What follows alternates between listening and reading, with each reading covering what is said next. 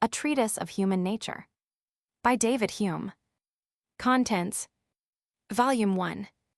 Introduction by the author. Book 1 of the Understanding. Part 1 of Ideas, their origin, composition, connection, abstraction, etc. Sect I of the origin of our ideas. Sect. Roman 2. Division of the subject. Sect. Roman 3. Of the ideas of the memory and imagination. Sect. Roman 4. Of the connection or association of ideas. Sect. V of relations. Sect. Roman 6. Of modes and substances. Sect. Roman 7. Of abstract ideas. Part 2. Of the ideas of space and time. Sect I of the infinite divisibility of our ideas of space and time. Sect. Roman 2. Of the infinite divisibility of space and time. Sect. Roman 3. Of the other qualities of our idea of space and time. Sect. Roman 4. Objections answered. Sect. V the same subject continued. Sect. Roman 6. Of the idea of existence and of external existence. Part 3. Of knowledge and probability. Sect I of knowledge. Sect. Roman 2. Of probability and of the idea of cause and effect. Sect. Roman 3. Why a cause is always necessary. Sect. Roman 4. Of the component parts of our reasonings concerning cause and effect. Sect. V of the impressions of the senses and memory. Sect. Roman 6. Of the inference from the impression to the idea. Sect. Roman 7. Of the nature of the idea or belief. Sect. Roman 8. Of the causes of belief. Sect. Roman 9. Of the effects of other relations and other habits. Sect. X of the influence of belief. Sect. Xi of the probability of chances. Sect. Roman 12. Of the probability of causes. Sect. Roman 13. Of unphilosophical probability. Sect. Roman 14. Of the idea of necessary connection. Sect. Roman 15. Rules by which to judge of causes and effects. Sect. Roman 16. Of the reason of animals. Part 4. Of the skeptical and other systems of philosophy.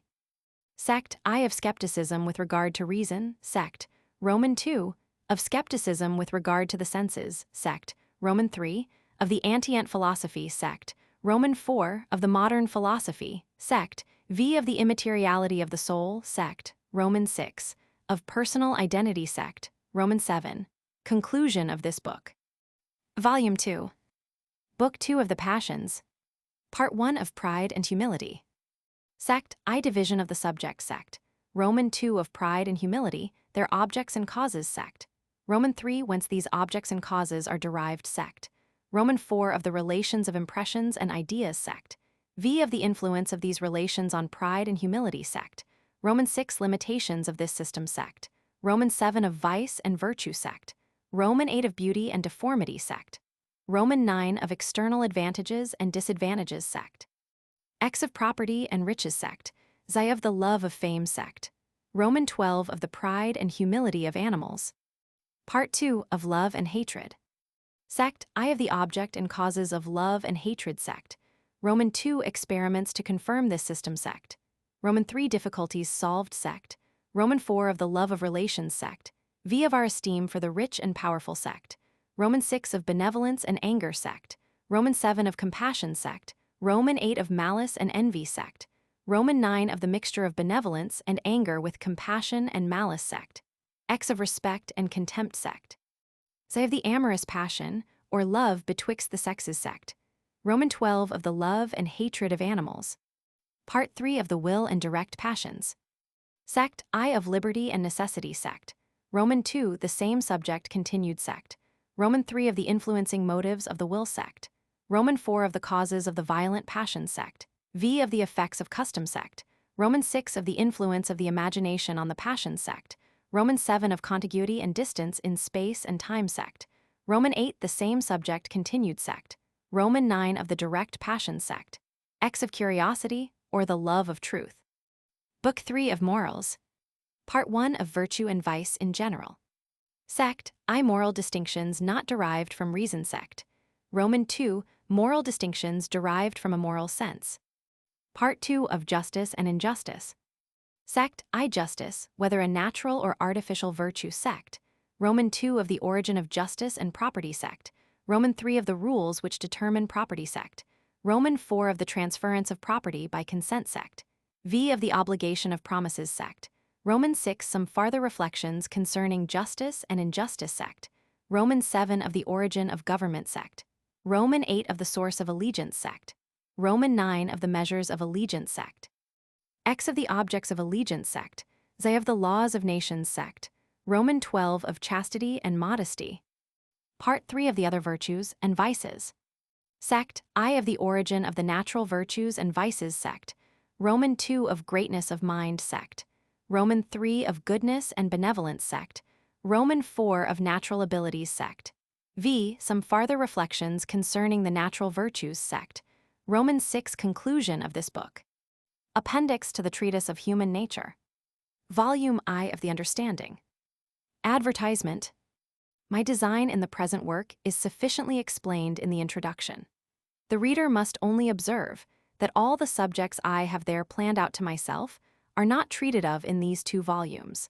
The subjects of the understanding and passions make a complete chain of reasoning by themselves, and I was willing to take advantage of this natural division in order to try the taste of the public. If I have the good fortune to meet with success, I shall proceed to the examination of morals, politics, and criticism, which will complete this treatise of human nature. The approbation of the public I consider as the greatest reward of my labors, but am determined to regard its judgment, whatever it be, as my best instruction. Introduction. Nothing is more usual and more natural for those who pretend to discover anything new to the world in philosophy and the sciences than to insinuate the praises of their own systems by decrying all those which have been advanced before them.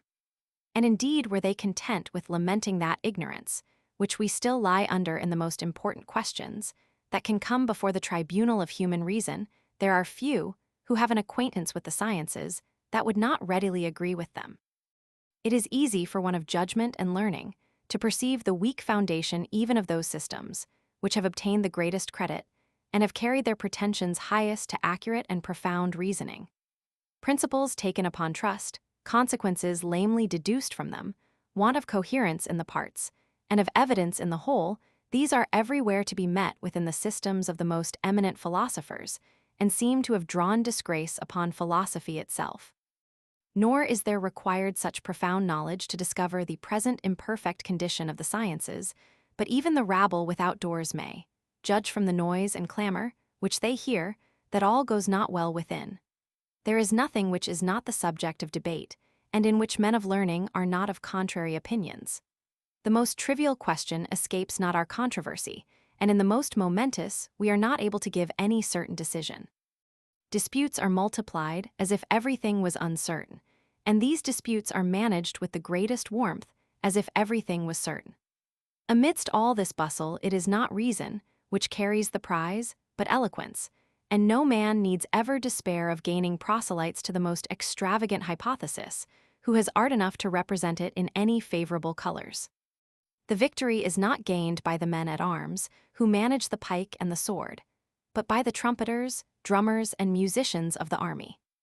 From hence, in my opinion, arises that common prejudice against metaphysical reasonings of all kinds, even amongst those who profess themselves scholars, and have a just value for every other part of literature. By metaphysical reasonings, they do not understand those on any particular branch of science, but every kind of argument which is any way abstruse and requires some attention to be comprehended. We have so often lost our labor in such researches that we commonly reject them without hesitation, and resolve, if we must forever be a prey to errors and delusions, that they shall at least be natural and entertaining.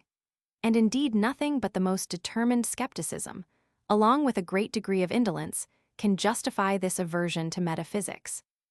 For if truth be at all within the reach of human capacity, it is certain it must lie very deep and abstruse, and to hope we shall arrive at it without pains, while the greatest geniuses have failed with the utmost pains, must certainly be esteemed sufficiently vain and presumptuous. I pretend to no such advantage in the philosophy I am going to unfold, and would esteem it a strong presumption against it, were it so very easy and obvious. It is evident that all the sciences have a relation, greater or less, to human nature, and that however wide any of them may seem to run from it, they still return back by one passage or another. Even mathematics, natural philosophy, and natural religion are in some measure dependent on the science of man, since they lie under the cognizance of men and are judged of by their powers and faculties. It is impossible to tell what changes and improvements we might make in these sciences were we thoroughly acquainted with the extent and force of human understanding, and could explain the nature of the ideas we employ, and of the operations we perform in our reasonings. And these improvements are the more to be hoped for in natural religion, as it is not content with instructing us in the nature of superior powers, but carries its views farther to their disposition towards us, and our duties towards them. And consequently, we ourselves are not only the beings that reason, but also one of the objects, concerning which we reason. If therefore the sciences of mathematics, natural philosophy, and natural religion have such a dependence on the knowledge of man, what may be expected in the other sciences, whose connection with human nature is more close and intimate? The sole end of logic is to explain the principles and operations of our reasoning faculty and the nature of our ideas. Morals and criticism regard our tastes and sentiments, and politics consider men as united in society and dependent on each other. In these four sciences of logic, morals, criticism, and politics is comprehended almost everything which it can any way import us to be acquainted with, or which can tend either to the improvement or ornament of the human mind. Here, then, is the only expedient from which we can hope for success in our philosophical researches, to leave the tedious, lingering method, which we have hitherto followed, and instead of taking now and then a castle or village on the frontier, to march up directly to the capital or center of these sciences, to human nature itself, which being once masters of, we may everywhere else hope for an easy victory. From this station we may extend our conquests over all those sciences, which more intimately concern human life, and may afterwards proceed at leisure to discover more fully those, which are the objects of poor curiosity. There is no question of importance, whose decision is not comprised in the science of man, and there is none which can be decided with any certainty before we become acquainted with that science. In pretending, therefore, to explain the principles of human nature, we in effect propose a complete system of the sciences, built on a foundation almost entirely new, and the only one upon which they can stand with any security. And as the science of man is the only solid foundation for the other sciences, so the only solid foundation we can give to this science itself must be laid on experience and observation. It is no astonishing reflection to consider that the application of experimental philosophy to moral subjects should come after that to natural at the distance of above a whole century, since we find, in fact, that there was about the same interval betwixt the origins of these sciences, and that reckoning from Thales to Socrates, the space of time is nearly equal to that betwixt my Lord Bacon and some late philosophers in England, who have begun to put the science of man on a new footing, and have engaged the attention and excited the curiosity of the public. So true it is that however other nations may rival us in poetry, and excel us in some other agreeable arts, the improvements in reason and philosophy can only be owing to a land of toleration and of liberty. Mr. Locke, my Lord Shaftesbury, Dr. Manville, Mr. Hutchinson, Dr. Butler, etc. Nor ought we to think that this latter improvement in the science of man will do less honor to our native country than the former in natural philosophy, but ought rather to esteem it a greater glory upon account of the greater importance of that science, as well as the necessity it lay under of such a reformation. For to me it seems evident that the essence of the mind being equally unknown to us with that of external bodies, it must be equally impossible to form any notion of its powers and qualities otherwise than from careful and exact experiments, and the observation of those particular effects, which result from its different circumstances and situations. And though we must endeavor to render all our principles as universal as possible, by tracing up our experiments to the utmost, and explaining all effects from the simplest and fewest causes, it is still certain we cannot go beyond experience. And any hypothesis that pretends to discover the ultimate original qualities of human nature ought at first to be rejected as presumptuous and chimerical. I do not think a philosopher, who would apply himself so earnestly to the explaining the ultimate principles of the soul, would show himself a great master in that very science of human nature, which he pretends to explain, or very knowing in what is naturally satisfactory to the mind of man. For nothing is more certain than that despair has almost the same effect upon us with enjoyment, and that we are no sooner acquainted with the impossibility of satisfying any desire than the desire itself vanishes. When we see that we have arrived at the utmost extent of human reason, we sit down contented, though we be perfectly satisfied in the main of our ignorance, and perceive that we can give no reason for our most general and most refined principles, beside our experience of their reality, which is the reason of the mere vulgar, and what it required no study at first to have discovered for the most particular and most extraordinary phenomenon. And as this impossibility of making any farther progress is enough to satisfy the reader, so the writer may derive a more delicate satisfaction from the free confession of his ignorance, and from his prudence in avoiding that error, into which so many have fallen, of imposing their conjectures and hypotheses on the world for the most certain principles. When this mutual contentment and satisfaction can be obtained betwixt the master and scholar, I know not what more we can require of our philosophy. But if this impossibility of explaining ultimate principles should be esteemed a defect in the science of man, I will venture to affirm that it is a defect common to it with all the sciences, and all the arts in which we can employ ourselves, whether they be such as are cultivated in the schools of the philosophers, or practiced in the shops of the meanest artisans. None of them can go beyond experience, or establish any principles which are not founded on that authority. Moral philosophy has, indeed, this peculiar disadvantage, which is not found in natural, that in collecting its experiments, it cannot make them purposely, with premeditation, and after such a manner as to satisfy itself concerning every particular difficulty which may be. When I am at a loss to know the effects of one body upon another in any situation, I need only put them in that situation, and observe what results from it. But should I endeavor to clear up, after the same manner, any doubt in moral philosophy, by placing myself in the same case with that which I consider, it is evident this reflection and premeditation would so disturb the operation of my natural principles, as must render it impossible to form any just conclusion from the phenomenon.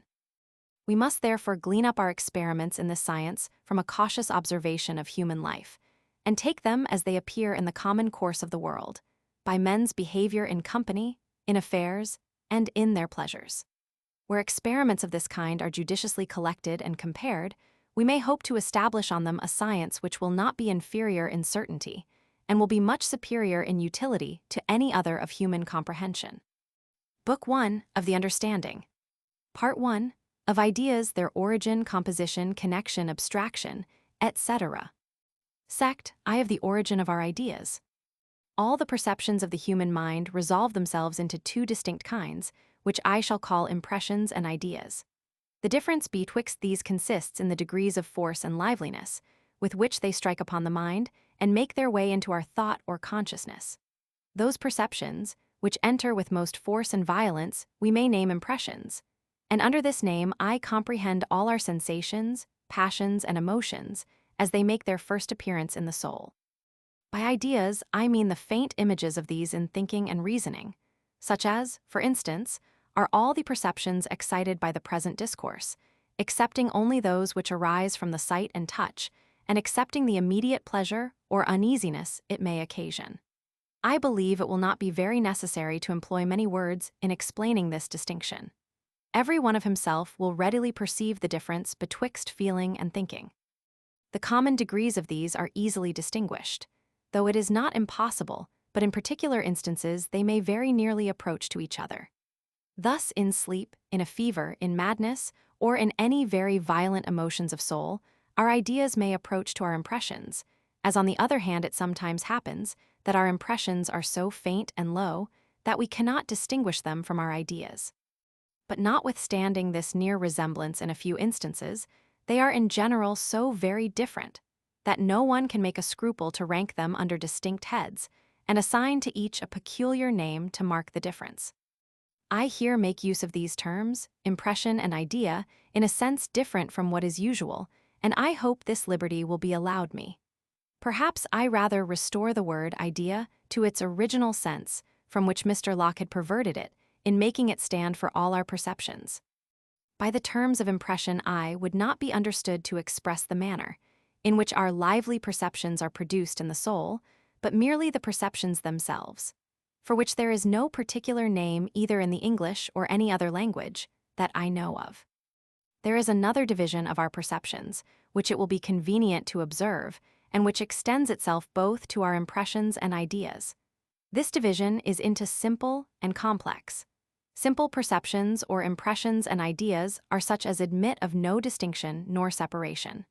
The complex are the contrary to these and may be distinguished into parts.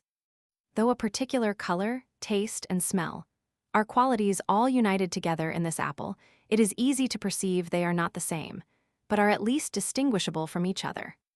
Having by these divisions given an order and arrangement to our objects, we may now apply ourselves to consider with the more accuracy their qualities and relations. The first circumstance that strikes my eye is the great resemblance betwixt our impressions and ideas in every other particular, except their degree of force and vivacity. The one seem to be in a manner the reflection of the other, so that all the perceptions of the mind are double, and appear both as impressions and ideas. When I shut my eyes and think of my chamber, the ideas I form are exact representations of the impressions I felt, nor is there any circumstance of the one which is not to be found in the other. In running over my other perceptions, I find still the same resemblance and representation. Ideas and impressions appear always to correspond to each other.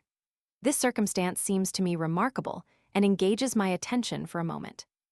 Upon a more accurate survey, I find I have been carried away too far by the first appearance, and that I must make use of the distinction of perceptions into simple and complex, to limit this general decision that all our ideas and impressions are resembling.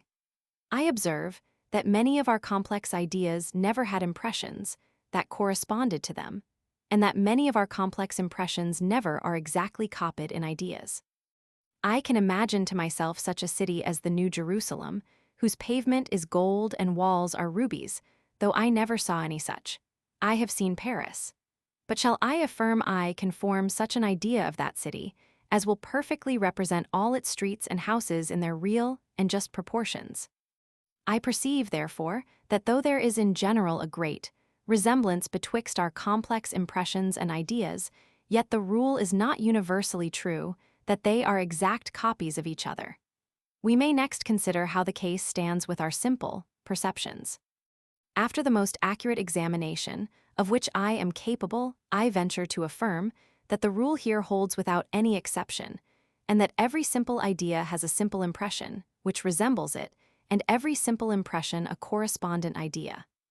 That idea of red, which we form in the dark, and that impression which strikes our eyes in sunshine differ only in degree, not in nature. That the case is the same with all our simple impressions and ideas, it is impossible to prove by a particular enumeration of them. Every one may satisfy himself in this point by running over as many as he pleases. But if anyone should deny this universal resemblance, I know no way of convincing him, but by desiring him to show a simple impression that has not a correspondent idea, or a simple idea that has not a correspondent impression. If he does not answer this challenge, as it is certain he cannot, we may from his silence and our own observation establish our conclusion. Thus we find that all simple ideas and impressions resemble each other, and as the complex are formed from them, we may affirm in general that these two species of perception are exactly correspondent. Having discovered this relation, which requires no farther examination, I am curious to find some other of their qualities.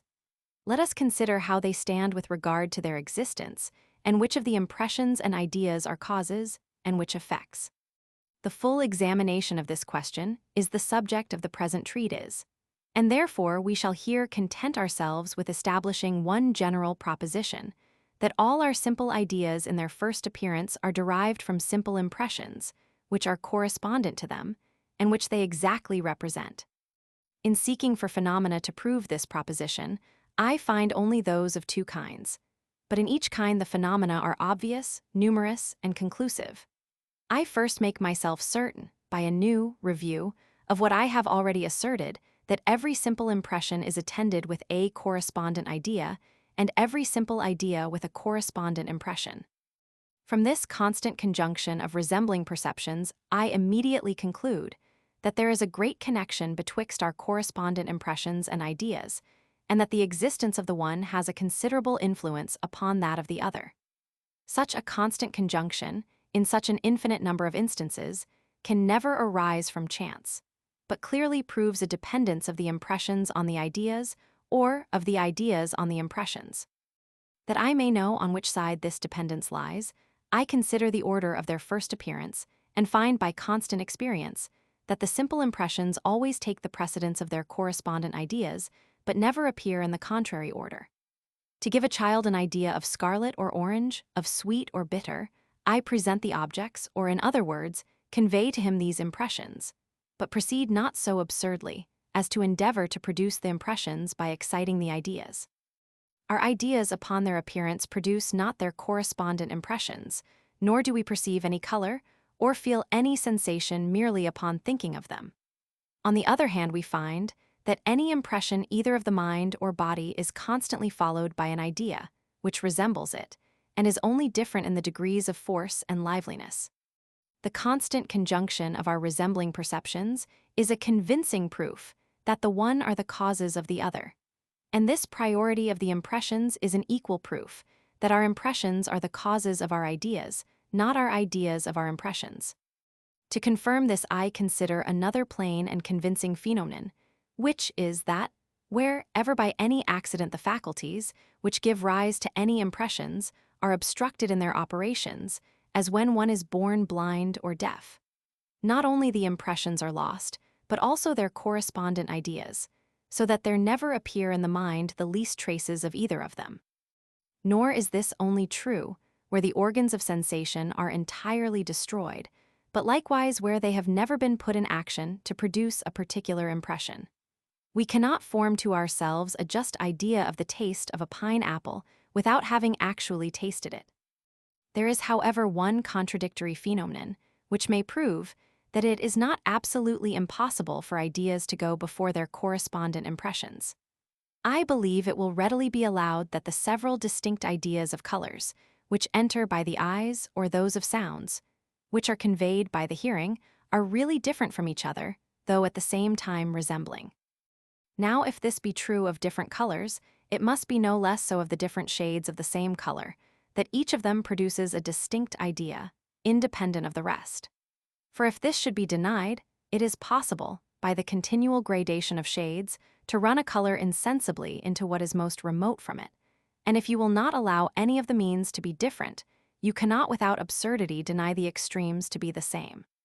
Suppose, therefore, a person to have enjoyed his sight for 30 years, and to have become perfectly well acquainted with colors of all kinds, excepting one particular shade of blue, for instance, which it never has been his fortune to meet with. Let all the different shades of that color, except that single one, be placed before him, descending gradually from the deepest to the lightest. It is plain that he will perceive a blank where that shade is wanting, said will be sensible, that there is a greater distance in that place betwixt the contiguous colors than in any other. Now I ask whether it is possible for him, from his own imagination, to supply this deficiency, and raise up to himself the idea of that particular shade, though it had never been conveyed to him by his senses. I believe there are few but will be of opinion that he can, and this may serve as a proof that these simple ideas are not always derived from the correspondent impressions, though the instance is so particular and singular that it is scarce worth our observing, and does not merit that for it alone we should alter our general maxim. But besides this exception, it may not be amiss to remark on this head that the principle of the priority of impressions to ideas must be understood with another limitation, viz., that as our ideas are images of our impressions, so we can form secondary ideas, which are images of the primary, as appears from this very reasoning concerning them. This is not, properly speaking, an exception to the rule so much as an explanation of it. Ideas produce the images of themselves in new ideas, but as the first ideas are supposed to be derived from impressions, it still remains true that all our simple ideas proceed either mediately or immediately from their correspondent impressions. This then is the first principle I establish in the science of human nature, Nor ought we to despise it because of the simplicity of its appearance. For it is remarkable that the present question concerning the precedency of our impressions or ideas is the same with what has made so much noise in other terms, when it has been disputed whether there be any innate ideas, or whether all ideas be derived from sensation and reflection. We may observe that in order to prove the ideas of extension and color not to be innate, philosophers do nothing but show that they are conveyed by our senses. To prove the ideas of passion and desire not to be innate, they observe that we have a preceding experience of these emotions in ourselves. Now, if we carefully examine these arguments, we shall find that they prove nothing but that ideas are preceded by other more lively perceptions, from which they are derived and which they represent. I hope this clear stating of the question will remove all disputes concerning it, and when render this principle of more use in our reasonings than it seems hitherto to have been. Sect Roman 2, division of the subject. Since it appears that our simple impressions are prior to their correspondent ideas, and that the exceptions are very rare, method seems to require we should examine our impressions before we consider our ideas. Impressions may be divided into two kinds, those of sensation and those of reflection. The first kind arises in the soul originally, from unknown causes. The second is derived in a great measure from our ideas, and that in the following order. An impression first strikes upon the senses and makes us perceive heat or cold, thirst or hunger, pleasure or pain of some kind or other. Of this impression there is a copy taken by the mind, which remains after the impression ceases, and this we call an idea. This idea of pleasure or pain, when it returns upon the soul, produces the new impressions of desire and aversion, hope and fear, which may properly be called impressions of reflection, because derived from it. These again are copied by the memory and imagination, and become ideas, which perhaps in their turn give rise to other impressions and ideas. So that the impressions of reflection are only antecedent to their correspondent ideas, but posterior to those of sensation, and derived from them. The examination of our sensations belongs more to anatomists and natural philosophers than to moral, and therefore shall not at present be entered upon. And as the impressions of reflection, viz. Passions, desires, and emotions, which principally deserve our attention, arise mostly from ideas, it will be necessary to reverse that method, which at first sight seems most natural, and in order to explain the nature and principles of the human mind, give a particular account of ideas before we proceed to impressions. For this reason, I have here chosen to begin with ideas. Sect Roman 3, of the ideas of the memory and imagination. We find by experience that when any impression has been present with the mind, it again makes its appearance there as an idea, and this it may do after two different ways. Either when in its new appearance it retains a considerable degree of its first vivacity and is somewhat intermediate betwixt an impression and an idea, or when it entirely loses that vivacity and is a perfect idea. The faculty, by which we repeat our impressions in the first manner, is called the memory, and the other the imagination. It is evident at first sight that the ideas of the memory are much more lively and strong than those of the imagination, and that the former faculty paints its objects in more distinct colors than any which are employed by the latter. When we remember any past event, the idea of it flows in upon the mind in a forcible manner, whereas in the imagination the perception is faint and languid, and cannot without difficulty be preserved by the mind steady and uniform for any considerable time. Here then is a sensible difference betwixt one species of ideas and another, but of this more fully hereafter. Part 3, Sect 5. There is another difference betwixt these two kinds of ideas, which is no less evident, namely that though neither the ideas of the memory nor imagination, neither the lively nor faint ideas can make their appearance in the mind, unless their correspondent impressions have gone before to prepare the way for them, yet the imagination is not restrained to the same order and form with the original impressions, while the memory is in a manner tied down in that respect, without any power of variation. It is evident that the memory preserves the original form in which its objects were presented, and that wherever we depart from it in recollecting anything, it proceeds from some defect or imperfection in that faculty. An historian may, perhaps, for the more convenient carrying on of his narration, relate an event before another, to which it was in fact posterior. But then he takes notice of this disorder, if he be exact, and by that means replaces the idea in its due position. It is the same case in our recollection of those places and persons with which we were formerly acquainted. The chief exercise of the memory is not to preserve the simple ideas, but their order and position. In short, this principle is supported by such a number of common and vulgar phenomena that we may spare ourselves the trouble of insisting on it any farther. The same evidence follows us in our second principle, of the liberty of the imagination to transpose and change its ideas. The fables we meet with in poems and romances put this entirely out of the question. Nature there is totally confounded, and nothing mentioned but winged horses, fiery dragons, and monstrous giants. Nor will this liberty of the fancy appear strange when we consider that all our ideas are copied from our impressions, and that there are not any two impressions which are perfectly inseparable. Not to mention that this is an evident consequence of the division of ideas into simple and complex. Wherever the imagination perceives a difference among ideas, it can easily produce a separation. Sect Roman 4, of the connection or association of ideas.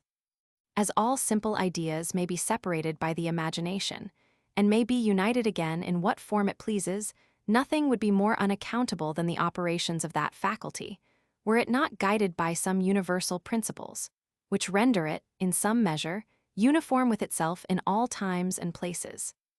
Were ideas entirely loose and unconnected, chance alone would join them, and it is impossible the same simple ideas should fall regularly into complex ones, as they commonly do, without some bond of union among them, some associating quality, by which one idea naturally introduces another. This uniting principle among ideas is not to be considered as an inseparable connection, for that has been already excluded from the imagination, nor yet are we to conclude that without it the mind cannot join two ideas, for nothing is more free than that faculty, but we are only to regard it as a gentle force, which commonly prevails, and is the cause why, among other things, languages so nearly correspond to each other. Nature in a manner pointing out to everyone those simple ideas, which are most proper to be united in a complex one.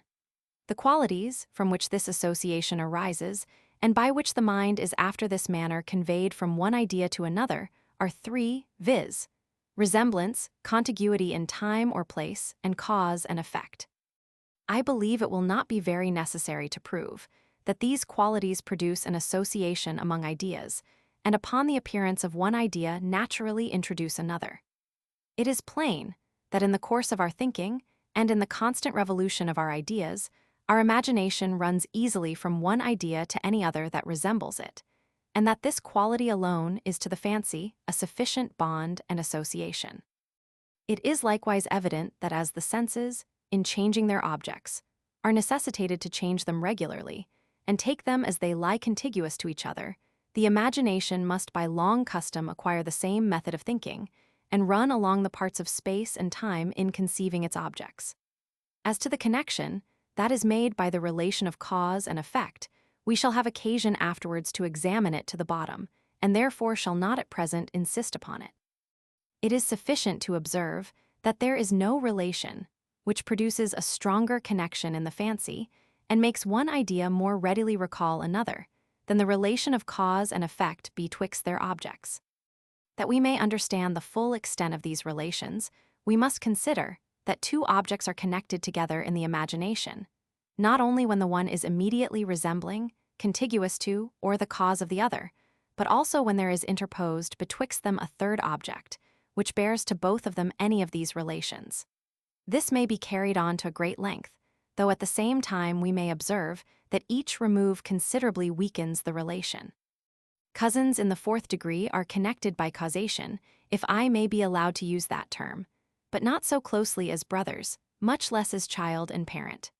In general, we may observe that all the relations of blood depend upon cause and effect, and are esteemed near or remote, according to the number of connecting causes interposed betwixt the persons. Of the three relations above mentioned, this of causation is the most extensive. Two objects may be considered as placed in this relation, as well when one is the cause of any of the actions or motions of the other, as when the former is the cause of the existence of the latter. For as that action or motion is nothing but the object itself, considered in a certain light, and as the object continues the same in all its different situations, it is easy to imagine how such an influence of objects upon one another may connect them in the imagination. We may carry this farther, and remark not only that two objects are connected by the relation of cause and effect, when the one produces a motion or any action in the other, but also when it has a power of producing it.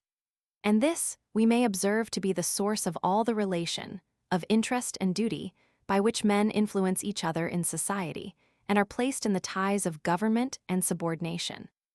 A master is such a one as by his situation, arising either from force or agreement, has a power of directing in certain particulars the actions of another, whom we call servant.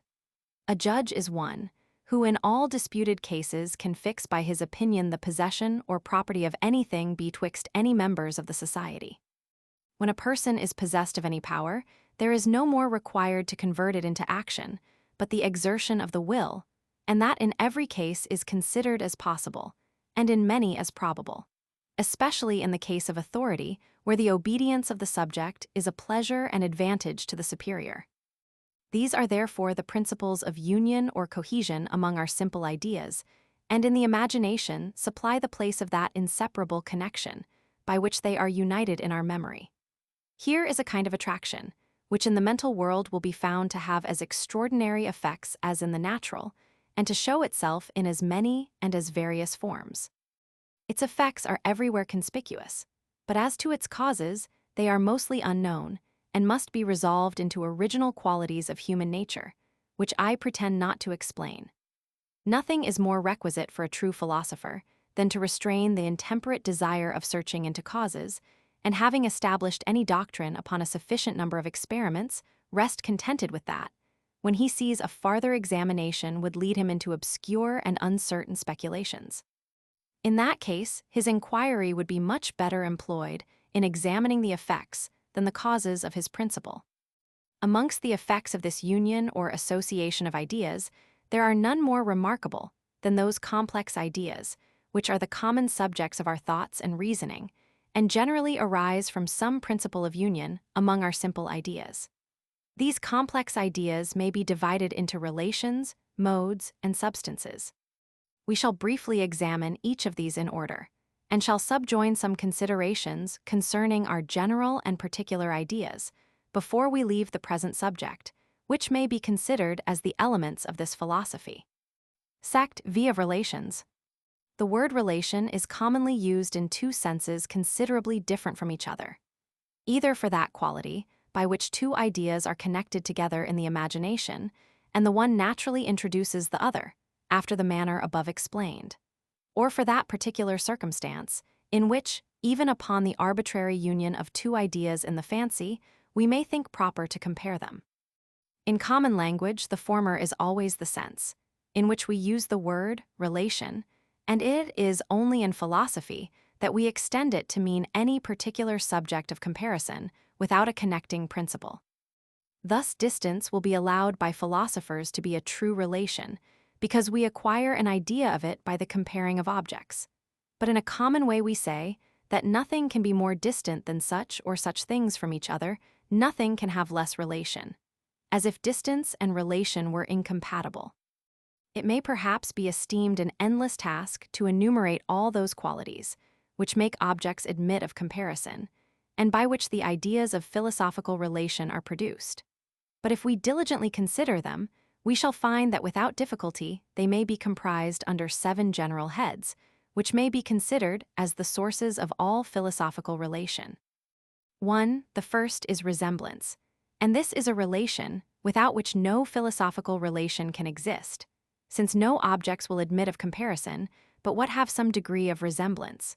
But though resemblance be necessary to all philosophical relation, it does not follow that it always produces a connection or association of ideas. When a quality becomes very general and is common to a great many individuals, it leads not the mind directly to any one of them, but by presenting at once too great a choice, does thereby prevent the imagination from fixing on any single object. 2. identity may be esteemed a second species of relation. This relation I here consider as applied in its strictest sense to constant and unchangeable objects, without examining the nature and foundation of personal identity, which shall find its place afterwards. Of all relations, the most universal is that of identity, being common to every being whose existence has any duration. 3. After identity, the most universal and comprehensive relations are those of space and time, which are the sources of an infinite number of comparisons, such as distant, contiguous, above, below, before, after, etc.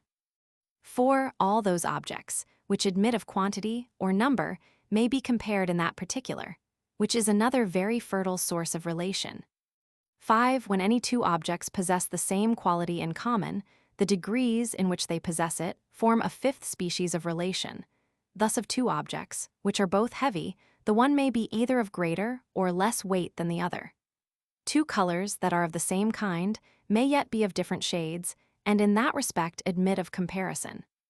6. The relation of contrariety may at first sight be regarded as an exception to the rule, that no relation of any kind can subsist without some degree of resemblance.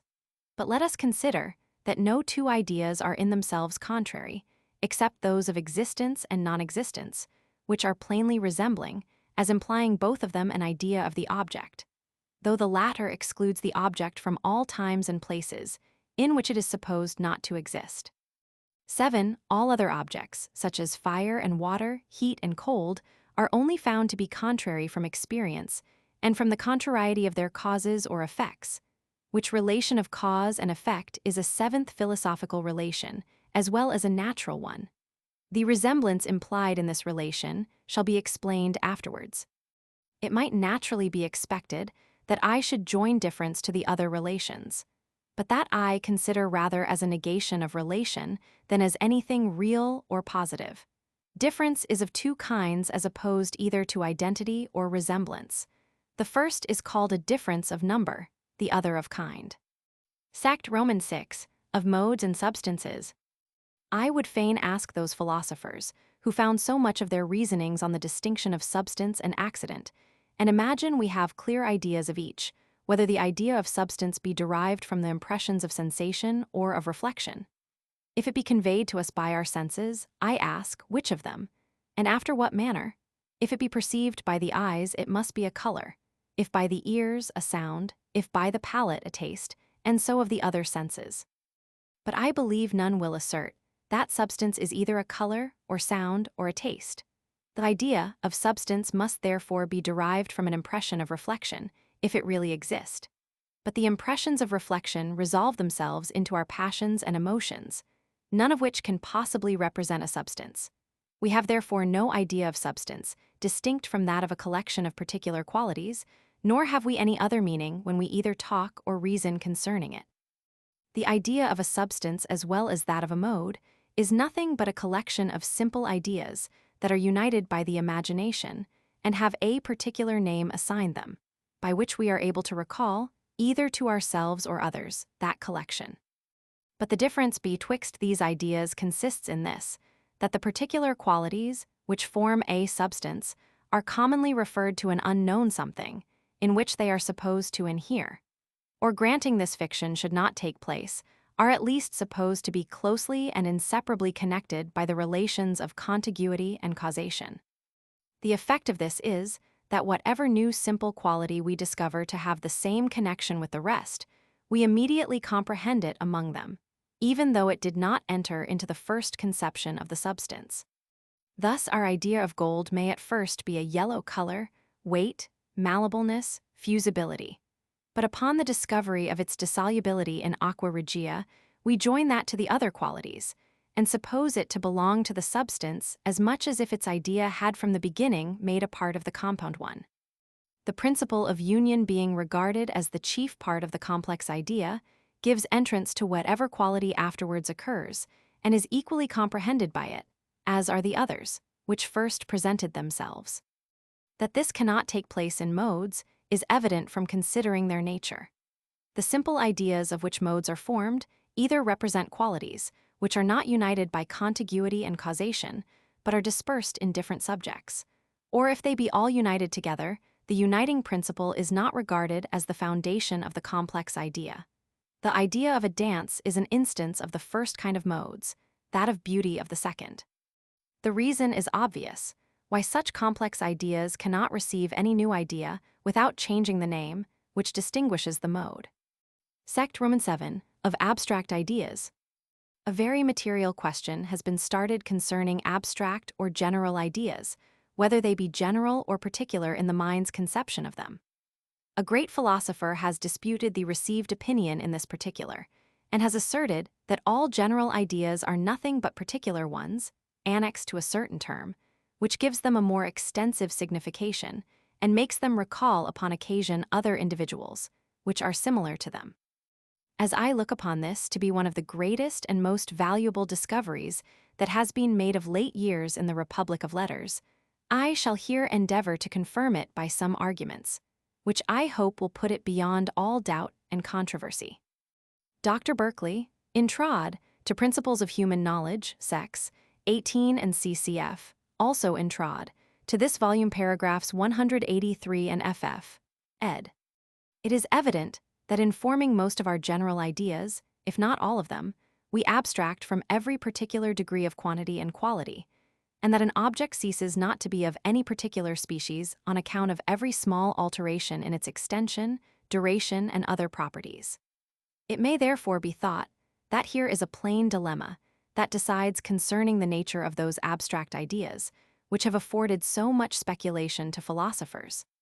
The abstract idea of a man represents men of all sizes and all qualities, which it is concluded it cannot do, but either by representing at once all possible sizes and all possible qualities, or by representing no particular one at all.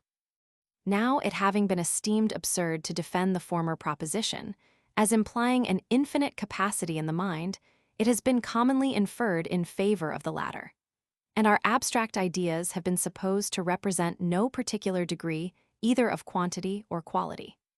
But that this inference is erroneous, I shall endeavor to make appear, first, by proving that it is utterly impossible to conceive any quantity or quality without forming a precise notion of its degrees, and secondly by showing that though the capacity of the mind be not infinite, yet we can at once form a notion of all possible degrees of quantity and quality, in such a manner at least as, however imperfect, may serve all the purposes of reflection and conversation. To begin with the first proposition, that the mind cannot form any notion of quantity or quality without forming a precise notion of degrees of each. We may prove this by the three following arguments. First, we have observed that whatever objects are different are distinguishable, and that whatever objects are distinguishable are separable by the thought and imagination. And we may here add that these propositions are equally true in the inverse, and that whatever objects are separable are also distinguishable, and that whatever objects are distinguishable are also different. For how is it possible we can separate what is not distinguishable or distinguish what is not different? In order therefore to know whether abstraction implies a separation, we need only consider it in this view, and examine whether all the circumstances, which we abstract from in our general ideas, be such as are distinguishable and different from those, which we retain as essential parts of them. But it is evident at first sight that the precise length of a line is not different nor distinguishable from the line itself, nor the precise degree of any quality from the quality. These ideas, therefore, admit no more of separation than they do of distinction and difference. They are consequently conjoined with each other in the conception, and the general idea of a line, notwithstanding all our abstractions and refinements, has in its appearance in the mind a precise degree of quantity and quality, however it may be made to represent others, which have different degrees of both. Secondly, it is contest that no object can appear to the senses, or in other words, that no impression can become present to the mind, without being determined in its degrees both of quantity and quality. The confusion, in which impressions are sometimes involved, proceeds only from their faintness and unsteadiness, not from any capacity in the mind to receive any impression, which in its real existence has no particular degree nor proportion. That is a contradiction in terms, and even implies the flattest of all contradictions, viz., that it is possible for the same thing both to be and not to be. Now, since all ideas are derived from impressions and are nothing but copies and representations of them, whatever is true of the one must be acknowledged concerning the other. Impressions and ideas differ only in their strength and vivacity. The foregoing conclusion is not founded on any particular degree of vivacity. It cannot therefore be affected by any variation in that particular. An idea is a weaker impression, and as a strong impression must necessarily have a determinate quantity and quality, the case must be the same with its copy or representative. Thirdly, it is a principle generally received in philosophy that everything in nature is individual, and that it is utterly absurd to suppose a triangle really existent, which has no precise proportion of sides and angles. If this therefore be absurd in fact and reality, it must also be absurd in idea, since nothing of which we can form a clear and distinct idea is absurd and impossible. But to form the idea of an object, and to form an idea simply, is the same thing, the reference of the idea to an object being an extraneous denomination, of which in itself it bears no mark or character. Now, as it is impossible to form an idea of an object, that is possessed of quantity and quality, and yet is possessed of no precise degree of either, it follows that there is an equal impossibility of forming an idea that is not limited and confined in both these particulars. Abstract ideas are therefore in themselves individual, however they may become general in their representation. The image in the mind is only that of a particular object, though the application of it in our reasoning be the same as if it were universal. This application of ideas beyond their nature proceeds from our collecting all their possible degrees of quantity and quality in such an imperfect manner as may serve the purposes of life, which is the second proposition I propose to explain. When we have found a resemblance among several objects that often occur to us, we apply the same name to all of them, whatever differences we may observe in the degrees of their quantity and quality, and whatever other differences may appear among them. After we have acquired a custom of this kind, the hearing of that name revives the idea of one of these objects, and makes the imagination conceive it with all its particular circumstances and proportions. But as the same word is supposed to have been frequently applied to other individuals that are different in many respects from that idea, which is immediately present to the mind, the word not being able to revive the idea of all these individuals, but only touches the soul, if I may be allowed so to speak, and revives that custom which we have acquired by surveying them. They are not really and in fact present to the mind, but only in power. Nor do we draw them all out distinctly in the imagination, but keep ourselves in a readiness to survey any of them, as we may be prompted by a present design or necessity. The word raises up an individual idea, along with a certain custom, and that custom produces any other individual one for which we may have occasion. But as the production of all the ideas to which the name may be applied is in most eases impossible, we abridge that work by a more partial consideration, and find but few inconveniences to arise in our reasoning from that abridgment.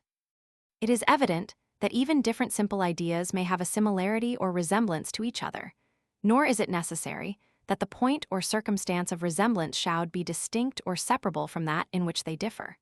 Blue and green are different simple ideas, but are more resembling than blue and scarlet, though their perfect simplicity excludes all possibility of separation or distinction. It is the same case with particular sounds and tastes and smells. These admit of infinite resemblances upon the general appearance and comparison, without having any common circumstance the same. And of this we may be certain, even from the very abstract terms simple idea. They comprehend all simple ideas under them. These resemble each other in their simplicity, and yet from their very nature, which excludes all composition, this circumstance, in which they resemble, is not distinguishable nor separable from the rest. It is the same case with all the degrees in any quality. They are all resembling, and yet the quality, in any individual, is not distinct from the degree. For this is one of the most extraordinary circumstances in the present affair, that after the mind has produced an individual idea, upon which we reason, the attendant custom, revived by the general or abstract term, readily suggests any other individual, if by chance we form any reasoning, that agrees not with it. Thus should we mention the word triangle, and form the idea of a particular equilateral one to correspond to it, And should we afterwards assert that the three angles of a triangle are equal to each other, the other individuals of a scalene and isosceles, which we overlooked at first, immediately crowd in upon us and make us perceive the falsehood of this proposition, though it be true with relation to that idea which we had formed. If the mind suggests not always these ideas upon occasion, it proceeds from some imperfection in its faculties, and such a one as is often the source of false reasoning and sophistry. But this is principally the case with those ideas which are abstruse and compounded. On other occasions the custom is more entire, and it is seldom we run into such errors. Nay, so entire is the custom, that the very same idea may be annexed to several different words, and may be employed in different reasonings without any danger of mistake. Thus the idea of an equilateral triangle of an inch perpendicular may serve us in talking of a figure, of a rectilinear figure, of a regular figure, of a triangle, and of an equilateral triangle. All these terms, therefore, are in this case attended with the same idea. But as they are wont to be applied in a greater or lesser compass, they excite their particular habits, and thereby keep the mind in a readiness to observe that no conclusion be formed contrary to any ideas, which are usually comprised under them.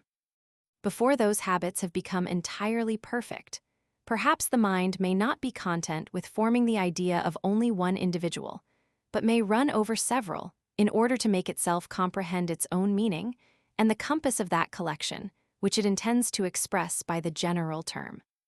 That we may fix the meaning of the word figure, we may revolve in our mind the ideas of circles, squares, parallelograms, triangles of different sizes and proportions, and may not rest on one image or idea. However this may be, it is certain that we form the idea of individuals whenever we use any general term, that we seldom or never can exhaust these individuals, and that those which remain are only represented by means of that habit by which we recall them whenever any present occasion requires it.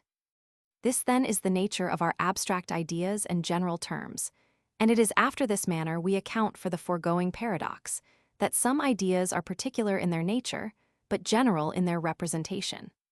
A particular idea becomes general by being annexed to a general term, that is, to a term which from a customary conjunction has a relation to many other particular ideas and readily recalls them in the imagination. The only difficulty that can remain on this subject must be with regard to that custom, which so readily recalls every particular idea for which we may have occasion, and is excited by any word or sound to which we commonly annex it. The most proper method, in my opinion, of giving a satisfactory explication of this act of the mind is by producing other instances, which are analogous to it, and other principles which facilitate its operation. To explain the ultimate causes of our mental actions is impossible. It is sufficient if we can give any satisfactory account of them from experience and analogy.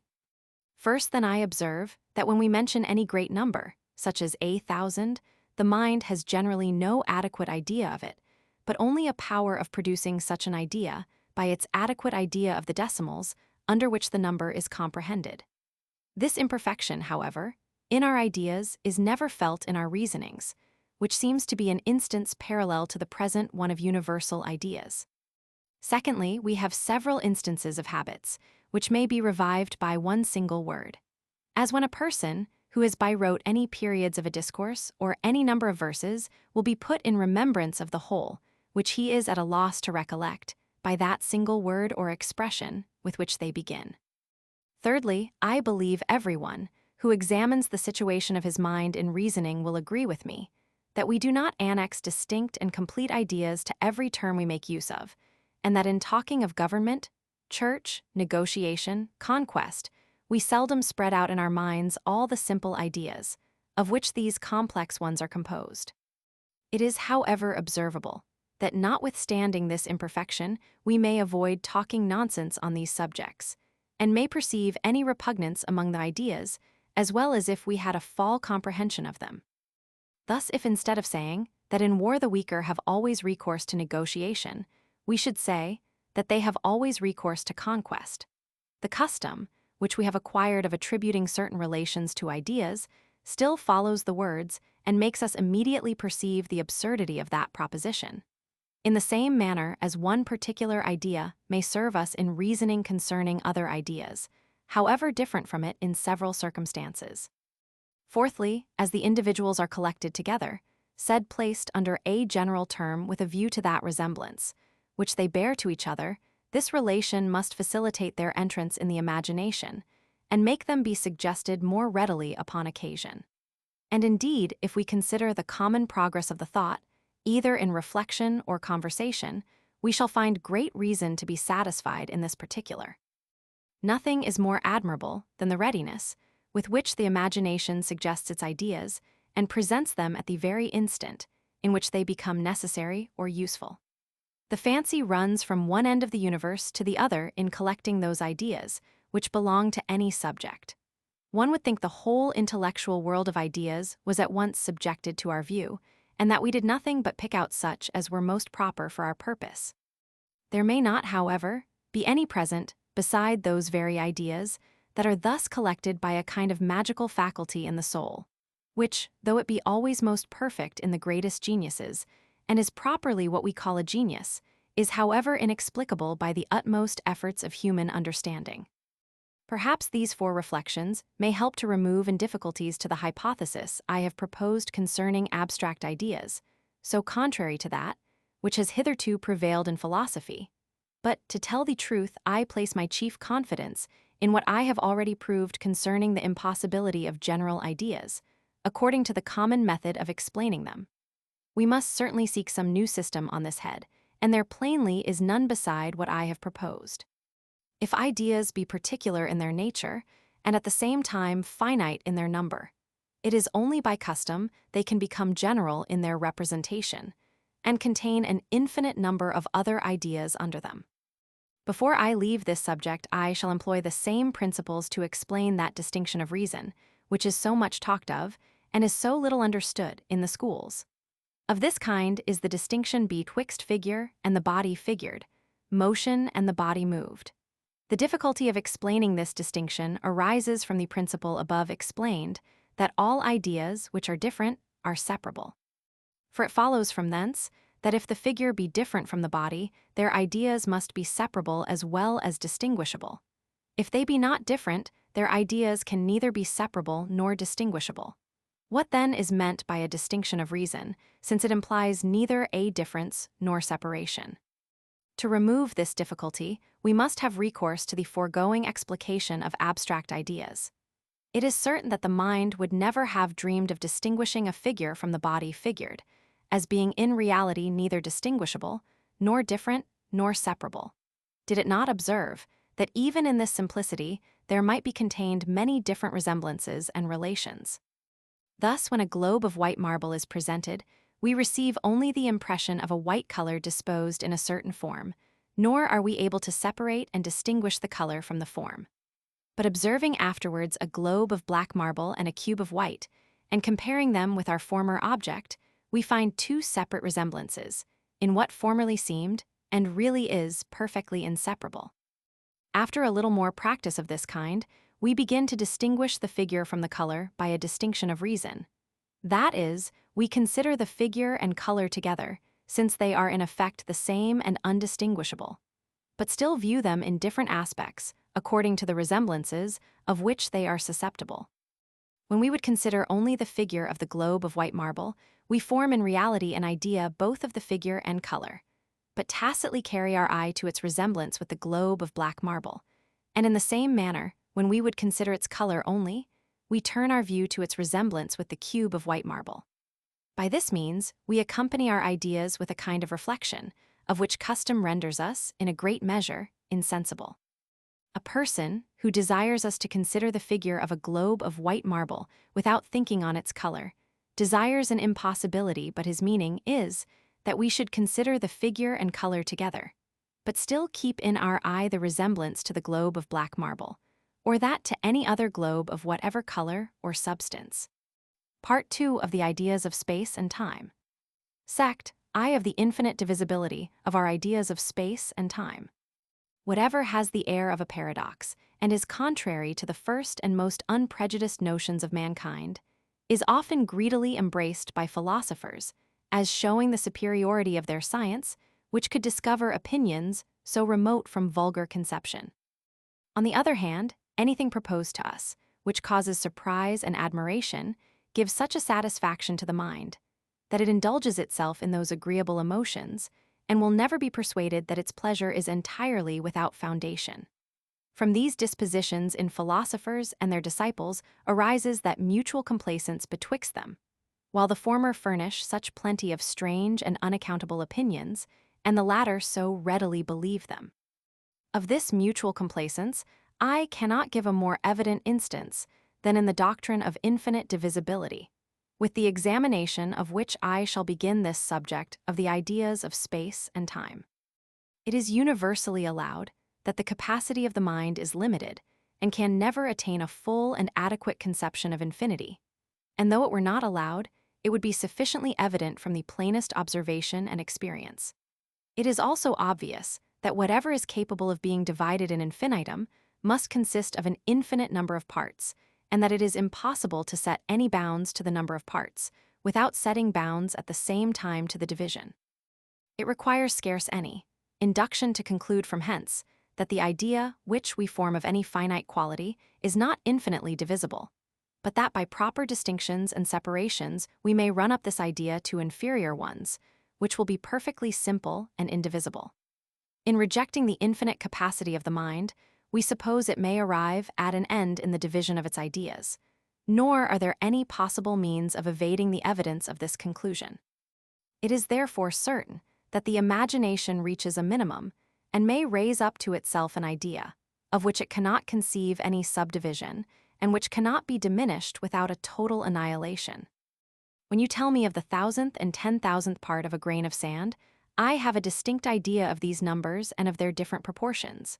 But the images, which I form in my mind to represent the things themselves, are nothing different from each other, nor inferior to that image, by which I represent the grain of sand itself, which is supposed so vastly to exceed them.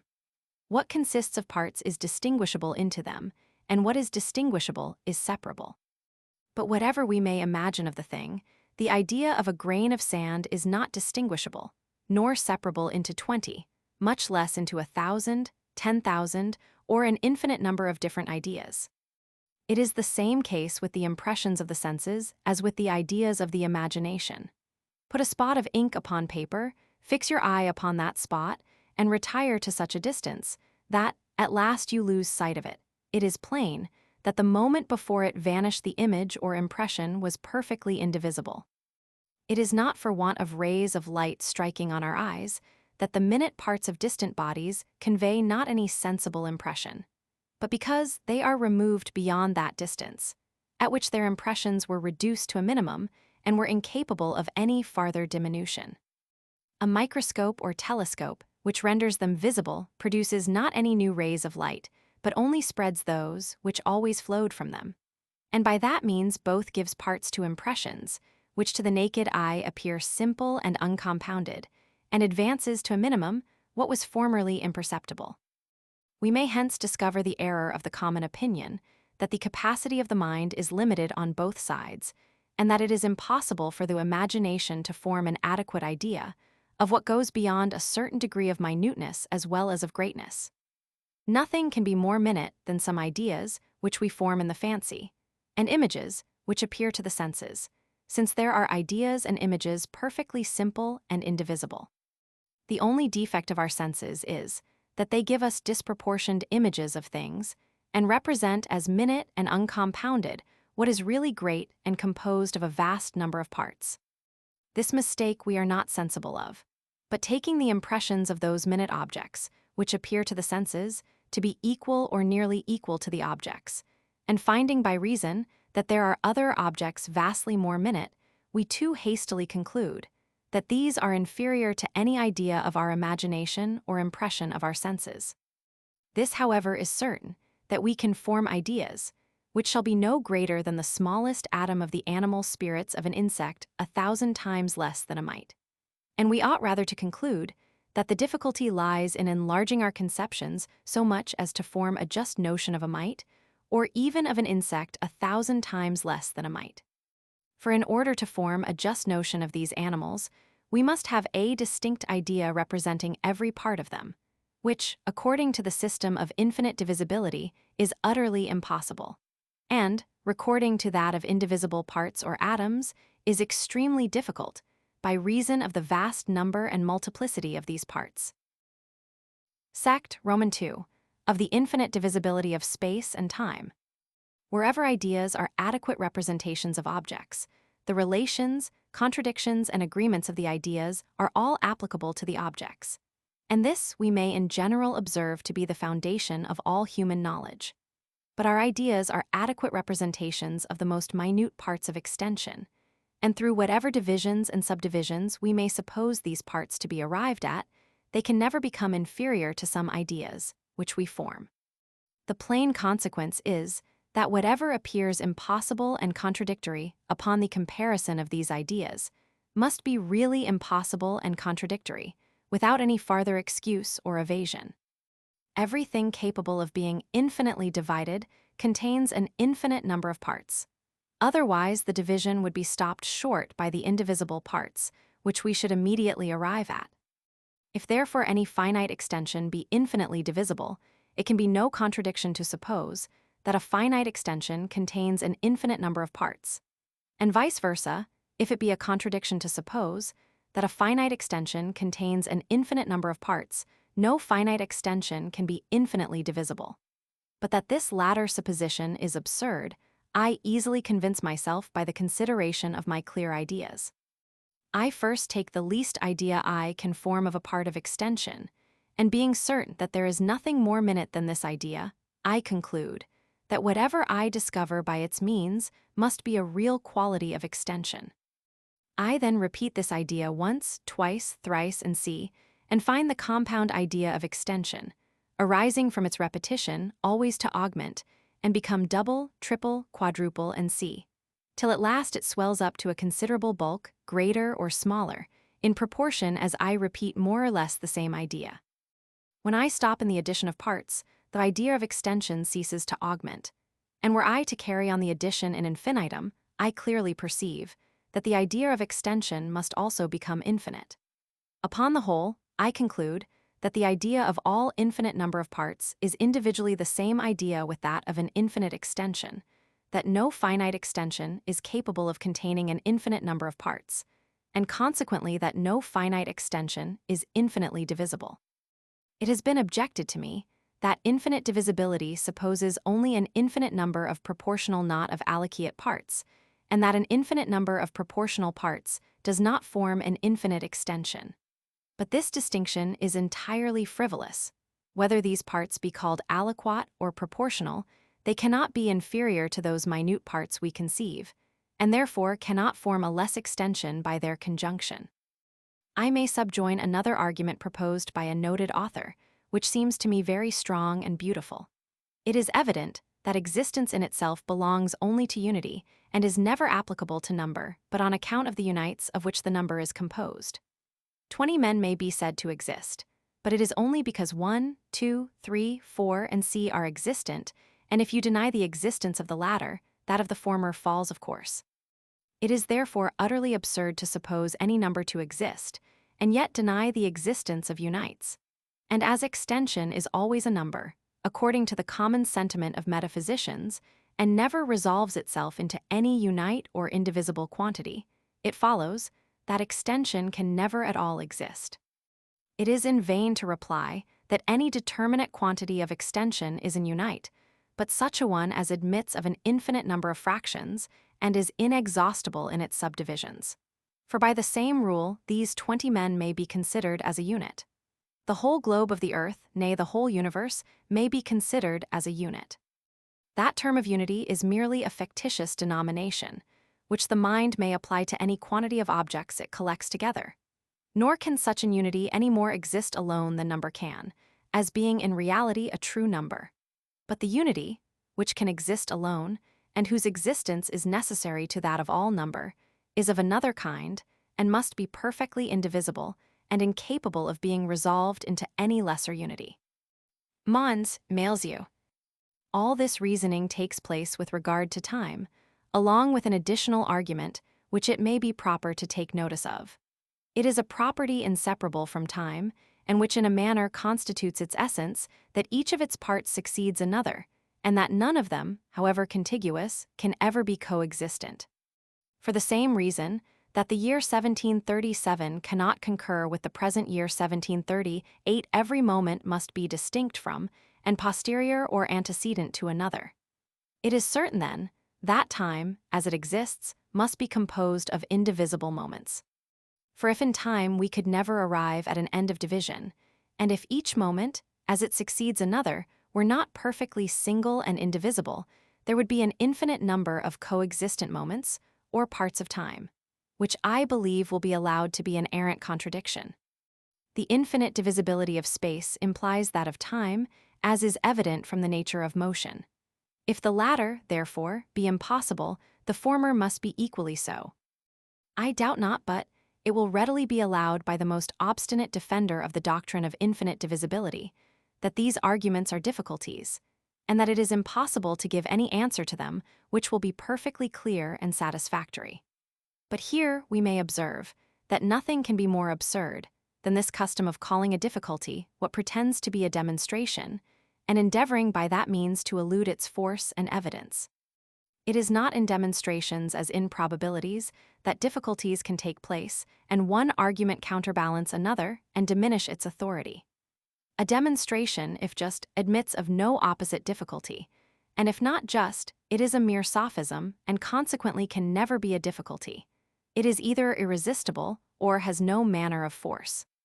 To talk therefore of objections and replies, and balancing of arguments in such a question as this, is to confess either that human reason is nothing but a play of words, or that the person himself who talks so has not a capacity equal to such subjects. Demonstrations may be difficult to be comprehended because of abstractedness of the subject, but can never have such difficulties as will weaken their authority when once they are comprehended. It is true, mathematicians are wont to say, that there are here equally strong arguments on the other side of the question, and that the doctrine of indivisible points is also liable to unanswerable objections. Before I examine these arguments and objections in detail, I will here take them in a body, and endeavor by a short and decisive reason to prove at once that it is utterly impossible they can have any just foundation. It is an established maxim in metaphysics that whatever the mind clearly conceives includes the idea of possible existence, or in other words, that nothing we imagine is absolutely impossible. We can form the idea of a golden mountain, and from thence conclude that such a mountain may actually exist. We can form no idea of a mountain without a valley, and therefore regard it as impossible. Now it is certain we have an idea of extension, for otherwise why do we talk and reason concerning it? It is likewise certain that this idea, as conceived by the imagination, though divisible into parts or inferior ideas, is not infinitely divisible, nor consists of an infinite number of parts, for that exceeds the comprehension of our limited capacities. Here then is an idea of extension, which consists of parts or inferior ideas that are perfectly indivisible. Consequently, this idea implies no contradiction. Consequently, it is possible for extension really to exist conformable to it, and consequently all the arguments employed against the possibility of mathematical points are mere scholastic quibbles and unworthy of our attention.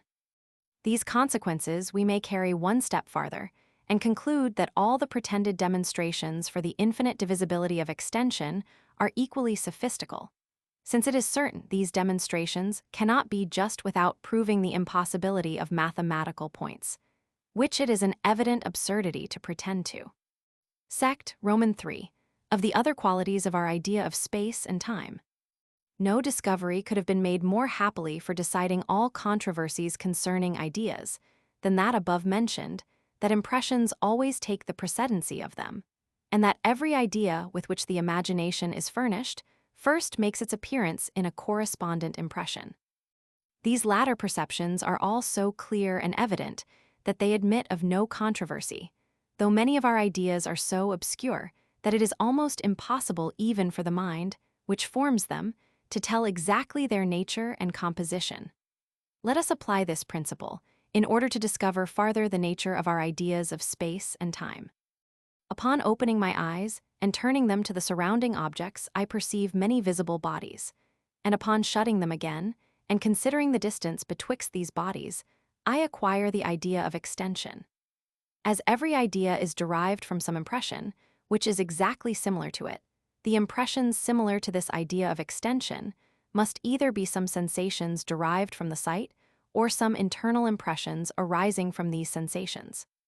Our internal impressions are our passions, emotions, desires, and aversions, none of which I believe will ever be asserted to be the model from which the idea of space is derived. There remains, therefore, nothing but the senses, which can convey to us this original impression. Now, what impression do our senses here convey to us? This is the principal question, and decides without appeal concerning the nature of the idea. The table before me is alone sufficient by its view to give me the idea of extension. This idea, then, is borrowed from and represents some impression, which this moment appears to the senses. But my senses convey to me only the impressions of colored points, disposed in a certain manner. If the eye is sensible of anything farther, I desire it may be pointed out to me. But if it be impossible to show anything farther, we may conclude with certainty that the idea of extension is nothing but a copy of these colored points and of the manner of their appearance. Suppose that in the extended object or composition of colored points, from which we first received the idea of extension, the points were of a purple color. It follows that in every repetition of that idea, we would not only place the points in the same order with respect to each other, but also bestow on them that precise color, with which alone we are acquainted. But afterwards, having experience of the other colors of violet, green, red, white, black, and of all the different compositions of these, and finding a resemblance in the disposition of colored points, of which they are composed, we omit the peculiarities of color as far as possible, and found an abstract idea merely on that disposition of points, or manner of appearance, in which they agree. Nay, even when the resemblance is carried beyond the objects of one sense, and the impressions of touch are found to be similar to those of sight in the disposition of their parts. This does not hinder the abstract idea from representing both, upon account of their resemblance. All abstract ideas are really nothing but particular ones, considered in a certain light. But being annexed to general terms, they are able to represent a vast variety, and to comprehend objects which, as they are alike in some particulars, are in others vastly wide of each other. The idea of time, being derived from the succession of our perceptions of every kind, ideas as well as impressions, and impressions of reflection as well as of sensations, will afford us an instance of an abstract idea, which comprehends a still greater variety than that of space, and yet is represented in the fancy by some particular individual idea of a determinate quantity and quality. As it is from the disposition of visible and tangible objects we receive the idea of space, so from the succession of ideas and impressions we form the idea of time, nor is it possible for time alone ever to make its appearance, or be taken notice of by the mind. A man in a sound sleep, or strongly occupied with one thought, is insensible of time, and according as his perceptions succeed each other with greater or less rapidity, the same duration appears longer or shorter to his imagination. It has been remarked by a great philosopher that our perceptions have certain bounds in this particular, which are fixed by the original nature and constitution of the mind, and beyond which no influence of external objects on the senses is ever able to hasten or retard our thought. If you wheel about a burning coal with rapidity, it will present to the senses an image of a circle of fire, nor will there seem to be any interval of time betwixt its revolutions, merely because it is impossible for our perceptions to succeed each other with the same rapidity. That motion may be communicated to external objects. Wherever we have no successive perceptions, we have no notion of time, even though there be a real succession in the objects. From these phenomena, as well as from many others, we may conclude that time cannot make its appearance to the mind, either alone or attended with a steady, unchangeable object, but is always discovered some perceivable succession of changeable objects. To confirm this, we may add the following argument, which to me seems perfectly decisive and convincing. It is evident that time or duration consists of different parts, for otherwise we could not conceive a longer or shorter duration. It is also evident that these parts are not coexistent, for that quality of the coexistence of parts belongs to extension and is what distinguishes it from duration. Now, as time is composed of parts that are not coexistent, an unchangeable object, since it produces none but coexistent impressions, produces none that can give us the idea of time, and consequently that idea must be derived from a succession of changeable objects, and time in its first appearance can never be severed from such a succession. Having therefore found that time in its first appearance to the mind is always conjoined with a succession of changeable objects, and that otherwise it can never fall under our notice, we must now examine whether it can be conceived without our conceiving any succession of objects, and whether it can alone form a distinct idea in the imagination. In order to know whether any objects which are joined in impression be inseparable in idea, we need only consider if they be different from each other, in which case it is plain they may be conceived apart. Everything that is different is distinguishable, and everything that is distinguishable may be separated, according to the maxims above explained.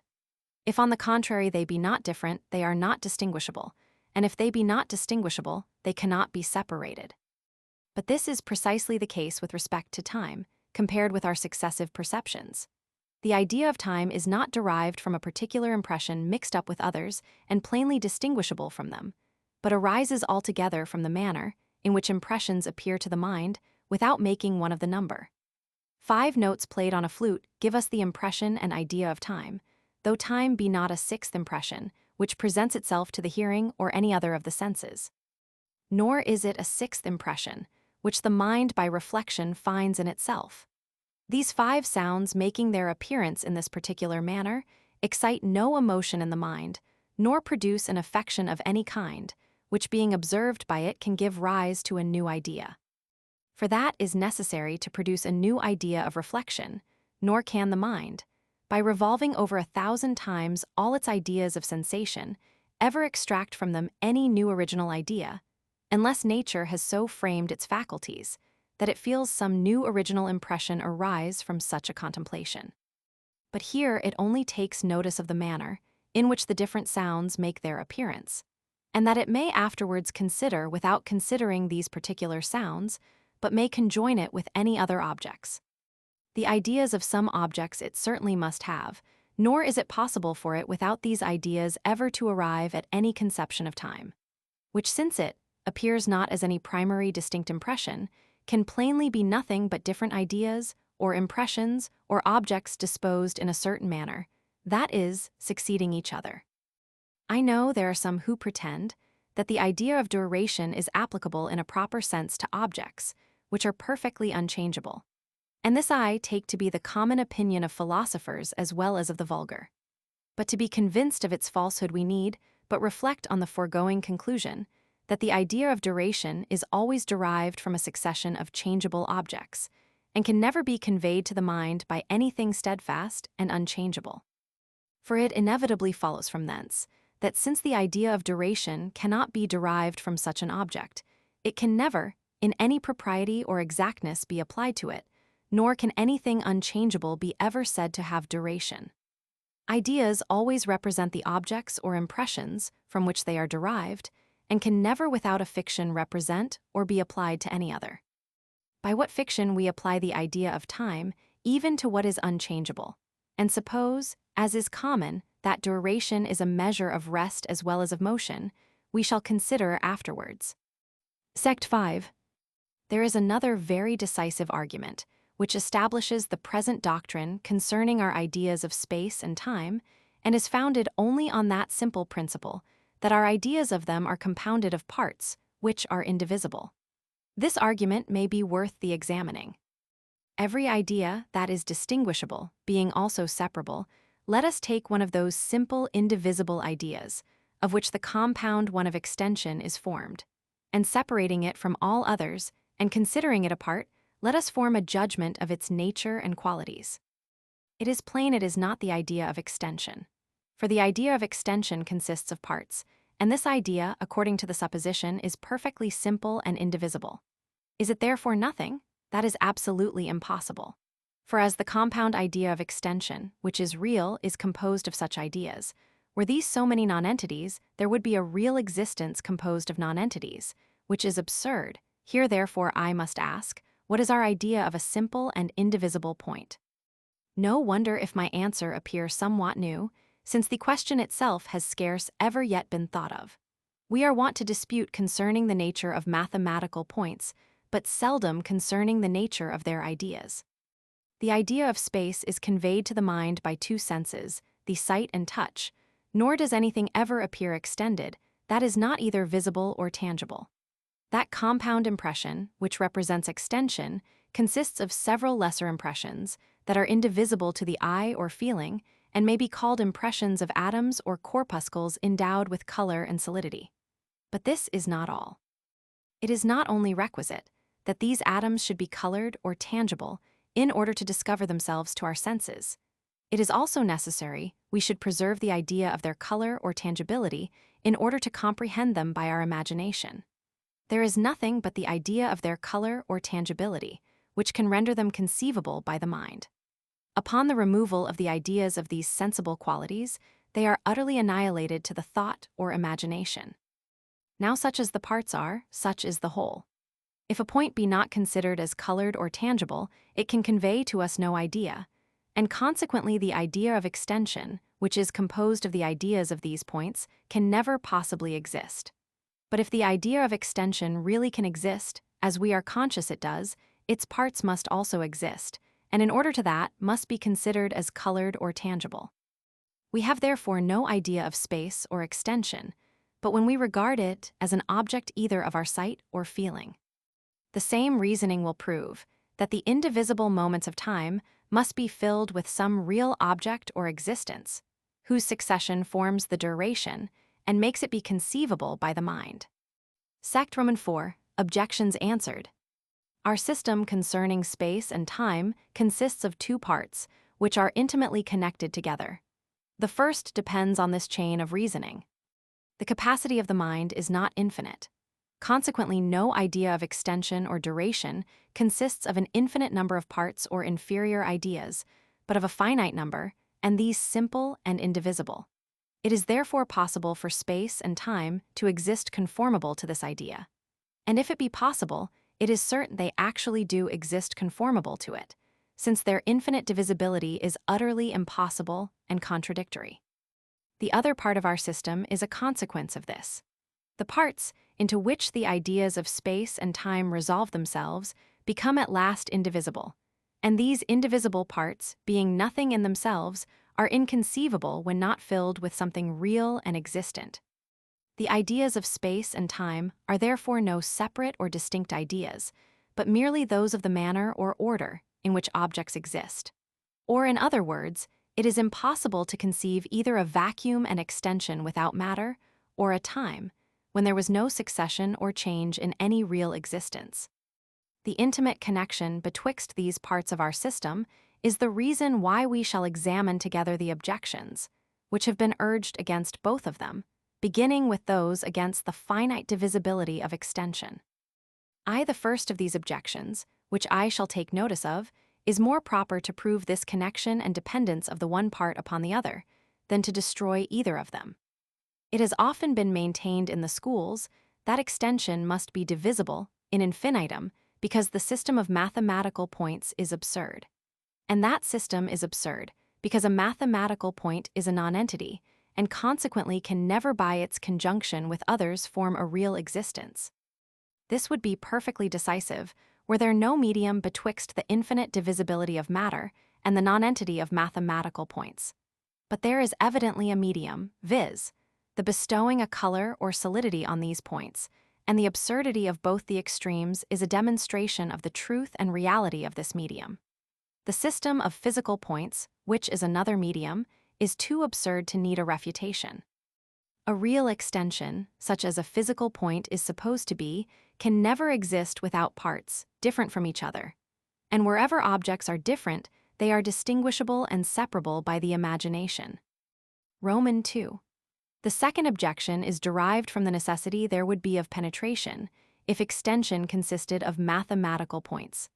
A simple and indivisible atom that touches another must necessarily penetrate it, for it is impossible it can touch it by its external parts, from the very supposition of its perfect simplicity, which excludes all parts. It must therefore touch it intimately, and in its whole essence, secundum si tota et totaliter, which is the very definition of penetration. But penetration is impossible. Mathematical points are of consequence equally impossible. I answer this objection by substituting a juster idea of penetration. Suppose two bodies containing no void within their circumference to approach each other, and to unite in such a manner that the body, which results from their union, is no more extended than either of them. It is this we must mean when we talk of penetration. But it is evident this penetration is nothing but the annihilation of one of these bodies, and the preservation of the other, without our being able to distinguish particularly which is preserved and which annihilated. Before the approach, we have the idea of two bodies.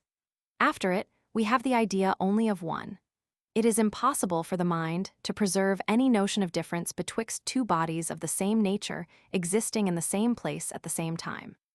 Taking then penetration in this sense, for the annihilation of one body upon its approach to another, I ask anyone, if he sees a necessity, that a colored or tangible point should be annihilated upon the approach of another colored or tangible point. On the contrary, does he not evidently perceive that from the union of these points there results an object, which is compounded and divisible, and may be distinguished into two parts, of which each preserves its existence distinct and separate, notwithstanding its contiguity to the other? Let him aid his fancy by conceiving these points to be of different colors, the better to prevent their coalition and confusion. A blue and a red point may surely lie contiguous without any penetration or annihilation, for if they cannot, what possibly can become of them? Whether shall the red or the blue be annihilated? Or if these colors unite into one, what new color will they produce by their union? What chiefly gives rise to these objections, and at the same time renders it so difficult to give a satisfactory answer to them, is the natural infirmity and unsteadiness both of our imagination and senses when employed on such minute objects. Put a spot of ink upon paper and retire to such a distance that the spot becomes altogether invisible. You will find that upon your return and nearer approach the spot first becomes visible by short intervals, and afterwards becomes always visible, and afterwards acquires only a new force in its coloring without augmenting its bulk. And afterwards, when it has increased to such a degree as to be really extended, it is still difficult for the imagination to break it into its component parts, because of the uneasiness it finds in the conception of such a minute object as a single point. This infirmity affects most of our reasonings on the present subject, and makes it almost impossible to answer in an intelligible manner, and in proper expressions, many questions which may arise concerning it. Roman 3. There have been many objections drawn from the mathematics against the indivisibility of the parts of extension, though at first sight that science seems rather favorable to the present doctrine, and if it be contrary in its demonstrations, it is perfectly conformable in its definitions. My present business then must be to defend the definitions and refute the demonstrations. A surface is defined to be length and breadth without depth, a line to be length without breadth or depth, a point to be what has neither length, breadth, nor depth.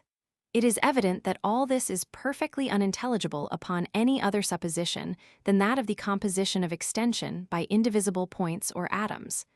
How else could anything exist without length, without breadth, or without depth? Two different answers, I find, have been made to this argument, neither of which is in my opinion satisfactory. The first is that the objects of geometry, those surfaces, lines, and points, whose proportions and positions it examines, are mere ideas in the mind, and not only never did, but never can exist in nature. They never did exist, for no one will pretend to draw a line or make a surface entirely conformable to the definition. They never can exist, for we may produce demonstrations from these very ideas to prove that they are impossible. But can anything be imagined more absurd and contradictory than this reasoning? Whatever can be conceived by a clear and distinct idea necessarily implies the possibility of existence, and he who pretends to prove the impossibility of its existence by any argument derived from the clear idea, in reality asserts that we have no clear idea of it, because we have a clear idea. It is in vain to search for a contradiction in anything that is distinctly conceived by the mind. Did it imply any contradiction, it is impossible it could ever be conceived. There is therefore no medium betwixt allowing at least the possibility of indivisible points and denying their idea, and it is on this latter principle that the second answer to the foregoing argument is founded. It has been pretended that though it be impossible to conceive a length without any breadth, yet by an abstraction without a separation, we can consider the one without regarding the other, in the same manner as we may think of the length of the way betwixt two towns and overlook its breadth. The length is inseparable from the breadth both in nature and in our minds, but this excludes not a partial consideration and a distinction of reason after the manner above explained. L'art de penser. In refuting this answer, I shall not insist on the argument, which I have already sufficiently explained, that if it be impossible for the mind to arrive at a minimum in its ideas, its capacity must be infinite in order to comprehend the infinite number of parts, of which its idea of any extension would be composed. I shall here endeavor to find some new absurdities in this reasoning. A surface terminates a solid, a line terminates a surface, a point terminates a line, but I assert that if the ideas of a point, line, or surface were not indivisible, it is impossible we should ever conceive these terminations. For let these ideas be supposed infinitely divisible, and then let the fancy endeavor to fix itself on the idea of the last surface, line, or point, it immediately finds this idea to break into parts. And upon its seizing the last of these parts, it loses its hold by a new division, and so on in infinitum, without any possibility of its arriving at a concluding idea. The number of fractions bring it no nearer the last division than the first idea it formed. Every particle eludes the grasp by a new fraction, like quicksilver, when we endeavor to seize it. But as in fact there must be something which terminates the idea of every finite quantity, and as this terminating idea cannot itself consist of parts or inferior ideas, otherwise it would be the last of its parts, which finish the idea, and so on. This is a clear proof that the ideas of surfaces, lines, and points admit not of any division, those of surfaces in depth, of lines in breadth and depth, and of points in any dimension. The school were so sensible of the force of this argument that some of them maintained that nature has mixed among those particles of matter, which are divisible in infinitum, a number of mathematical points in order to give a termination to bodies, and others eluded the force of this reasoning by a heap of unintelligible cavils and distinctions. Both these adversaries equally yield the victory. A man who hides himself confesses as evidently the superiority of his enemy as another who fairly delivers his arms. Thus it appears that the definitions of mathematics destroy the pretended demonstrations, and that if we have the idea of indivisible points, lines, and surfaces conformable to the definition, their existence is certainly possible. But if we have no such idea, it is impossible we can ever conceive the termination of any figure, without which conception there can be no geometrical demonstration. But I go farther and maintain that none of these demonstrations can have sufficient weight to establish such a principle as this of infinite divisibility, and that because with regard to such minute objects, they are not properly demonstrations, being built on ideas which are not exact and maxims which are not precisely true. When geometry decides anything concerning the proportions of quantity, we ought not to look for the utmost precision and exactness. None of its proofs extend so far. It takes the dimensions and proportions of figures justly, but roughly and with some liberty. Its errors are never considerable, nor would it err at all did it not aspire to such an absolute perfection. I first ask mathematicians what they mean when they say one line or surface is equal to, or greater or less than another.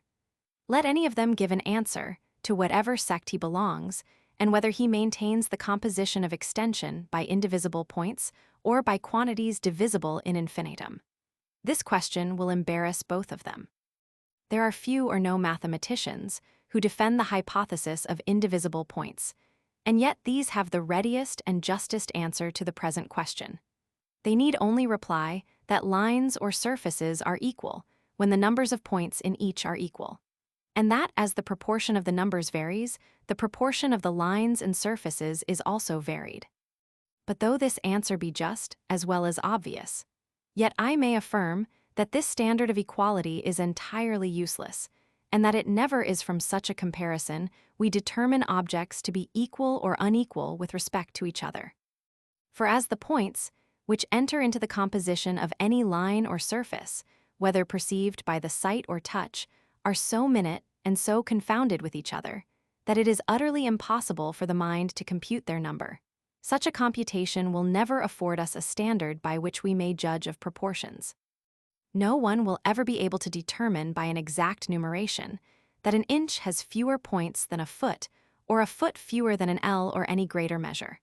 For which reason we seldom or never consider this as the standard of equality or inequality. As to those who imagine that extension is divisible in infinitum, it is impossible they can make use of this answer, or fix the equality of any line or surface by enumeration of its component parts. For since, according to their hypothesis, the least as well as greatest figures contain an infinite number of parts, and since infinite numbers, properly speaking, can neither be equal nor unequal with respect to each other, the equality or inequality of any portions of space can never depend on any proportion in the number of their parts. It is true, it may be said, that the inequality of an ell and a yard consists in the different numbers of the feet of which they are composed, and that of a foot and a yard in the number of the inches. But as that quantity we call an inch in the one is supposed equal to what we call an inch in the other, and as it is impossible for the mind to find this equality by proceeding in infinitum with these references to inferior quantities, it is evident that at last we must fix some standard of equality different from an enumeration of the parts. There are some who pretend that equality is best defined by congruity, and that any two figures are equal, when upon the placing of one upon the other, all their parts correspond to and touch each other. In order to judge of this definition, let us consider that since equality is a relation, it is not, strictly speaking, a property in the figures themselves, but arises merely from the comparison which the mind makes betwixt them. If it consists, therefore, in this imaginary application and mutual contact of parts, we must at least have a distinct notion of these parts and must conceive their contact. Now it is plain that in this conception we would run up these parts to the greatest minuteness which can possibly be conceived, since the contact of large parts would never render the figures equal. But the minutest parts we can conceive are mathematical points, and consequently this standard of equality is the same with that derived from the equality of the number of points, which we have already determined to be a just but an useless standard. We must therefore look to some other quarter for a solution of the present difficulty. See Dr. Barrow's Mathematical Lectures. There are many philosophers who refuse to assign any standard of equality, but assert that it is sufficient to present two objects that are equal in order to give us a just notion of this proportion. All definitions, say they, are fruitless without the perception of such objects, and where we perceive such objects, we no longer stand in need of any definition. To this reasoning, I entirely agree, and assert that the only useful notion of equality or inequality is derived from the whole united appearance and the comparison of particular objects.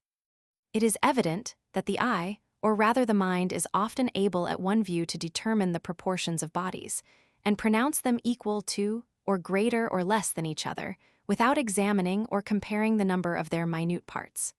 Such judgments are not only common, but in many cases certain and infallible.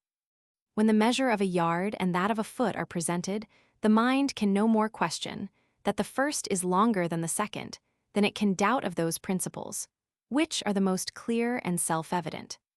There are therefore three proportions, which the mind distinguishes in the general appearance of its objects, and calls by the names of greater, less, and equal. But though its decisions concerning these proportions be sometimes infallible, they are not always so, nor are our judgments of this kind more exempt from doubt and error than those on any other subject. We frequently correct our first opinion by a review and reflection, and pronounce those objects to be equal which at first we esteemed unequal, and regard an object as less, though before it appeared greater than another. Nor is this the only correction which these judgments of our senses undergo, but we often discover our error by a juxtaposition of the objects, or where that is impracticable, by the use of some common and invariable measure, which being successively applied to each, informs us of their different proportions. And even this correction is susceptible of a new correction, and of different degrees of exactness, according to the nature of the instrument, by which we measure the bodies, and the care which we employ in the comparison. When therefore the mind is accustomed to these judgments and their corrections, and finds that the same proportion which makes two figures have in the eye that appearance, which we call equality, makes them also correspond to each other, and to any common measure, with which they are compared, we form a mixed notion of equality derived both from the looser and stricter methods of comparison. But we are not content with this. For as sound reason convinces us that there are bodies vastly more minute than those which appear to the senses, and as a false reason would persuade us that there are bodies infinitely more minute, we clearly perceive that we are not possessed of any instrument or art of measuring which can secure us from ill, error, and uncertainty. We are sensible that the addition or removal of one of these minute parts is not discernible either in the appearance or measuring. And as we imagine that two figures, which were equal before, cannot be equal after this removal or addition, we therefore suppose some imaginary standard of equality, by which the appearances and measuring are exactly corrected, and the figures reduced entirely to that proportion. This standard is plainly imaginary. For as the very idea of equality is that of such a particular appearance corrected by juxtaposition or a common measure. The notion of any correction beyond what we have instruments and art to make is a mere fiction of the mind, and useless as well as incomprehensible. But though this standard be only imaginary, the fiction, however, is very natural. Nor is anything more usual than for the mind to proceed after this manner with any action, even after the reason has ceased, which first determined it to begin.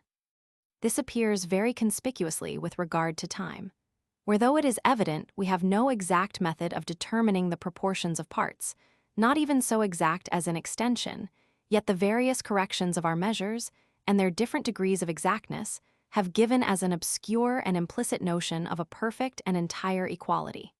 The case is the same in many other subjects.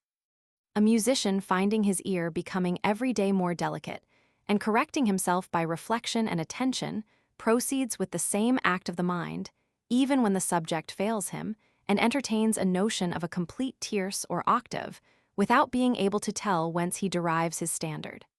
A painter forms the same fiction with regard to colors, a mechanic with regard to motion. To the one light and shade, to the other swift and slow, are imagined to be capable of an exact comparison and equality beyond the judgments of the senses. We may apply the same reasoning to curve and right lines.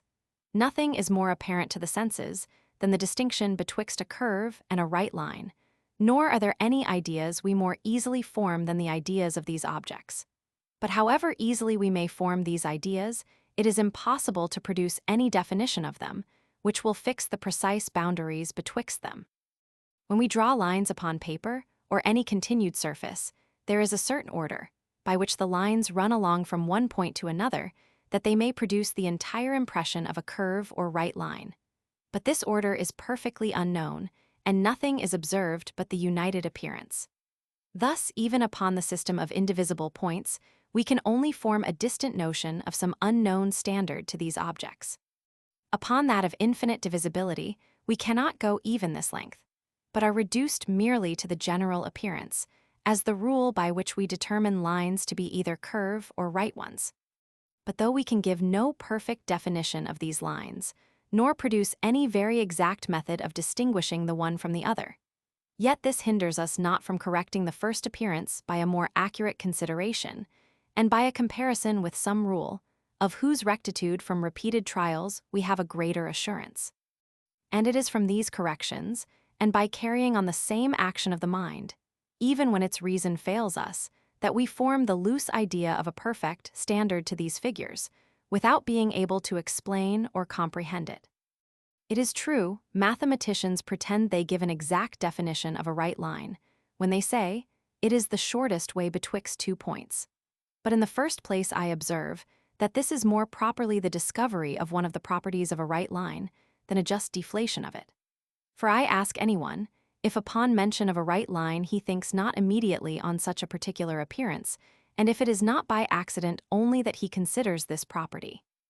A right line can be comprehended alone, but this definition is unintelligible without a comparison with other lines, which we conceive to be more extended. In common life, it is established as a maxim that the straightest way is always the shortest, which would be as absurd as to say, the shortest way is always the shortest, if our idea of a right line was not different from that of the shortest way betwixt 2 points. Secondly, I repeat what I have already established, that we have no precise idea of equality and inequality, shorter and longer, more than of a right line or a curve, and consequently that the one can never afford us a perfect standard for the other. An exact idea can never be built on such as are loose and undetermined. The idea of a plane surface is as little susceptible of a precise standard as that of a right line, nor have we any other means of distinguishing such a surface than its general appearance. It is in vain that mathematicians represent a plane surface as produced by the flowing of a right line. It will immediately be objected that our idea of a surface is as independent of this method of forming a surface as our idea of an ellipse is of that of a cone, that the idea of a right line is no more precise than that of a plane surface, that a right line may flow irregularly and by that means form a figure quite different from a plane, and that therefore we must suppose it to flow along 2 right lines, parallel to each other, and on the same plane. Which is a description that explains a thing by itself and returns in a circle. It appears, then, that the ideas which are most essential to geometry, viz., those of equality and inequality, of a right line and a plane surface, are far from being exact and determinate, according to our common method of conceiving them. Not only we are incapable of telling if the case be in any degree doubtful when such particular figures are equal, when such a line is a right one, and such a surface a plane one, but we can form no idea of that proportion, or of these figures, which is firm and invariable. Our appeal is still to the weak and fallible judgment, which we make from the appearance of the objects, and correct by a compass or common measure.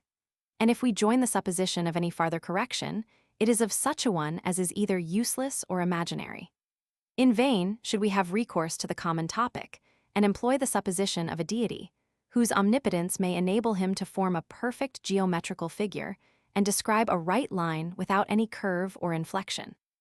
As the ultimate standard of these figures is derived from nothing but the senses and imagination, it is absurd to talk of any perfection beyond what these faculties can judge of, since the true perfection of anything consists in its conformity to its standard. Now, since these ideas are so loose and uncertain, I would fain ask any mathematician what infallible assurance he has, not only of the more intricate and obscure propositions of his science, but of the most vulgar and obvious principles. How can he prove to me, for instance, that 2 right lines cannot have one common segment, or that it is impossible to draw more than 1 right line betwixt any 2 points? Should he tell me that these opinions are obviously absurd and repugnant to our clear ideas, I would answer that I do not deny where 2 right lines incline upon each other with a sensible angle, but it is absurd to imagine them to have a common segment. But supposing these 2 lines to approach at the rate of an inch in 20 leagues, I perceive no absurdity in asserting that upon their contact they become one. For I beseech you, by what rule or standard do you judge when you assert that the line in which I have supposed them to concur cannot make the same right line with those 2, that form so small an angle betwixt them? You must surely have some idea of a right line, to which this line does not agree. Do you therefore mean that it takes not the points in the same order and by the same rule as is peculiar and essential to a right line? If so, I must inform you that besides that in judging after this manner you allow, that extension is composed of indivisible points, which perhaps is more than you intend. Besides this, I say, I must inform you that neither is this the standard from which we form the idea of a right line. Nor, if it were, is there any such firmness in our senses or imagination as to determine when such an order is violated or preserved. The original standard of a right line is in reality nothing but a certain general appearance, and it is evident right lines may be made to concur with each other, and yet correspond to this standard, though corrected by all the means either practicable or imaginable. To whatever side mathematicians turn, this dilemma still meets them. If they judge of equality or any other proportion by the accurate and exact standard, viz. the enumeration of the minute indivisible parts, they both employ a standard, which is useless in practice, and actually establish the indivisibility of extension, which they endeavor to explode. Or if they employ, as is usual, the inaccurate standard derived from a comparison of objects, upon their general appearance corrected by measuring and juxtaposition, their first principles, though certain and infallible, are too coarse to afford any such subtle inferences as they commonly draw from them. The first principles are founded on the imagination and senses. The conclusion, therefore, can never go beyond, much less contradict these faculties. This may open our eyes a little, and let us see that no geometrical demonstration for the infinite divisibility of extension can have so much force as what we naturally attribute to every argument, which is supported by such magnificent pretensions. At the same time, we may learn the reason why geometry falls of evidence in this single point, while all its other reasonings command our fullest assent and approbation. And indeed, it seems more requisite to give the reason of this exception than to show that we really must make such an exception, and regard all the mathematical arguments for infinite divisibility as utterly sophistical. For it is evident that as no idea of quantity is infinitely divisible, there cannot be imagined a more glaring absurdity than to endeavor to prove that quantity itself admits of such a division, and to prove this by means of ideas which are directly opposite in that particular. And as this absurdity is very glaring in itself, so there is no argument founded on it which is not attended with a new absurdity, and involves not an evident contradiction. I might give as instances those arguments for infinite divisibility, which are derived from the point of contact. I know there is no mathematician who will not refuse to be judged by the diagrams he describes upon paper, these being loose drafts, as he will tell us, and serving only to convey with greater facility certain ideas, which are the true foundation of all our reasoning. This I am satisfied with, and am willing to rest the controversy merely upon these ideas.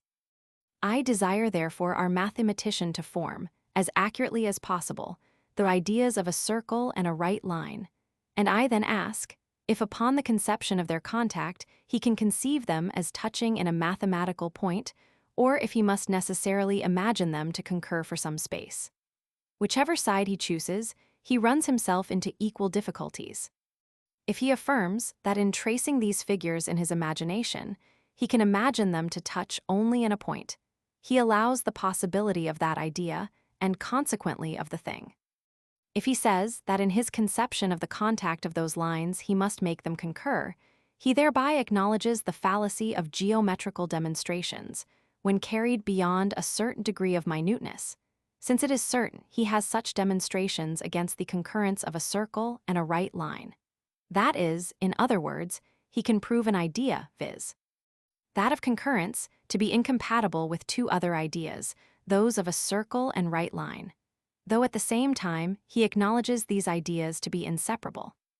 Sect v. the same subject continued.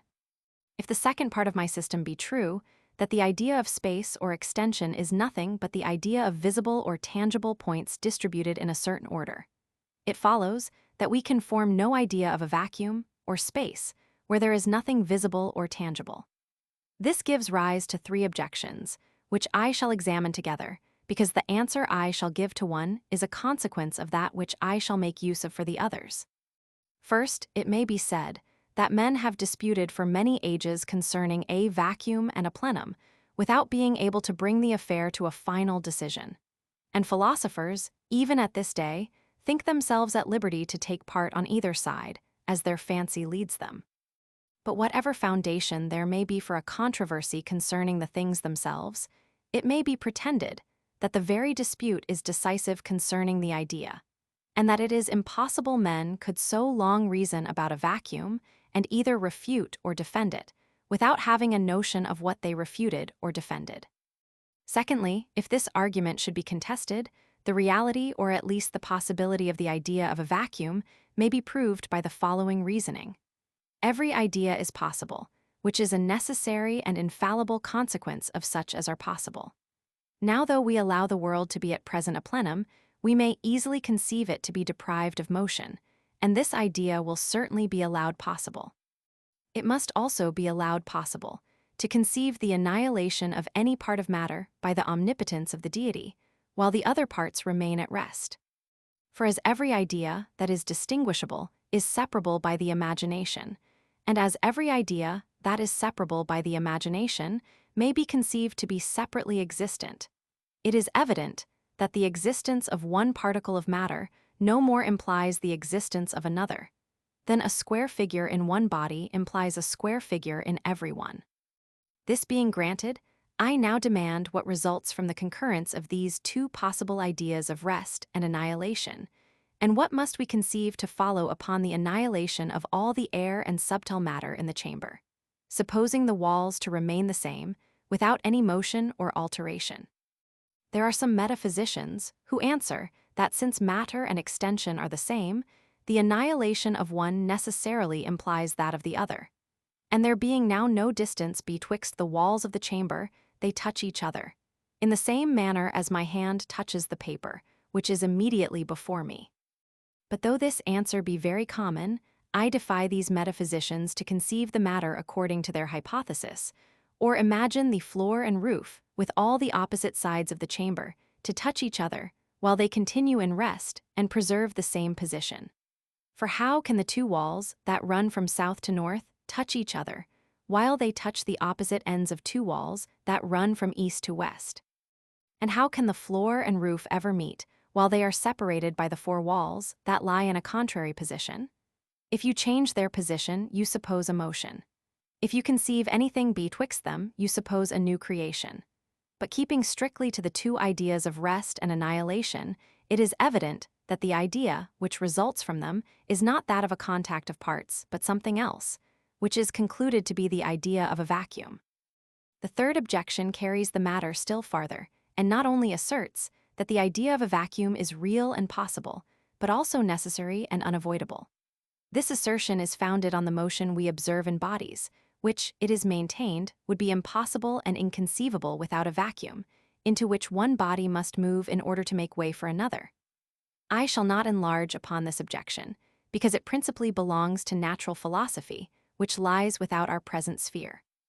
In order to answer these objections, we must take the matter pretty deep, and consider the nature and origin of several ideas, lest we dispute without understanding perfectly the subject of the controversy. It is evident the idea of darkness is no positive idea, but merely the negation of light, or more properly speaking, of colored and visible objects. A man who enjoys his sight receives no other perception from turning his eyes on every side, when entirely deprived of light, than what is common to him with one born blind, and it is certain such a one has no idea either of light or darkness. The consequence of this is that it is not from the mere removal of visible objects we receive the impression of extension without matter, and that the idea of utter darkness can never be the same with that of vacuum. Suppose again a man to be supported in the air, and to be softly conveyed along by some invisible power. It is evident he is sensible of nothing, and never receives the idea of extension, nor indeed any idea from this invariable motion. Even supposing he moves his limbs to and fro, this cannot convey to him that idea. He feels in that case a certain sensation or impression, the parts of which are successive to each other, and may give him the idea of time, but certainly are not disposed in such a manner as is necessary to convey the idea of space or the idea of space or extension. Since then it appears that darkness and motion, with the utter removal of everything visible and tangible, can never give us the idea of extension without matter or of a vacuum. The next question is whether they can convey this idea when mixed with something visible and tangible. It is commonly allowed by philosophers that all bodies which discover themselves to the eye appear as if painted on a plane surface, and that their different degrees of remoteness from ourselves are discovered more by reason than by the senses. When I hold up my hand before me and spread my fingers, they are separated as perfectly by the blue color of the firmament as they could be by any visible object, which I could place betwixt them. In order, therefore, to know whether the sight can convey the impression and idea of a vacuum, we must suppose that amidst an entire darkness, there are luminous bodies presented to us, whose light discovers only these bodies themselves, without giving us any impression of the surrounding objects. We must form a parallel supposition concerning the objects of our feeling. It is not proper to suppose a perfect removal of all tangible objects. We must allow something to be perceived by the feeling, and after an interval in motion of the hand or other organ of sensation, another object of the touch to be met with, and upon leaving that, another, and so on, as often as we please. The question is whether these intervals do not afford us the idea of extension without body. To begin with the first case, it is evident that when only two luminous bodies appear to the eye, we can perceive whether they be conjoined or separate, whether they be separated by a great or small distance. And if this distance varies, we can perceive its increase or diminution with the motion of the bodies. But as the distance is not in this case anything colored or visible, it may be thought that there is here a vacuum or pure extension, not only intelligible to the mind, but obvious to the very senses. This is our natural and most familiar way of thinking, but which we shall learn to correct by a little reflection. We may observe that when two bodies present themselves, where there was formerly an entire darkness, the only change that is discoverable is in the appearance of these two objects, and that all the rest continues to be as before, a perfect negation of light, and of every colored or visible object. This is not only true of what may be said to be remote from these bodies, but also of the very distance, which is interposed betwixt them, that being nothing but darkness or the negation of light, without parts, without composition, invariable and indivisible. Now, since this distance causes no perception different from what a blind man receives from his eyes, or what is conveyed to us in the darkest night, it must partake of the same properties. And as blindness and darkness afford us no ideas of extension, it is impossible that the dark and undistinguishable distance betwixt two bodies can ever produce that idea. The sole difference betwixt an absolute darkness and the appearance of two or more visible luminous objects consists, as I said, in the objects themselves, and in the manner they affect our senses. The angles which the rays of light flowing from them form with each other, the motion that is required in the eye in its passage from one to the other, and the different parts of the organs which are affected by them, these produce the only perceptions from which we can judge of the distance.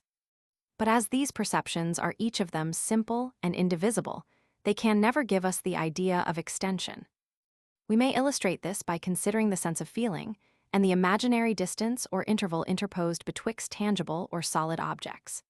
I suppose two cases, viz., that of a man supported in the air and moving his limbs to and fro without meeting anything tangible, and that of a man who, feeling something tangible, leaves it, and after a motion of which he is sensible, perceives another tangible object. And I then ask, wherein consists the difference betwixt these two cases? No one will make any scruple to affirm that it consists merely in the perceiving those objects, and that the sensation, which arises from the motion, is in both cases the same. And as that sensation is not capable of conveying to us an idea of extension, when unaccompanied with some other perception, it can no more give us that idea when mixed with the impressions of tangible objects, since that mixture produces no alteration upon it. But though motion and darkness, either alone or attended with tangible and visible objects, convey no idea of a vacuum or extension without matter, yet they are the causes why we falsely imagine we can form such an idea. For there is a close relation betwixt that motion and darkness, and a real extension or composition of visible and tangible objects. First, we may observe that two visible objects appearing in the midst of utter darkness affect the senses in the same manner and form the same angle by the rays, which flow from them and meet in the eye, as if the distance betwixt them were fined with visible objects, that give us a true idea of extension. The sensation of motion is likewise the same, when there is nothing tangible interposed betwixt two bodies, as when we feel a compounded body, whose different parts are placed beyond each other. Secondly, we find by experience that two bodies, which are so placed as to affect the senses in the same manner with two others, that have a certain extent of visible objects interposed betwixt them, are capable of receiving the same extent without any sensible impulse or penetration, and without any change on that angle under which they appear to the senses. In like manner, where there is one object, which we cannot feel after another without an interval, and the perceiving of that sensation we call motion in our hand or organ of sensation.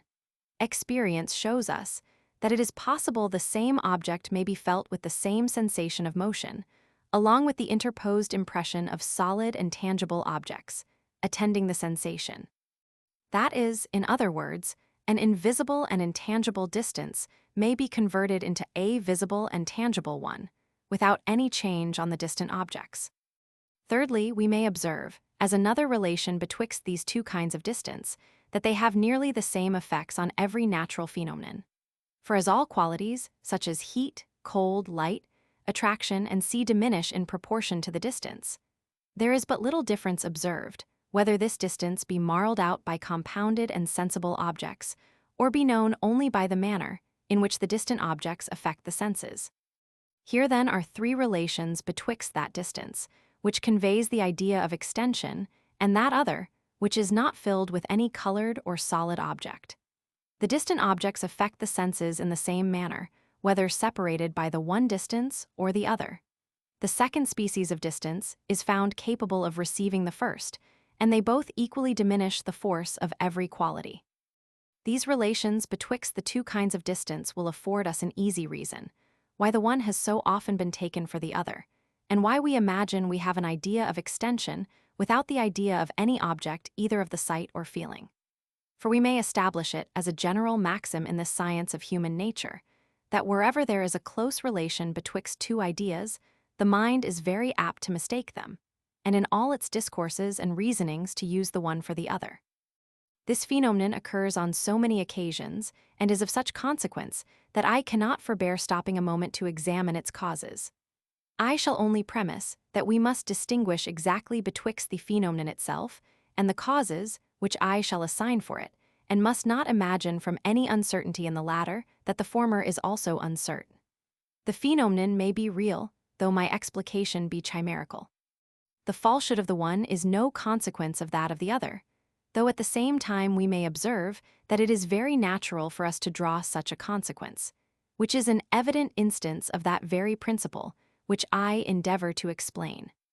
When I received the relations of resemblance, contiguity, and causation, as principles of union among ideas, without examining into their causes, it was more in prosecution of my first maxim, that we must in the end rest contented with experience, than for want of something specious and plausible, which I might have displayed on that subject. It would have been easy to have made an imaginary dissection of the brain, and have shewn why upon our conception of any idea, the animal spirits run into all the contiguous traces, and ruse up the other ideas that are related to it. But though I have neglected any advantage, which I might have drawn from this topic in explaining the relations of ideas, I am afraid I must here have recourse to it, in order to account for the mistakes that arise from these relations. I shall therefore observe that as the mind is endowed with a power of exciting any idea it pleases, whenever it dispatches the spirits into that region of the brain in which the idea is placed, these spirits always excite the idea when they run precisely into the proper traces and rummage that cell which belongs to the idea. But as their motion is seldom direct, and naturally turns a little to the one side or the other, for this reason the animal spirits, falling into the contiguous traces, present other related ideas in lieu of that which the mind desired at first to survey. This change we are not always sensible of, but continuing still the same train of thought, make use of the related idea, which is presented to us, and employ it in our reasoning, as if it were the same with what we demanded.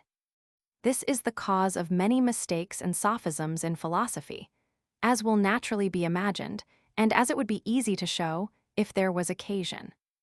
Of the three relations above mentioned, that of resemblance is the most fertile source of error. And indeed, there are few mistakes in reasoning which do not borrow largely from that origin. Resembling ideas are not only related together, but the actions of the mind, which we employ in considering them, are so little different that we are not able to distinguish them. This last circumstance is of great consequence, and we may in general observe that wherever the actions of the mind in forming any two ideas are the same or resembling, we are very apt to confound these ideas and take the one for the other.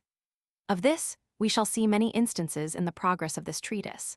But though resemblance be the relation, which most readily produces a mistake in ideas, yet the others of causation and contiguity may also concur in the same influence. We might produce the figures of poets and orators as sufficient proofs of this, were it as usual, as it is reasonable in metaphysical subjects to draw our arguments from that quarter. But lest metaphysicians should esteem this below their dignity, I shall borrow a proof from an observation, which may be made on most of their own discourses, viz., that it is usual for men to use words for ideas and to talk instead of thinking in their reasonings. We use words for ideas because they are commonly so closely connected that the mind easily mistakes them. And this likewise is the reason why we substitute the idea of a distance, which is not considered either as visible or tangible, in the room of extension, which is nothing but a composition of visible or tangible points disposed in a certain order. In causing this mistake, there concur both the relations of causation and resemblance. As the first species of distance is found to be convertible into the second, it is in this respect a kind of cause, and the similarity of their manner of affecting the senses and diminishing every quality forms the relation of resemblance. After this chain of reasoning and explication of my principles, I am now prepared to answer all the objections that have been offered, whether derived from metaphysics or mechanics. The frequent disputes concerning a vacuum or extension without matter prove not the reality of the idea upon which the dispute turns, there being nothing more common than to see men deceive themselves in this particular, especially when by means of any close relation there is another idea presented, which may be the occasion of their mistake. We may make almost the same answer to the second objection, derived from the conjunction of the ideas of rest and annihilation. When everything is annihilated in the chamber, and the walls continue immovable, the chamber must be conceived much in the same manner as at present, when the air that fills it is not an object of the senses. This annihilation leaves to the eye that fictitious distance which is discovered by the different parts of the organ that are affected and by the degrees of light and shade, and to the feeling that which consists in a sensation of motion in the hand or other member of the body. In vain should we search any farther. On whichever side we turn this subject, we shall find that these are the only impressions such an object can produce after the supposed annihilation, and it has already been remarked that impressions can give rise to no ideas but to such as resemble them. Since a body interposed betwixt two others may be supposed to be annihilated, without producing any change upon such as lie on each hand of it, it is easily conceived how it may be created anew, and yet produce as little alteration. Now the motion of a body has much the same effect as its creation. The distant bodies are no more affected in the one case than in the other. This suffices to satisfy the imagination and proves there is no repugnance in such a motion. Afterwards, experience comes in play to persuade us that two bodies, situated in the manner above described, have really such a capacity of receiving body betwixt them, and that there is no obstacle to the conversion of the invisible and intangible distance into one that is visible and tangible. However natural that conversion may seem, we cannot be sure it is practicable before we have had experience of it. Thus I seem to have answered the three objections above mentioned, though at the same time I am sensible that few will be satisfied with these answers, but will immediately propose new objections and difficulties. It will probably be said that my reasoning makes nothing to the matter in hands, and that I explain only the manner in which objects affect the senses, without endeavoring to account for their real nature and operations. Though there be nothing visible or tangible interposed betwixt two bodies, yet we find by experience that the bodies may be placed in the same manner, with regard to the eye, and require the same motion of the hand in passing from one to the other, as if divided by something visible and tangible. This invisible and intangible distance is also found by experience to contain a capacity of receiving body, or of becoming visible and tangible. Here is the whole of my system, and in no part of it have I endeavored to explain the cause, which separates bodies after this manner, and gives them a capacity of receiving others betwixt them, without any impulse or penetration. I answer this objection by pleading guilty, and by confessing that my intention never was to penetrate into the nature of bodies or explain the secret causes of their operations. For besides that this belongs not to my present purpose, I am afraid that such an enterprise is beyond the reach of human understanding, and that we can never pretend to know body otherwise than by those external properties which discover themselves to the senses. As to those who attempt anything farther, I cannot approve of their ambition, till I see, in some one instance at least, that they have met with success. But at present, I content myself with knowing perfectly the manner in which objects affect my senses, and their connections with each other, as far as experience informs me of them. This suffices for the conduct of life, and this also suffices for my philosophy, which pretends only to explain the nature and causes of our perceptions, or impressions and ideas. As long as we confine our speculations to the appearances of objects to our senses, without entering into disquisitions concerning their real nature and operations, we are safe from all difficulties and can never be embarrassed by any question. Thus, if it be asked if the invisible and intangible distance interposed betwixt two objects be something or nothing, it is easy to answer that it is something, viz., a property of the objects, which affect the senses after such a particular manner.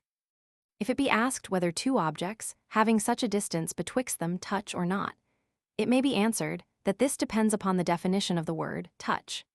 If objects be said to touch when there is nothing sensible interposed betwixt them, these objects touch. If objects be said to touch when their images strike contiguous parts of the eye, and when the hand feels both objects successively without any interposed motion, these objects do not touch. The appearances of objects to our senses are all consistent, and no difficulties can ever arise, but from the obscurity of the terms we make use of. If we carry our inquiry beyond the appearances of objects to the senses, I am afraid that most of our conclusions will be full of skepticism and uncertainty. Thus, if it be asked whether or not the invisible and intangible distance be always full of body, or of something that by an improvement of our organs might become visible or tangible, I must acknowledge that I find no very decisive arguments on either side, though I am inclined to the contrary opinion, as being more suitable to vulgar and popular notions. If the Newtonian philosophy be rightly understood, it will be found to mean no more. A vacuum is asserted. That is, bodies are said to be placed after such a manner, is to receive bodies betwixt them, without impulsion or penetration. The real nature of this position of bodies is unknown. We are only acquainted with its effects on the senses and its power of receiving body. Nothing is more suitable to that philosophy than a modest skepticism to a certain degree and a fair confession of ignorance in subjects that exceed all human capacity. I shall conclude this subject of extension with a paradox, which will easily be explained from the foregoing reasoning. This paradox is that if you are pleased to give to the invisible and intangible distance, or in other words, to the capacity of becoming a visible and tangible distance, the name of a vacuum, extension, and matter are the same, and yet there is a vacuum. If you will not give it that name, motion is possible in a plenum, without any impulse in infinitum, without returning in a circle, and without penetration.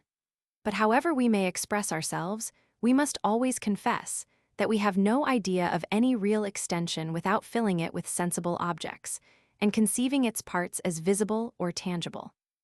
As to the doctrine, that time is nothing but the manner in which some real objects exist.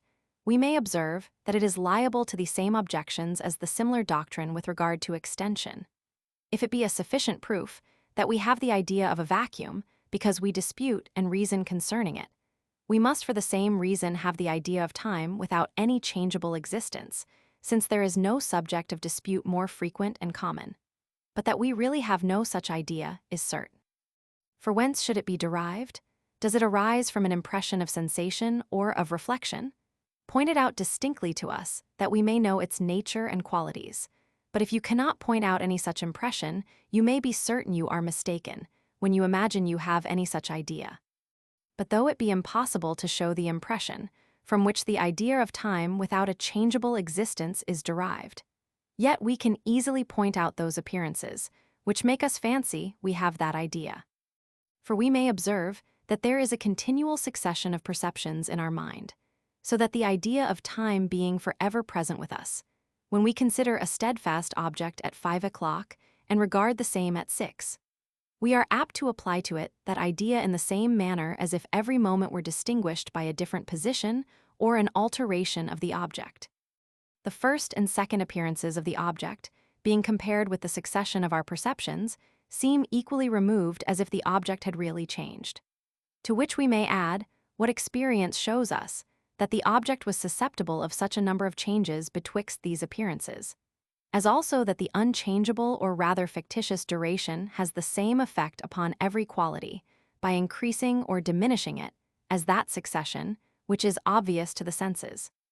From these three relations, we are apt to confound our ideas, and imagine we can form the idea of a time and duration without any change or succession.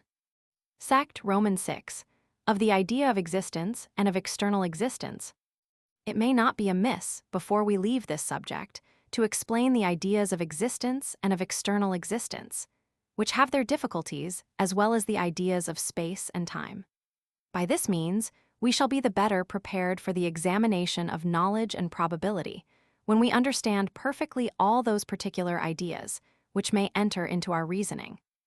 There is no impression nor idea of any kind, of which we have any consciousness or memory, that is not conceived as existent, and it is evident that from this consciousness the most perfect idea and assurance of being is derived.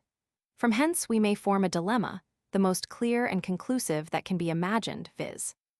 That since we never remember any idea or impression without attributing existence to it, the idea of existence must either be derived from a distinct impression, conjoined with every perception or object of our thought, or must be the very same with the idea of the perception or object.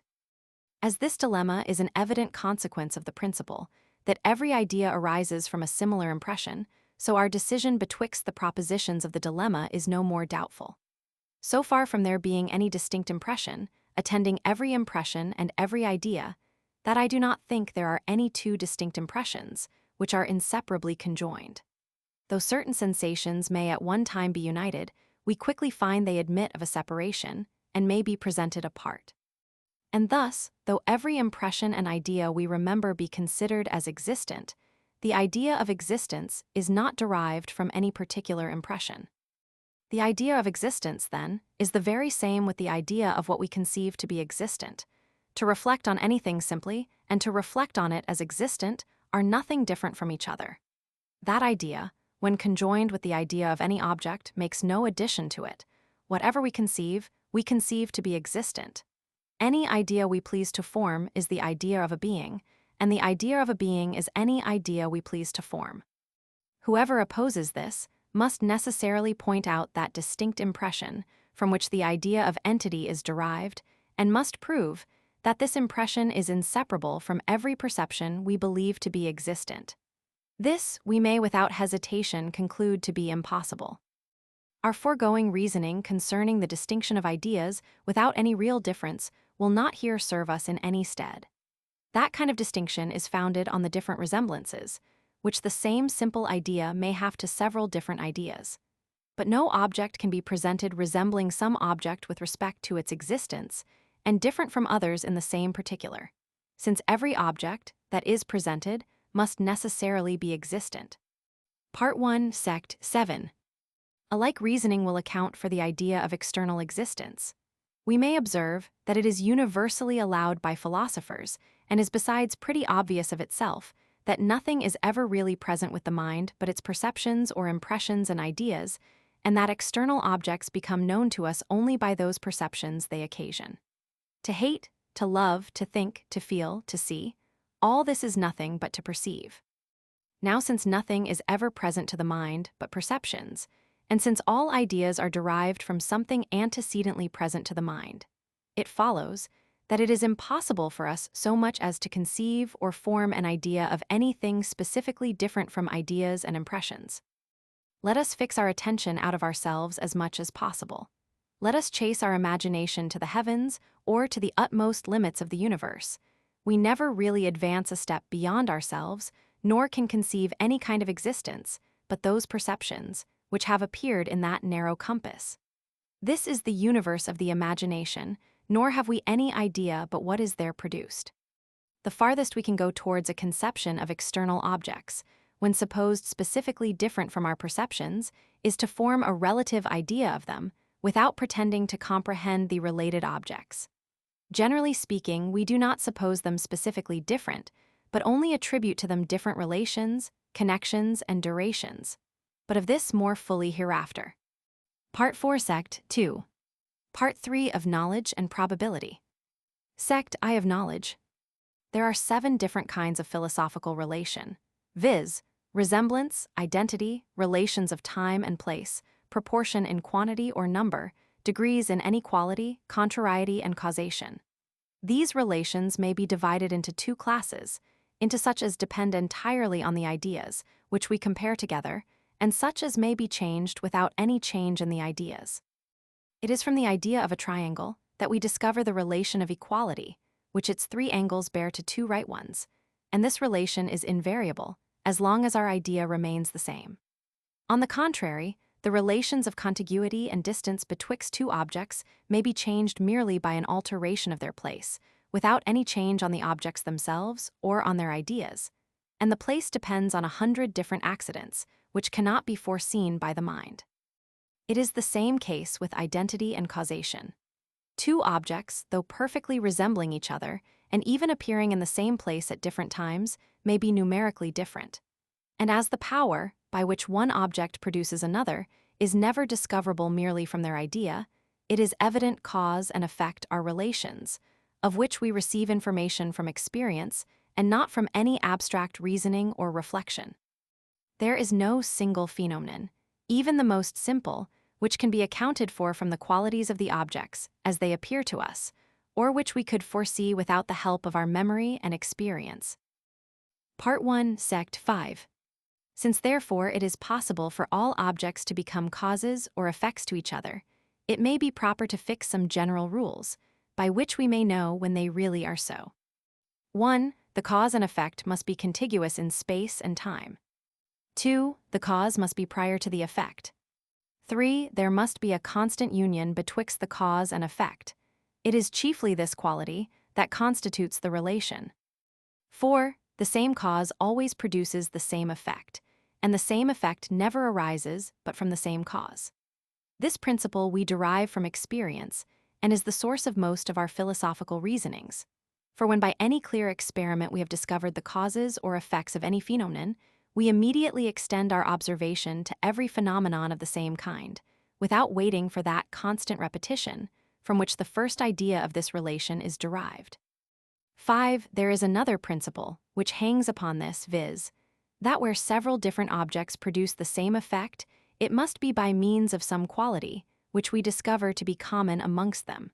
For as like effects imply like causes, we must always ascribe the causation to the circumstance, wherein we discover the resemblance. 6. The following principle is founded on the same reason. The difference in the effects of 2 resembling objects must proceed from that particular, in which they differ. For as like causes always produce like effects, when in any instance we find our expectation to be disappointed, we must conclude that this irregularity proceeds from some difference in the causes. 7. When any object increases or diminishes with the increase or diminution of its cause, it is to be regarded as a compounded effect, derived from the union of the several different effects, which arise from the several different parts of the cause. The absence or presence of one part of the cause is here supposed to be always attended with the absence or presence of a proportionable part of the effect. This constant conjunction sufficiently proves that the one part is the cause of the other. We must, however, beware not to draw such a conclusion from a few experiments. A certain degree of heat gives pleasure. If you diminish that heat, the pleasure diminishes. But it does not follow that if you augment it beyond a certain degree, the pleasure will likewise augment, for we find that it degenerates into pain. 8. The 8th and last rule I shall take notice of is, that an object, which exists for any time in its full perfection without any effect, is not the sole cause of that effect, but requires to be assisted by some other principle, which may forward its influence and operation. For as like effects necessarily follow from like causes, and in a contiguous time and place, their separation for a moment shows that these causes are not complete ones. Here is all the logic I think proper to employ in my reasoning. And perhaps even this was not very necessary, but might have been supplied by the natural principles of our understanding. Our scholastic headpieces and logicians show no such superiority above the mere vulgar in their reason and ability, as to give us any inclination to imitate them in delivering a long system of rules and precepts to direct our judgment in philosophy. All the rules of this nature are very easy in their invention, but extremely difficult in their application. And even experimental philosophy, which seems the most natural and simple of any, requires the utmost stretch of human judgment. There is no phenomenon in nature, but what is compounded and modified by so many different circumstances, that in order to arrive at the decisive point, we must carefully separate whatever is superfluous, and inquire by new experiments, if every particular circumstance of the first experiment was essential to it. These new experiments are liable to a discussion of the same kind, so that the utmost constancy is required to make us persevere in our inquiry, and the utmost sagacity to choose the right way among so many that present themselves. If this be the case even in natural philosophy, how much more in moral, where there is a much greater complication of circumstances, and where those views and sentiments which are essential to any action of the mind are so implicit and obscure that they often escape our strictest attention, and are not only unaccountable in their causes, but even unknown in their existence. I am much afraid lest the small success I meet within my inquiries will make this observation bear the air of an apology rather than of boasting. If anything can give me security in this particular, it will be the enlarging of the sphere of my experiments as much as possible, for which reason it may be proper in this place to examine the reasoning faculty of brutes, as well as that of human creatures. Sect, Romans 16, of the reason of animals. Next to the ridicule of denying an evident truth, is that of taking much pains to defend it, and no truth appears to me more evident than that beasts are endowed with thought and reason as well as men. The arguments are in this case so obvious that they never escape the most stupid and ignorant.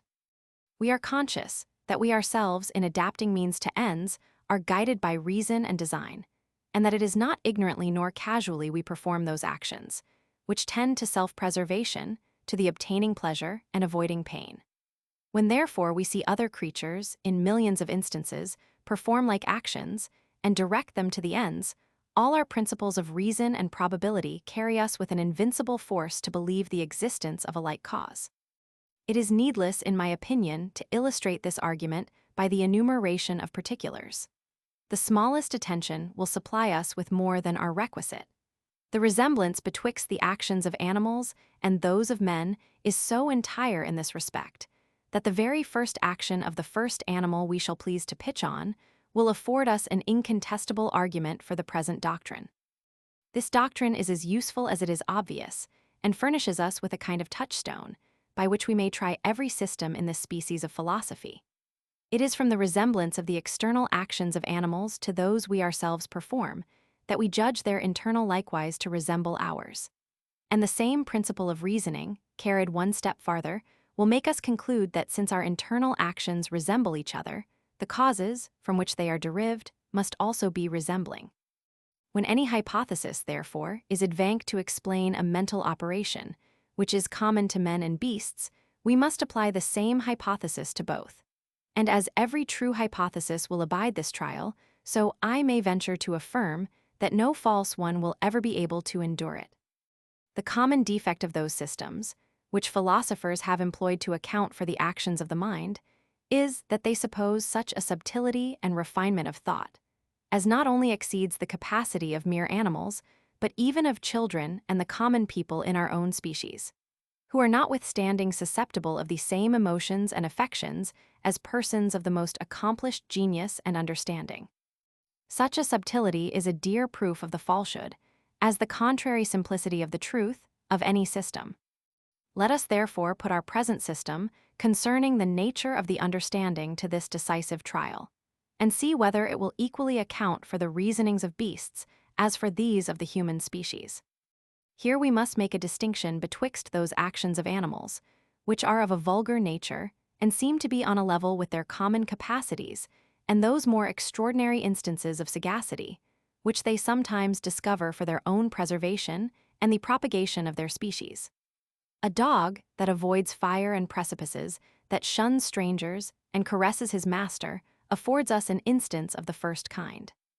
A bird that chooses with such care and nicety the place and materials of her nest, and sits upon her eggs for a due time, and in suitable season, with all the precaution that a chimist is capable of in the most delicate projection, furnishes us with a lively instance of the second. As to the former actions, I assert they proceed from a reasoning that is not in itself different, nor founded on different principles, from that which appears in human nature. It is necessary, in the first place, that there be some impression immediately present to their memory or senses in order to be the foundation of their judgment. From the tone of voice, the dog infers his master's anger and foresees his own punishment. From a certain sensation affecting his smell, he judges his game not to be far distant from him. Secondly, the inference he draws from the present impression is built on experience and on his observation of the conjunction of objects in past instances. As you vary this experience, he varies his reasoning. Make a beating follow upon one sign or motion for some time, and afterwards upon another, and he will successively draw different conclusions according to his most recent experience. Now let any philosopher make a trial and endeavor to explain that act of the mind, which we call belief, and give an account of the principles from which it is derived, independent of the influence of custom on the imagination, and let his hypothesis be equally applicable to beasts as to the human species. And after he has done this, I promise to embrace his opinion. But at the same time, I demand as an equitable condition that if my system be the only one which can answer to all these terms, it may be received as entirely satisfactory and convincing, and that it is the only one is evident almost without any reasoning. Beasts certainly never perceive any real connection among objects. It is therefore by experience they infer one from another. They can never by any arguments form a general conclusion that those objects of which they have had no experience resemble those of which they have. It is therefore by means of custom alone that experience operates upon them. All this was sufficiently evident with respect to man, but with respect to beasts there cannot be the least suspicion of mistake, which must be owned to be a strong confirmation, or rather an invincible proof of my system. Nothing shows more the force of habit in reconciling us to any phenomenon than this, that men are not astonished at the operations of their own reason, at the same time that they admire the instinct of animals and find a difficulty in explaining it, merely because it cannot be reduced to the very same principles. To consider the matter aright, reason is nothing but a wonderful and unintelligible instinct in our souls, which carries us along a certain train of ideas and endows them with particular qualities, according to their particular situations and relations. This instinct, it is true, arises from past observation and experience. But can anyone give the ultimate reason why past experience and observation produces such an effect, any more than why nature alone shall produce it? Nature may certainly produce whatever can arise from habit. Nay, habit is nothing but one of the principles of nature, and derives all its force from that origin. Part 4 of the Skeptical and Other Systems of Philosophy. Sect, I of skepticism with regard to reason. In all demonstrative sciences the rules are certain and infallible, but when we apply them, our fallible said uncertain faculties are very apt to depart from them and fall into error. We must therefore, in every reasoning form a new judgment, as a check or control on our first judgment or belief, and must enlarge our view to comprehend a kind of history of all the instances wherein our understanding has deceived us, compared with those wherein its testimony was just and true. Our reason must be considered as a kind of cause, of which truth is the natural effect, but such a one as by the eruption of other causes, and by the inconstancy of our mental powers, may frequently be prevented. By this means, all knowledge degenerates into probability, and this probability is greater or less, according to our experience of the veracity or deceitfulness of our understanding, and according to the simplicity or intricacy of the question. There is no algebraist nor mathematician so expert in his science as to place entire confidence in any truth immediately upon his discovery of it, or regard it as anything but a mere probability. Every time he runs over his proofs, his confidence increases, but still more by the approbation of his friends, and is raised to its utmost perfection by the universal assent and applauses of the learned world. Now it is evident that this gradual increase of assurance is nothing but the addition of new probabilities, and is derived from the constant union of causes and effects, according to past experience and observation. In accompts of any length or importance, merchants seldom trust to the infallible certainty of numbers for their security, but by the artificial structure of the accompts, produce a probability beyond what is derived from the skill and experience of the accomptant. For that is plainly of itself some degree of probability, though uncertain and variable, according to the degrees of his experience and length of the accompt. Now, as none will maintain that our assurance in a long numeration exceeds probability, I may safely affirm that there scarce is any proposition concerning numbers, of which we can have a fuller security. For it is easily possible, by gradually diminishing the numbers, to reduce the longest series of addition to the most simple question, which can be formed to an addition of two single numbers. And upon this supposition, we shall find it impracticable to show the precise limits of knowledge and of probability, or discover that particular number, at which the one ends and the other begins. But knowledge and probability are of such contrary and disagreeing natures that they cannot well run insensibly into each other, and that because they will not divide, but must be either entirely present or entirely absent. Besides, if any single addition were certain, every one would be so, and consequently the whole or total sum, unless the whole can be different from all its parts. I had almost said that this was certain, but I reflect that it must reduce itself, as well as every other reasoning, and from knowledge degenerate into probability. Since therefore all knowledge resolves itself into probability, and becomes at last of the same nature with that evidence, which we employ in common life, we must now examine this latter species of reasoning, and see on what foundation it stands. In every judgment which we can form concerning probability as well as concerning knowledge, we ought always to correct the first judgment, derived from the nature of the object, by another judgment, derived from the nature of the understanding. It is certain a man of solid sense and long experience ought to have, and usually has, a greater assurance in his opinions than one that is foolish and ignorant, and that our sentiments have different degrees of authority, even with ourselves, in proportion to the degrees of our reason and experience. In the man of the best sense and longest experience, this authority is never entire, since even such a one must be conscious of many errors in the past, and must still dread the like for the future. Here then arises a new species of probability to correct and regulate the first, and fix its just standard and proportion. As demonstration is subject to the control of probability, so is probability liable to a new correction by a reflex act of the mind, wherein the nature of our understanding and our reasoning from the first probability become our objects.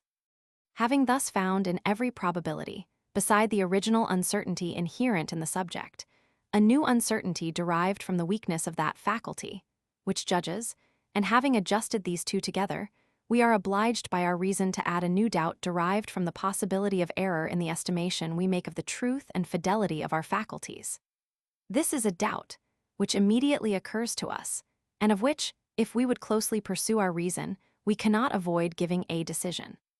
But this decision, though it should be favorable to our preceding judgment, being founded only on probability, must weaken still further our first evidence, and must itself be weakened by a fourth doubt of the same kind, and so on in infinitum, till at last there remain nothing of the original probability, however great we may suppose it to have been, and however small the diminution by every new uncertainty.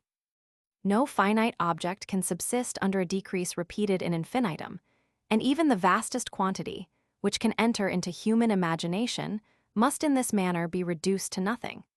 Let our first belief be never so strong, it must infallibly perish by passing through so many new examinations, of which each diminishes somewhat of its force and vigor. When I reflect on the natural fallibility of my judgment, I have less confidence in my opinions than when I only consider the objects concerning which I reason, and when I proceed still farther, to turn the scrutiny against every successive estimation I make of my faculties. All the rules of logic require a continual diminution, and at last a total extinction of belief and evidence.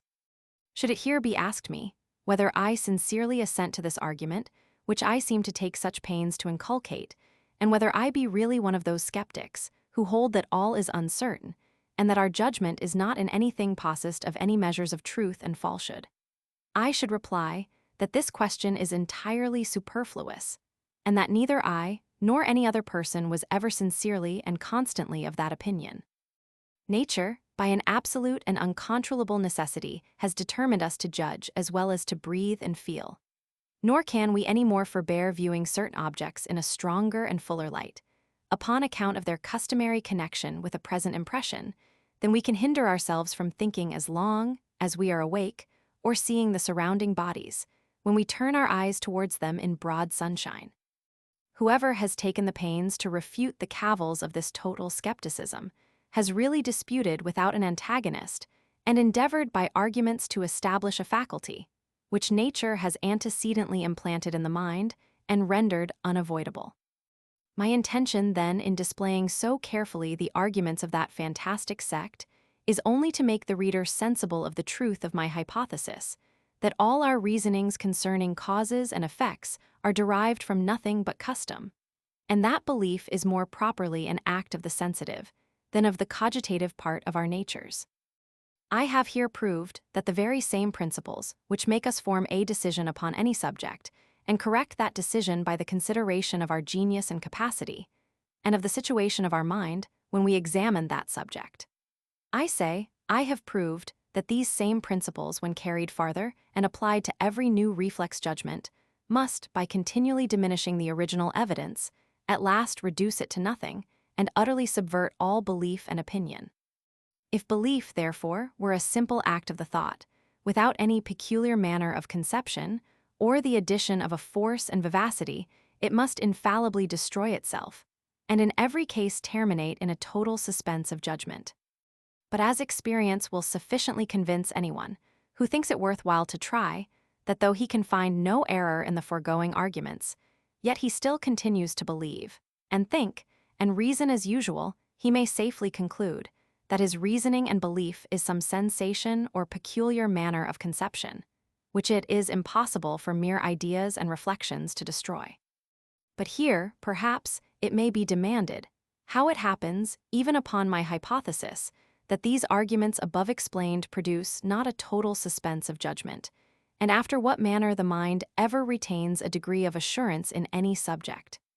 For as these new probabilities, which by their repetition perpetually diminish the original evidence, are founded on the very same principles, whether of thought or sensation, as the primary judgment, it may seem unavoidable, that in either case they must equally subvert it, and by the opposition either of contrary thoughts or sensations, reduce the mind to a total uncertainty.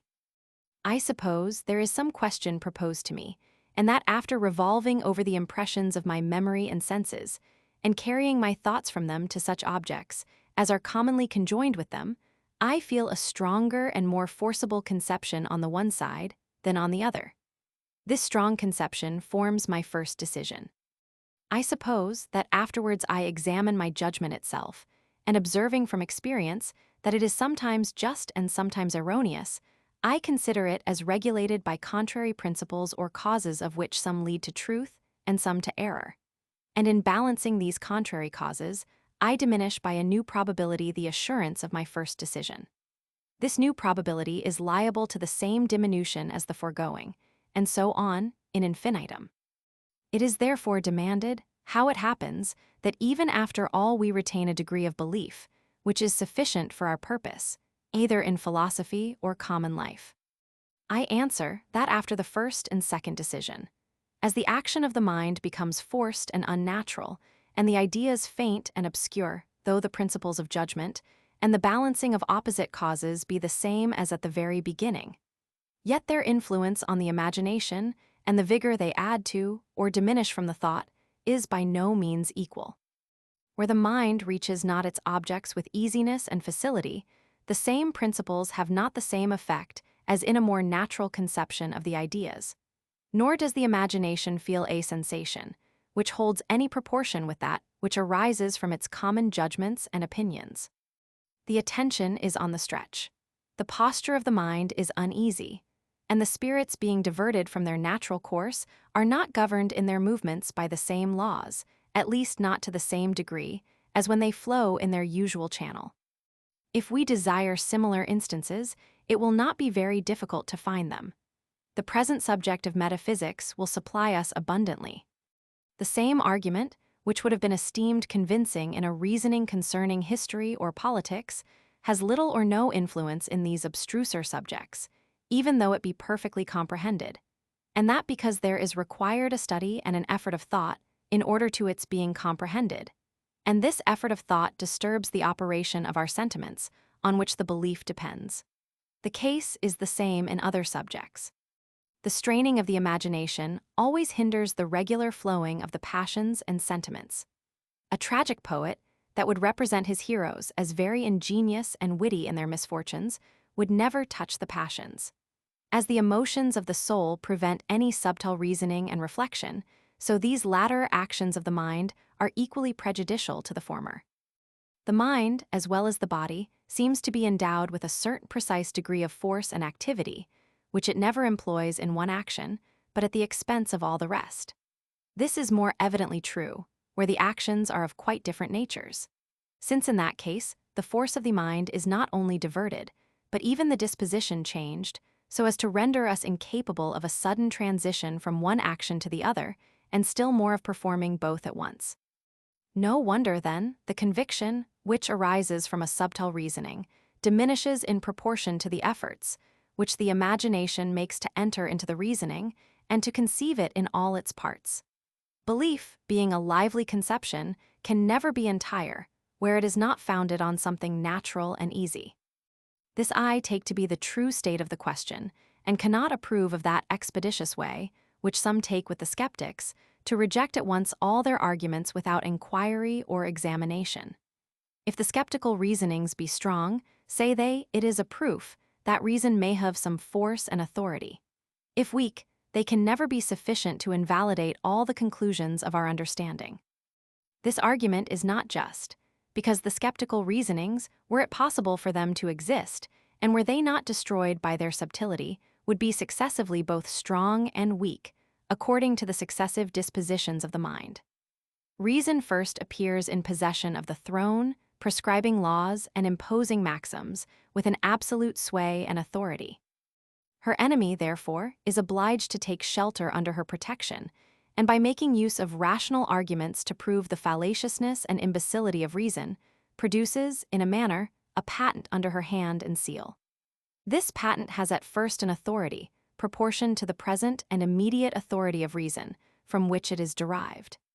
But as it is supposed to be contradictory to reason, it gradually diminishes the force of that governing power and its own at the same time, till at last they both vanish away into nothing, by a regulax and just diminution. The skeptical and dogmatical reasons are of the same kind, though contrary in their operation and tendency, so that where the latter is strong, it has an enemy of equal force in the former to encounter. And as their forces were at first equal, they still continue so, as long as either of them subsists, nor does one of them lose any force in the contest, without taking as much from its antagonist. It is happy, therefore, that nature breaks the force of all skeptical arguments in time, and keeps them from having any considerable influence on the understanding. Were we to trust entirely to their self-destruction, that can never take place, until they have first subverted all conviction and have totally destroyed human reason. Sect, Roman 2, of skepticism with regard to the senses. Thus the skeptic still continues to reason and believe, even though he asserts that he cannot defend his reason by reason. And by the same rule he must assent to the principle concerning the existence of body, though he cannot pretend by any arguments of philosophy to maintain its veracity. Nature has not left this to his choice, and has doubtless esteemed it an affair of too great importance to be trusted to our uncertain reasonings and speculations.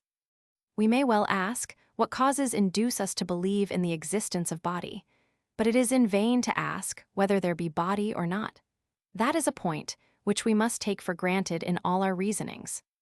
The subject, then, of our present inquiry is concerning the causes which induce us to believe in the existence of body, and my reasonings on this head I shall begin with a distinction, which at first sight may seem superfluous, but which will contribute very much to the perfect understanding of what follows. We ought to examine apart those two questions, which are commonly confounded together, viz.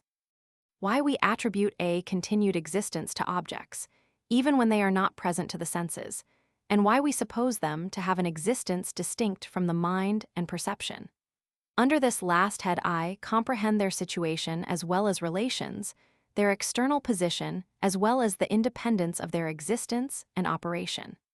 These two questions concerning the continued and distinct existence of body are intimately connected together.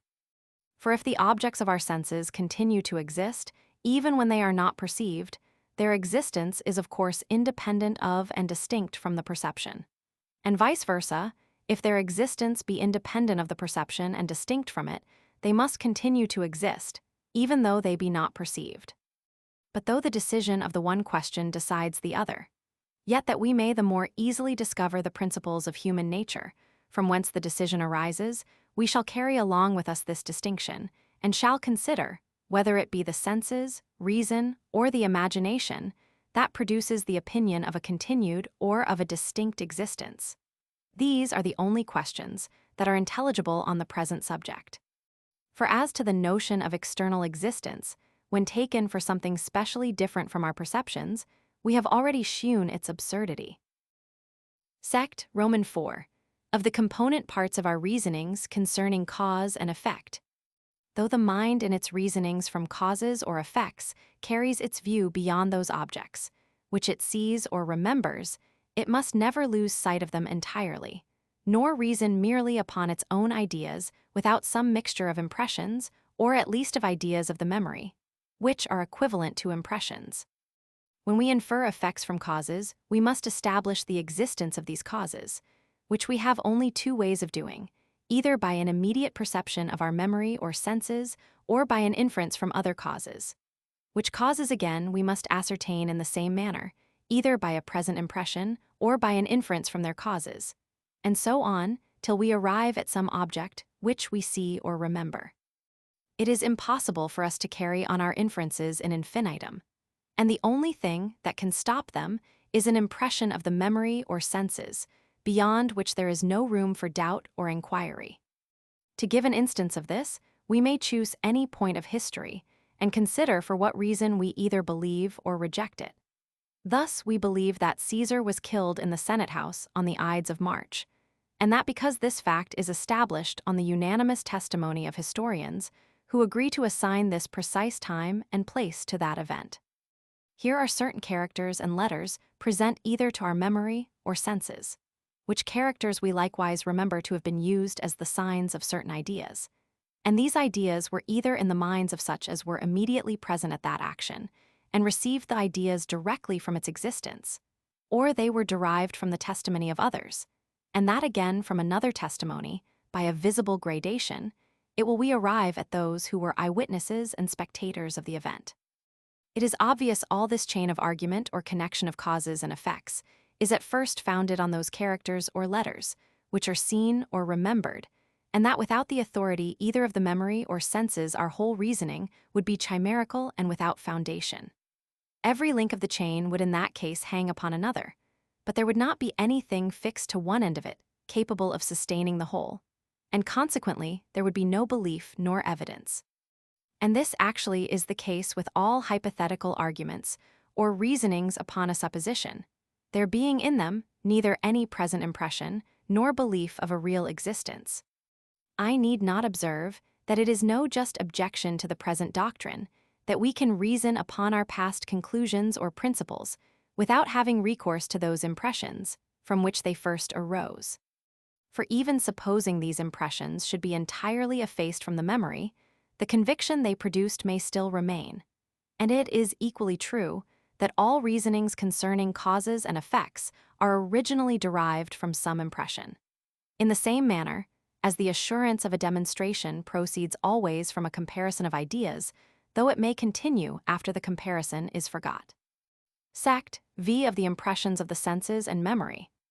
In this kind of reasoning, then, from causation, we employ materials, which are of a mixed and heterogeneous nature, and which, however connected, are yet essentially different from each other. All our arguments concerning causes and effects consist both of an impression of the memory, or senses, and of the idea of that existence, which produces the object of the impression, or is produced by it. Here, therefore, we have three things to explain, viz. First, the original impression. Secondly, the transition to the idea of the connected cause or effect. Thirdly, the nature and qualities of that idea. As to those impressions, which arise from the senses, their ultimate cause is, in my opinion, perfectly inexplicable by human reason, and it will always be impossible to decide with certainty whether they arise immediately from the object, or are produced by the creative power of the mind, or are derived from the author of our being. Nor is such a question any way material to our present purpose. We may draw inferences from the coherence of our perceptions, whether they be true or false, whether they represent nature justly, or be mere illusions of the senses.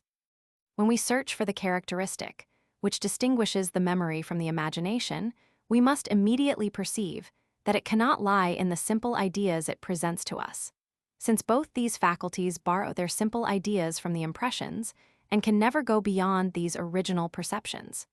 These faculties are as little distinguished from each other by the arrangement of their complex ideas. For though it be a peculiar property of the memory to preserve the original order and position of its ideas, while the imagination transposes and changes them, as it pleases, yet this difference is not sufficient to distinguish them in their operation, or make us know the one from the other, it being impossible to recall the past impressions in order to compare them with our present ideas and see whether their arrangement be exactly similar. Since therefore the memory is known neither by the order of its complex ideas nor the nature of its simple ones, it follows that the difference betwixt it and the imagination lies in its superior force and vivacity. A man may indulge his fancy in feigning any past scene of adventures, nor would there be any possibility of distinguishing this from a remembrance of a like kind, were not the ideas of the imagination fainter and more obscure. It frequently happens that when two men have been engaged in any scene of action, the one shall remember it much better than the other, and shall have all the difficulty in the world to make his companion recollect it. He runs over several circumstances in vain, mentions the time, the place, the company, what was said, what was done on all sides, till at last he hits on some lucky circumstance that revives the whole and gives his friend a perfect memory of everything.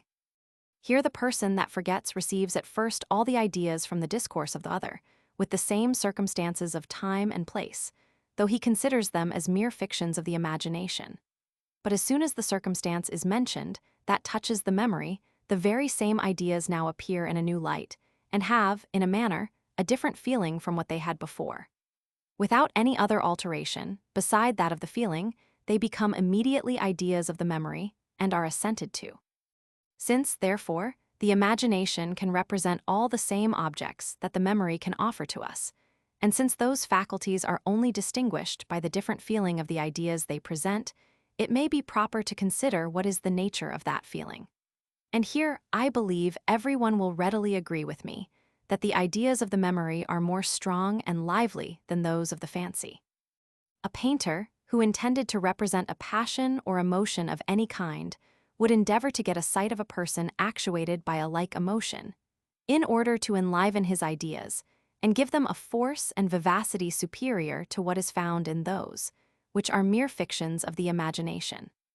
The more recent this memory is, the clearer is the idea, and when after a long interval he would return to the contemplation of his object, he always finds its idea to be much decayed, if not wholly obliterated. We are frequently in doubt concerning the ideas of the memory, as they become very weak and feeble, and are at a loss to determine whether any image proceeds from the fancy or the memory, when it is not drawn in such lively colors as distinguish that latter faculty. I think I remember such an event, says one, but am not sure. A long tract of time has almost worn it out of my memory, and leaves me uncertain whether or not it be the pure offspring of my fancy. And as an idea of the memory, by losing its force and vivacity, may degenerate to such a degree as to be taken for an idea of the imagination. So, on the other hand, an idea of the imagination may acquire such a force and vivacity as to pass for an idea of the memory and counterfeit its effects on the belief and judgment. This is noted in the case of liars, who by the frequent repetition of their lies come at last to believe and remember them as realities. Custom and habit having in this case, as in many others, the same influence on the mind as nature, and in fixing the idea with equal force and vigor. Thus it appears that the belief or assent, which always attends the memory and senses, is nothing but the vivacity of those perceptions they present, and that this alone distinguishes them from the imagination. To believe is in this case to feel an immediate impression of the senses or a repetition of that impression in the memory. It is merely the force and liveliness of the perception, which constitutes the first act of the judgment and lays the foundation of that reasoning, which we build upon it when we trace the relation of cause and effect. Sect, Romans 6, of the inference from the impression to the idea. It is easy to observe that in tracing this relation, the inference we draw from cause to effect is not derived merely from a survey of these particular objects, and from such a penetration into their essences as may discover the dependence of the one upon the other. There is no object, which implies the existence of any other if we consider these objects in themselves, and never look beyond the ideas which we form of them. Such an inference would amount to knowledge, and would imply the absolute contradiction and impossibility of conceiving anything different. But as all distinct ideas are separable, it is evident there can be no impossibility of that kind. When we pass from a present impression to the idea of any object, we might possibly have separated the idea from the impression and have substituted any other idea in its room. It is therefore by experience only that we can infer the existence of one object from that of another. The nature of experience is this. We remember to have had frequent instances of the existence of one species of objects, and also remember that the individuals of another species of objects have always attended them, and have existed in a regular order of contiguity and succession with regard to them. Thus we remember to have seen that species of object we call flame, and to have felt that species of sensation we call heat. We likewise call to mind their constant conjunction in all past instances. Without any farther ceremony, we call the one cause and the other effect, and infer the existence of the one from that of the other. In all those instances from which we learn the conjunction of particular causes and effects, both the causes and effects have been perceived by the senses and are remembered. But in all cases, wherein we reason concerning them, there is only one perceived or remembered, and the other is supplied in conformity to our past experience. Thus, in advancing, we have insensibly discovered a new relation betwixt cause and effect when we least expected it, and were entirely employed upon another subject. This relation is their constant conjunction. Contiguity and succession are not sufficient to make us pronounce any two objects to be cause and effect, unless we perceive that these two relations are preserved in several instances. We may now see the advantage of quitting the direct survey of this relation in order to discover the nature of that necessary connection which makes so essential a part of it. There are hopes that by this means we may at last arrive at our proposed end, though to tell the truth, this new discovered relation of a constant conjunction seems to advance us but very little in our way. For it implies no more than this, that like objects have always been placed in like relations of contiguity and succession, and it seems evident, at least at first sight, that by this means we can never discover any new idea, and can only multiply but not enlarge the objects of our mind. It may be thought that what we learn not from one object, we can never learn from 100, which are all of the same kind, and are perfectly resembling in every circumstance. As our senses show us in one instance two bodies, or motions, or qualities in certain relations of success and contiguity, so our memory presents us only with a multitude of instances, wherein we always find like bodies, motions, or qualities in like relations. From the mere repetition of any past impression, even to infinity, there never will arise any new original idea, such as that of a necessary connection. And the number of impressions has in this case no more effect than if we confined ourselves to one only. But though this reasoning seems just and obvious, yet as it would be folly to despair too soon, we shall continue the thread of our discourse. And having found that after the discovery of the constant conjunction of any objects, we always draw an inference from one object to another, we shall now examine the nature of that inference, and of the transition from the impression to the idea.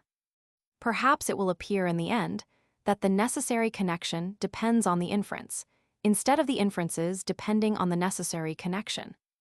Since it appears that the transition from an impression present to the memory or senses to the idea of an object, which we call cause or effect, is founded on past experience, and on our remembrance of their constant conjunction, the next question is whether experience produces the idea by means of the understanding or imagination, whether we are determined by reason to make the transition, or by assert association and relation of perceptions. If reason determined us, it would proceed upon that principle, that instances of which we have had no experience must resemble those of which we have had experience, and that the course of nature continues always uniformly the same. In order therefore to clear up this matter, let us consider all the arguments upon which such a proposition may be supposed to be founded. And as these must be derived either from knowledge or probability, let us cast our eye on each of these degrees of evidence and see whether they afford any just conclusion of this nature. Our foregoing method of reasoning will easily convince us that there can be no demonstrative arguments to prove that those instances of which we have had no experience resemble those of which we have had experience. We can at least conceive a change in the course of nature, which sufficiently proves that such a change is not absolutely impossible. To form a clear idea of anything is an undeniable argument for its possibility, and is alone a refutation of any pretended demonstration against it. Probability, as it discovers not the relations of ideas, considered as such, but only those of objects, must in some respects be founded on the impressions of our memory and senses, and in some respects on our ideas. Were there no mixture of any impression in our probable reasonings, the conclusion would be entirely chimerical. And were there no mixture of ideas, the action of the mind, in observing the relation, would, properly speaking, be sensation, not reasoning. It is therefore necessary that in all probable reasonings there be something present to the mind, either seen or remembered, and that from this we infer something connected with it, which is not seen nor remembered. The only connection or relation of objects, which can lead us beyond the immediate impressions of our memory and senses, is that of cause and effect, and that because it is the only one on which we can found a just inference from one object to another. The idea of cause and effect is derived from experience, which informs us that such particular objects, in all past instances, have been constantly conjoined with each other. And as an object similar to one of these is supposed to be immediately present in its impression, we thence presume on the existence of one similar to its usual attendant. According to this account of things, which is, I think, in every point unquestionable, probability is founded on the presumption of a resemblance betwixt those objects, of which we have had experience, and those of which we have had none, and therefore it is impossible this presumption can arise from probability. The same principle cannot be both the cause and effect of another, and this is, perhaps, the only proposition concerning that relation, which is either intuitively or demonstratively certain. Should anyone think to elude this argument, and without determining whether our reasoning on this subject be derived from demonstration or probability, pretend that all conclusions from causes and effects are built on solid reasoning, I can only desire that this reasoning may be produced in order to be exposed to our examination. It may, perhaps, be said that after experience of the constant conjunction of certain objects, we reason in the following manner. Such an object is always found to produce another. It is impossible it could have this effect if it was not endowed with a power of production. The power necessarily implies the effect, and therefore there is a just foundation for drawing a conclusion from the existence of one object to that of its usual attendant. The past production implies a power.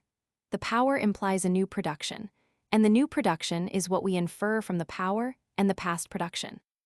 It were easy for me to show the weakness of this reasoning, were I willing to make use of those observations I have already made, that the idea of production is the same with that of causation, and that no existence certainly and demonstratively implies a power in any other object. Or were it proper to anticipate what I shall have occasion to remark afterwards concerning the idea we form of power and efficacy. But as such a method of proceeding may seem either to weaken my system, by resting one part of it on another, or to breed a confusion in my reasoning, I shall endeavor to maintain my present assertion without any such assistance. It shall therefore be allowed for a moment that the production of one object by another in any one instance implies a power, and that this power is connected with its effect. But it having been already proved that the power lies not in the sensible qualities of the cause, and there being nothing but the sensible qualities present to us, I ask, why in other instances you presume that the same power still exists, merely upon the appearance of these qualities? Your appeal to past experience decides nothing in the present case, and at the utmost can only prove that that very object, which produced any other, was at that very instant endowed with such a power, but can never prove that the same power must continue in the same object or collection of sensible qualities.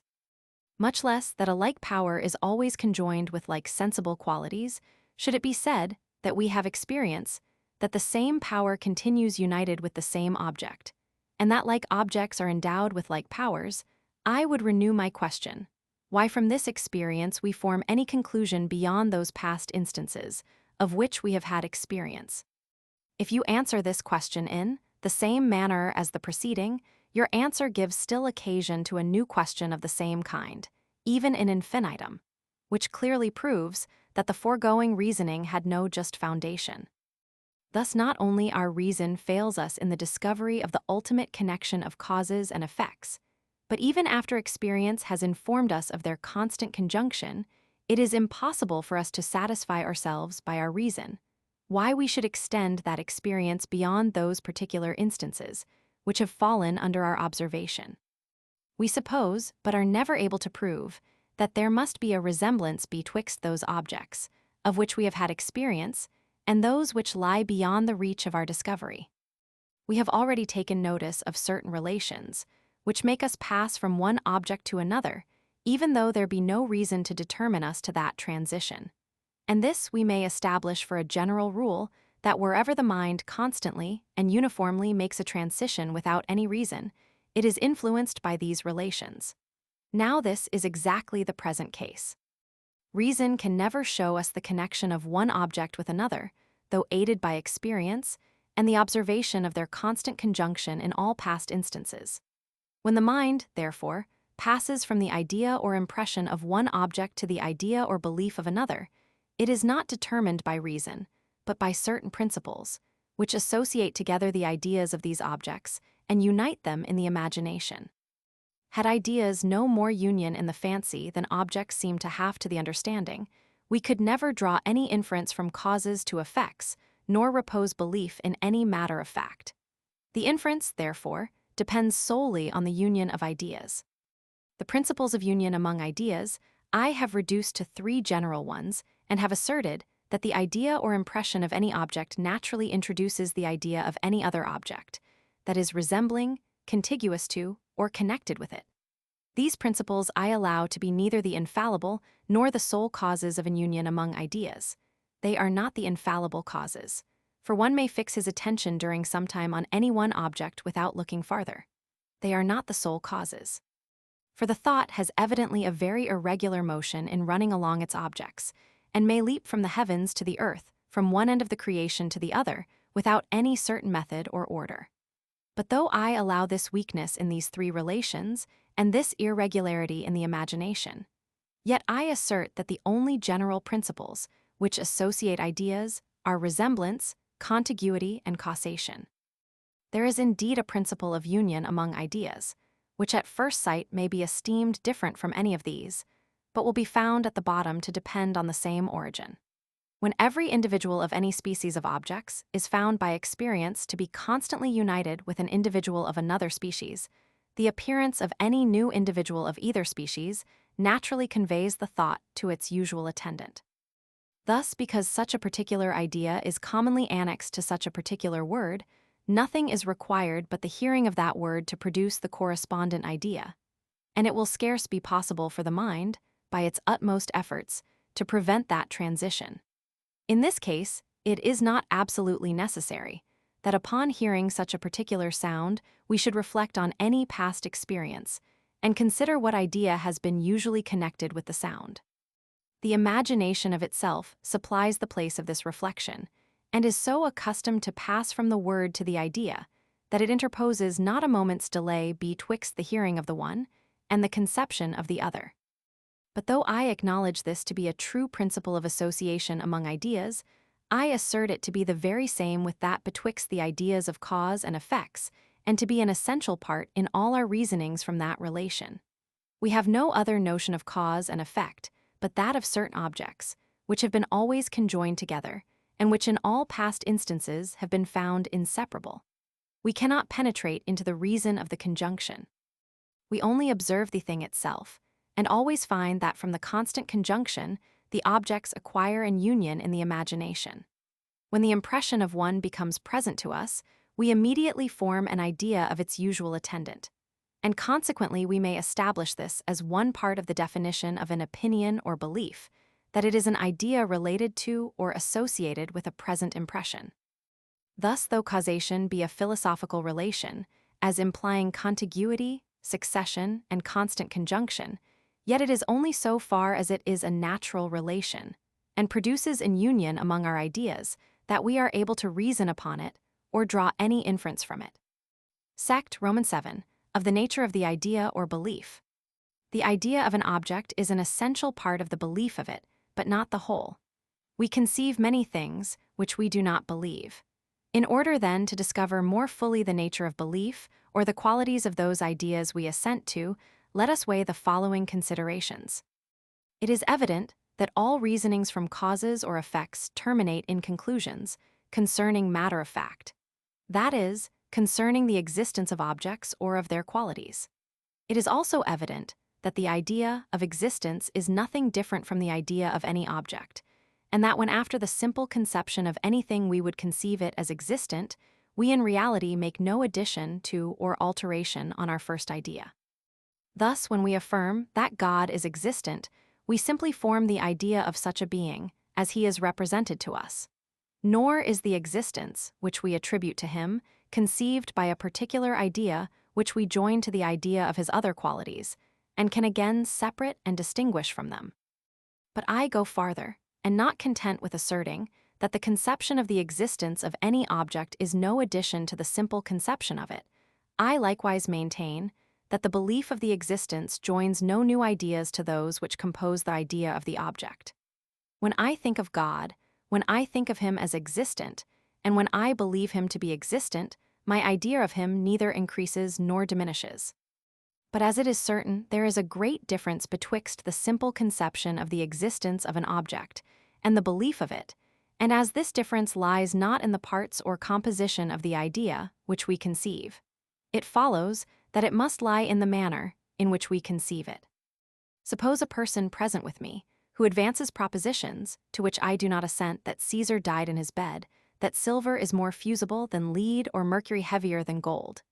It is evident that notwithstanding my incredulity, I clearly understand his meaning and form all the same ideas which he forms. My imagination is endowed with the same powers as his, nor is it possible for him to conceive any idea which I cannot conceive, nor conjoin any which I cannot conjoin. I therefore ask, wherein consists the difference betwixt believing and disbelieving any proposition? The answer is easy with regard to propositions that are proved by intuition or demonstration. In that case, the person who assents not only conceives the ideas according to the proposition, but is necessarily determined to conceive them in that particular manner, either immediately or by the interposition of other ideas. Whatever is absurd is unintelligible, nor is it possible for the imagination to conceive anything contrary to a demonstration. But as in reasonings from causation, and concerning matters of fact, this absolute necessity cannot take place, and the imagination is free to conceive both sides of the question, I still ask, wherein consists the difference betwixt incredulity and belief? Since in both cases the conception of the idea is equally possible and requisite. It will not be a satisfactory answer to say that a person who does not assent to a proposition you advance, after having conceived the object in the same manner with you, immediately conceives it in a different manner and has different ideas of it. This answer is unsatisfactory, not because it contains any falsehood, but because it discovers not all the truth. It is contest that in all cases wherein we dissent from any person, We conceive both sides of the question. But as we can believe only one, it evidently follows that the belief must make some difference betwixt that conception to which we assent and that from which we dissent. We may mingle and unite and separate and confound and vary our ideas in 100 different ways. But until there appears some principle which fixes one of these different situations, we have in reality no opinion. And this principle, as it plainly makes no addition to our precedent ideas, can only change the manner of our conceiving them. All the perceptions of the mind are of two kinds, viz., impressions and ideas, which differ from each other only in their different degrees of force and vivacity. Our ideas are copied from our impressions and represent them in all their parts. When you would anyway vary the idea of a particular object, you can only increase or diminish its force and vivacity. If you make any other change on it, it represents a different object or impression. The case is the same as in colors. A particular shade of any color may acquire a new degree of liveliness or brightness without any other variation. But when you produce any other variation, it is no longer the same shade or color. So that as belief does nothing but vary the manner in which we conceive any object, it can only bestow on our ideas an additional force and vivacity. An opinion, therefore, or belief may be most accurately defined, a lively idea related to or associated with a present impression. We may here take occasion to observe a very remarkable error, which, being frequently inculcated in the schools, has become a kind of established maxim, and is universally received by all logicians. This error consists in the vulgar division of the acts of the understanding into conception, judgment, and reasoning, and in the definitions we give of them. Conception is defined to be the simple survey of one or more ideas, judgment to be the separating or uniting of different ideas, reasoning to be the separating or uniting of different ideas by the interposition of others, which show the relation they bear to each other. But these distinctions and definitions are faulty in very considerable articles. For first, it is far from being true that in every judgment which we form, we unite two different ideas. Since in that proposition, God is, or indeed any other, which regards existence, the idea of existence is no distinct idea, which we unite with that of the object, and which is capable of forming a compound idea by the union. Secondly, as we can thus form a proposition, which contains only one idea, so we may exert our reason without employing more than two ideas, and without having recourse to a third to serve as a medium betwixt them. We infer a cause immediately from its effect, and this inference is not only a true species of reasoning, but the strongest of all others, and more convincing than when we interpose another idea to connect the two extremes. What we may in general affirm concerning these three acts of the understanding is that, taking them in a proper light, they all resolve themselves into the first, and are nothing but particular ways of conceiving our objects. Whether we consider a single object or several, whether we dwell on these objects or run from them to others, and in whatever form or order we survey them, the act of the mind exceeds not a simple conception. And the only remarkable difference which occurs on this occasion is when we join belief to the conception and are persuaded of the truth of what we conceive. This act of the mind has never yet been explained by any philosopher, and therefore I am at liberty to propose my hypothesis concerning it, which is that it is only a strong and steady conception of any idea, and such as approaches in some measure to an immediate impression. Here are the heads of those arguments, which lead us to this conclusion. When we infer the existence of an object from that of others, some object must always be present either to the memory or senses, in order to be the foundation of our reasoning, since the mind cannot run up with its inferences in infinitum. Reason can never satisfy us that the existence of any one object does ever imply that of another, so that when we pass from the impression of one to the idea or belief of another, we are not determined by reason, but by custom or a principle of association. But belief is somewhat more than a simple idea. It is a particular manner of forming an idea, and as the same idea can only be varied by a variation of its degrees of force and vivacity, it follows upon the whole that belief is a lively idea produced by a relation to a present impression, according to the foregoing definition. This operation of the mind, which forms the belief of any matter of fact, seems hitherto to have been one of the greatest mysteries of philosophy, though no one has so much as suspected that there was any difficulty in explaining it. For my part, one must own that I find a considerable difficulty in the case, and that even when I think I understand the subject perfectly, I am at a loss for terms to express my meaning. I conclude, by an induction which seems to me very evident, that an opinion or belief is nothing but an idea that is different from a fiction, not in the nature or the order of its parts, but in the manner of its being conceived. But when I would explain this manner, I scarce find any word that fully answers the case, but am obliged to have recourse to everyone's feeling in order to give him a perfect notion of this operation of the mind. An idea assented to feels different from a fictitious idea that the fancy alone presents to us, and this different feeling I endeavor to explain by calling it a superior force, or vivacity, or solidity, or firmness, or steadiness. This variety of terms, which may seem so unphilosophical, is intended only to express that act of the mind, which renders realities more present to us than fictions, causes them to weigh more in the thought, and gives them a superior influence on the passions and imagination. Provided we agree about the thing, it is needless to dispute about the terms. The imagination has the command over all its ideas and can join and mix and vary them in all the ways possible. It may conceive objects with all the circumstances of place and time. It may set them, in a manner, before our eyes in their true colors, just as they might have existed. But as it is impossible that that faculty can ever of itself reach belief, it is evident that belief consists not in the nature and order of our ideas, but in the manner of their conception and in their feeling to the mind. To confess that it is impossible to explain perfectly this feeling or manner of conception. We may make use of words that express something near it, but its true and proper name is belief, which is a term that everyone sufficiently understands in common life. And in philosophy, we can go no farther than assert that it is something felt by the mind, which distinguishes the ideas of the judgment from the fictions of the imagination.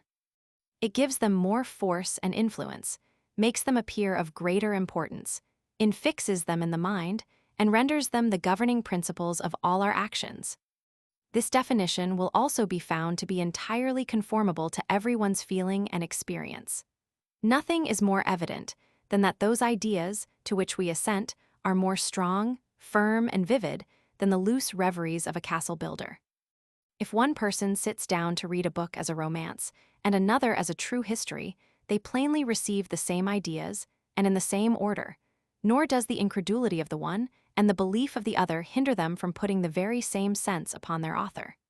His words produce the same ideas in both, though his testimony has not the same influence on them. The latter has a more lively conception of all the incidents. He enters deeper into the concerns of the persons, represents to himself their actions and characters and friendships and enmities.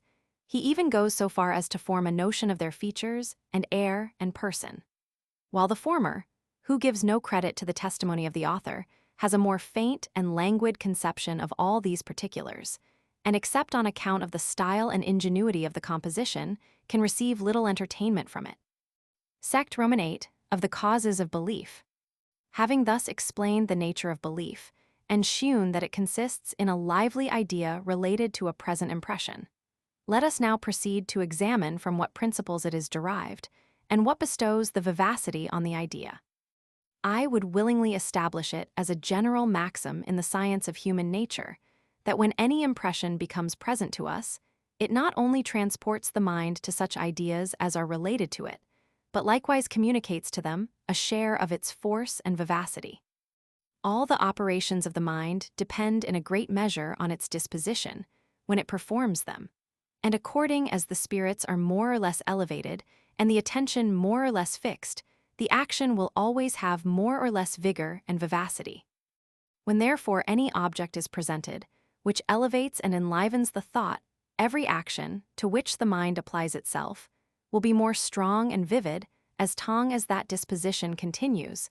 Now it is evident the continuance of the disposition depends entirely on the objects, about which the mind is employed, and that any new object naturally gives a new direction to the spirits, and changes the disposition. As on the contrary, when the mind fixes constantly on the same object, or passes easily and insensibly along related objects, the disposition has a much longer duration.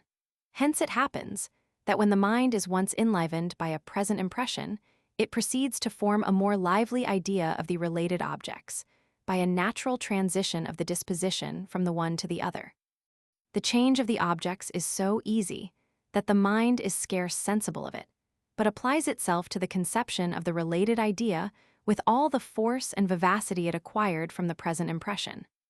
If in considering the nature of relation and that facility of transition, which is essential to it, we can satisfy ourselves concerning the reality of this phenomenon, it is well. But I must confess I place my chief confidence in experience to prove so material a principle. We may therefore observe, as the first experiment to our present purpose, that upon the appearance of the picture of an absent friend, our idea of him is evidently enlivened by the resemblance, and that every passion which that idea occasions, whether of joy or sorrow, acquires new force and vigor. In producing this effect, there concur both a relation and a present impression. Where the picture bears him no resemblance, or at least was not intended for him, it never so much as conveys our thought to him. And where it is absent, as well as the person, though the mind may pass from the thought of the one to that of the other, it feels its idea to be rather weakened than enlivened by that transition. We take a pleasure in viewing the picture of a friend when it is set before us, but when it is removed, rather choose to consider him directly than by reflection in an image, which is equally distinct and obscure. The ceremonies of the Roman Catholic religion may be considered as experiments of the same nature. The devotees of that strange superstition usually plead in excuse of the mummeries, with which they are upbraided, that they feel the good effect of those external motions, and postures, and actions, in enlivening their devotion, and quickening their fervor, which otherwise would decay away, if directed entirely to distant and immaterial objects. We shadow out the objects of our faith, say they, in sensible types and images, and render them more present to us by the immediate presence of these types than it is possible for us to do merely by an intellectual view and contemplation.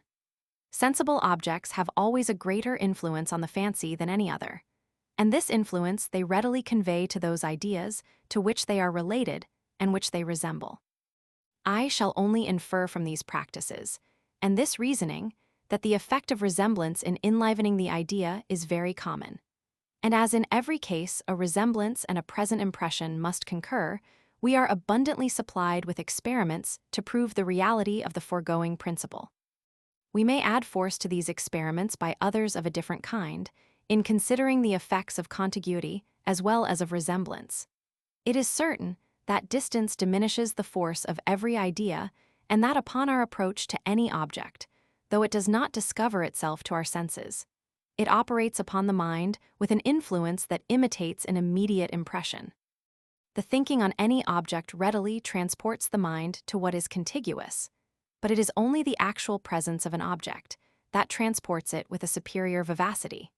When I am a few miles from home, whatever relates to it touches me more nearly than when I am 200 leagues distant, though even at that distance, the reflecting on anything in the neighborhood of my friends and family naturally produces an idea of them. But as in this latter case, both the objects of the mind are ideas. Notwithstanding, there is an easy transition betwixt them. That transition alone is not able to give a superior vivacity to any of the ideas, for want of some immediate impression. Naturae nobis inquit datum dicem and error quadam, ut cum e loca videmus, in quibus memoria dignos viros exceperimus multern esse versitos, magis movimer, quam sequendo aerum ipsorum aut jacta audiamus, aut scriptum aliquad legamus? Velet ego nunc movier. Venit enim mihi platinus in mentum, quem accipimus primern hic disputer solitum, cujus etiam illi hortuli propinqui non memoriam solum mihi afferunt, sed ipsum videnter in conspectu meo hic poner. Hic Speusippus, hic Xenocrates, hic ejus auditor Polemo, cujus ipsa illas sessio fuit, quam videmus. Equidem etiam curiam nostrum, hostilium dico, non hanc novum, qui mihi minor es viter post quam est major, sol barn intune Scipionum, Catunum, Laclium, nostrum viro in primis avum cogiter.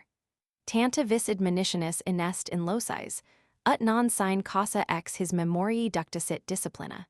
Cicero de Finibus, lib 5. Should I, he said, attribute to instinct or to some kind of illusion the fact that when we see those places in which we are told notable men spent much of their time, we are more powerfully affected than when we hear of the exploits of the men themselves or read something written? This is just what is happening to me now, for I am reminded of Plato who, we are told, was the first to make a practice of holding discussions here. Those gardens of his nearby do not merely put me in mind of him, they seem to set the man himself before my very eyes. Speusippus was here, so was Xenocrates, so was his pupil, Polemo, and that very seat which we may view was his. Then again, when I looked at our Senate house, I mean the old building of Hostilius, not this new one. When it was enlarged, it diminished in my estimation. I used to think of Scipio, Cato, Laelius, and in particular of my own grandfather. Such is the power of places to evoke associations, so it is with good reason that they are used as a basis for memory training. No one can doubt but causation has the same influence as the other two relations, of resemblance and contiguity. Superstitious people are fond of the relics of saints and holy men, for the same reason that they seek after types and images in order to enliven their devotion, and give them a more intimate and strong conception of those exemplary lives, which they desire to imitate. Now it is evident, one of the best relics a devotee could procure would be the handiwork of a saint, and if his clothes and furniture are ever to be considered in this light, it is because they were once at his disposal and were moved and affected by him, in which respect they are to be considered as imperfect effects, and as connected with him by a shorter chain of consequences than any of those, from which we learn the reality of his existence. This phenomenon clearly proves that a present impression with a relation of causation may enliven any idea and consequently produce belief or assent, according to the precedent definition of it.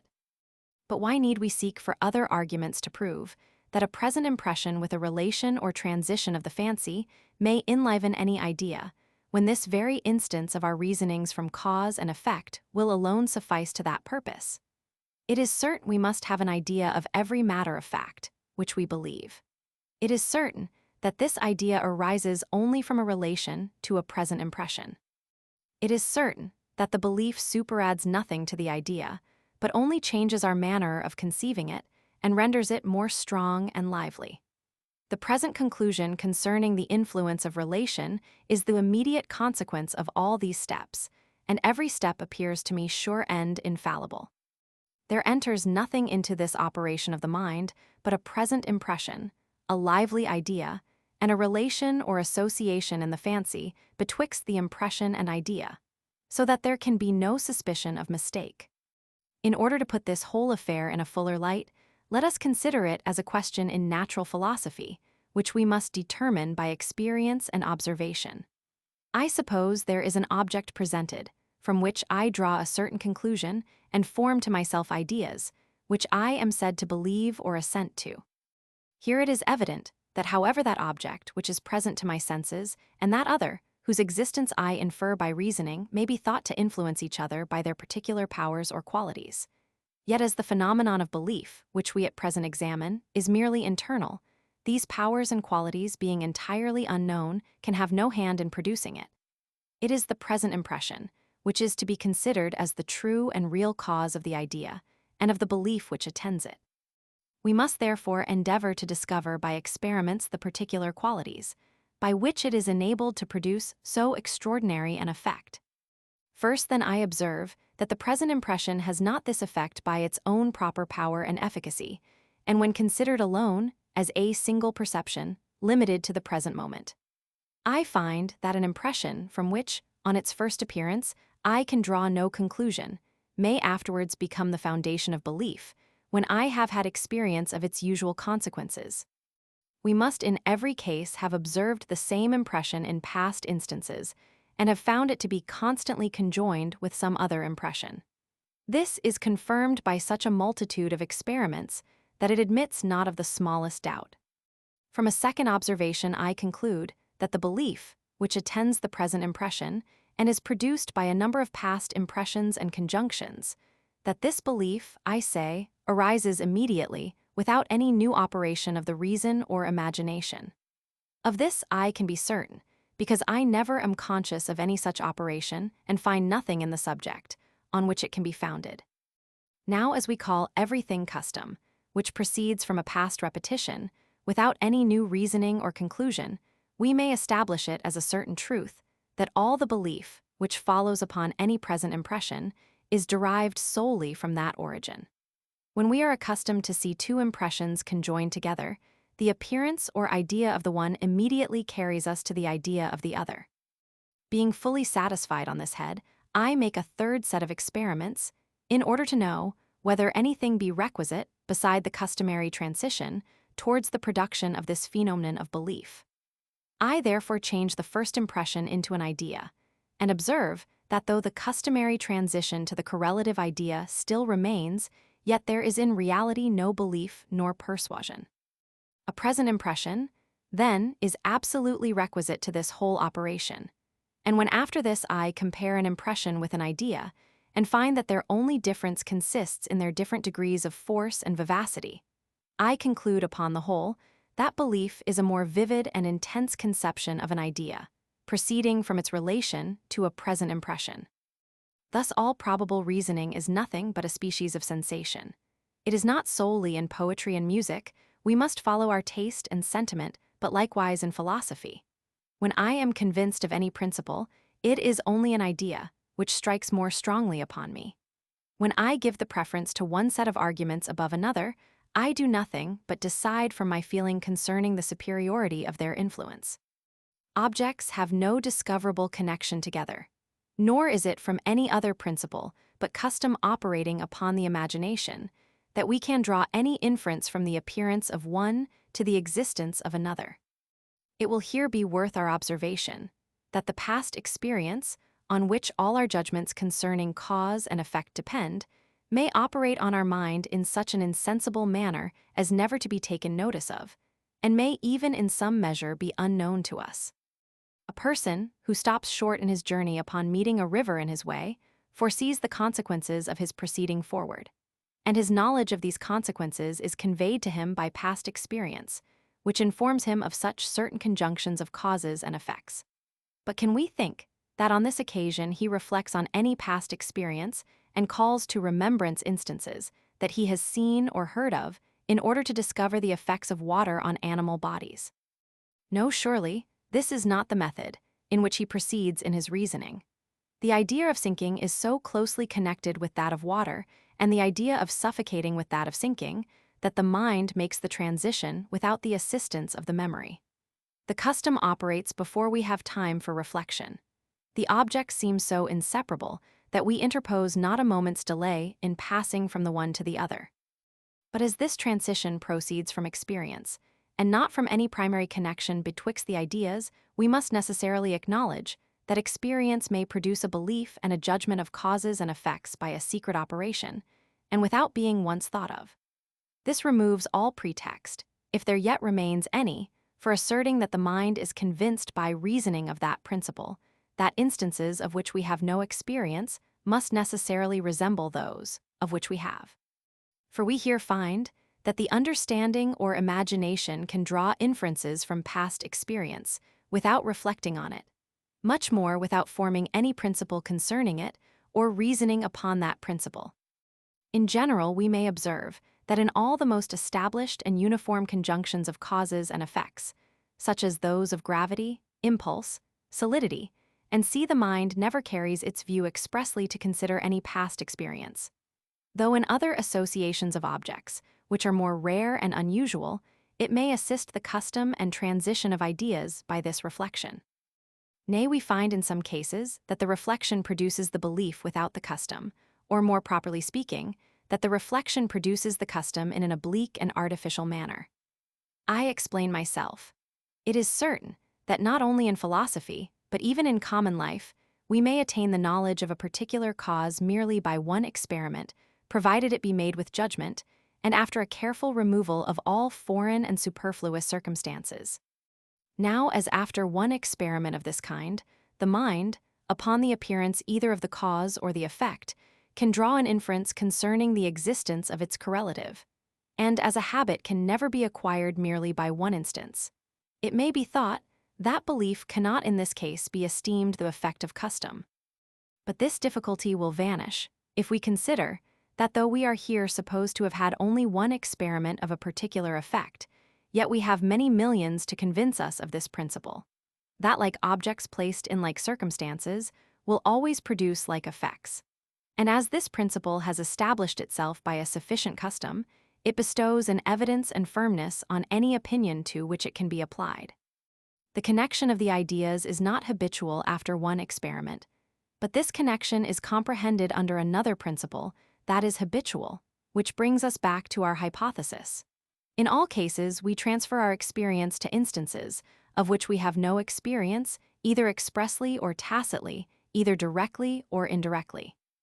I must not conclude this subject without observing that it is very difficult to talk of the operations of the mind with perfect propriety and exactness, because common language has seldom made any very nice distinctions among them, but has generally called by the same term all such as nearly resemble each other.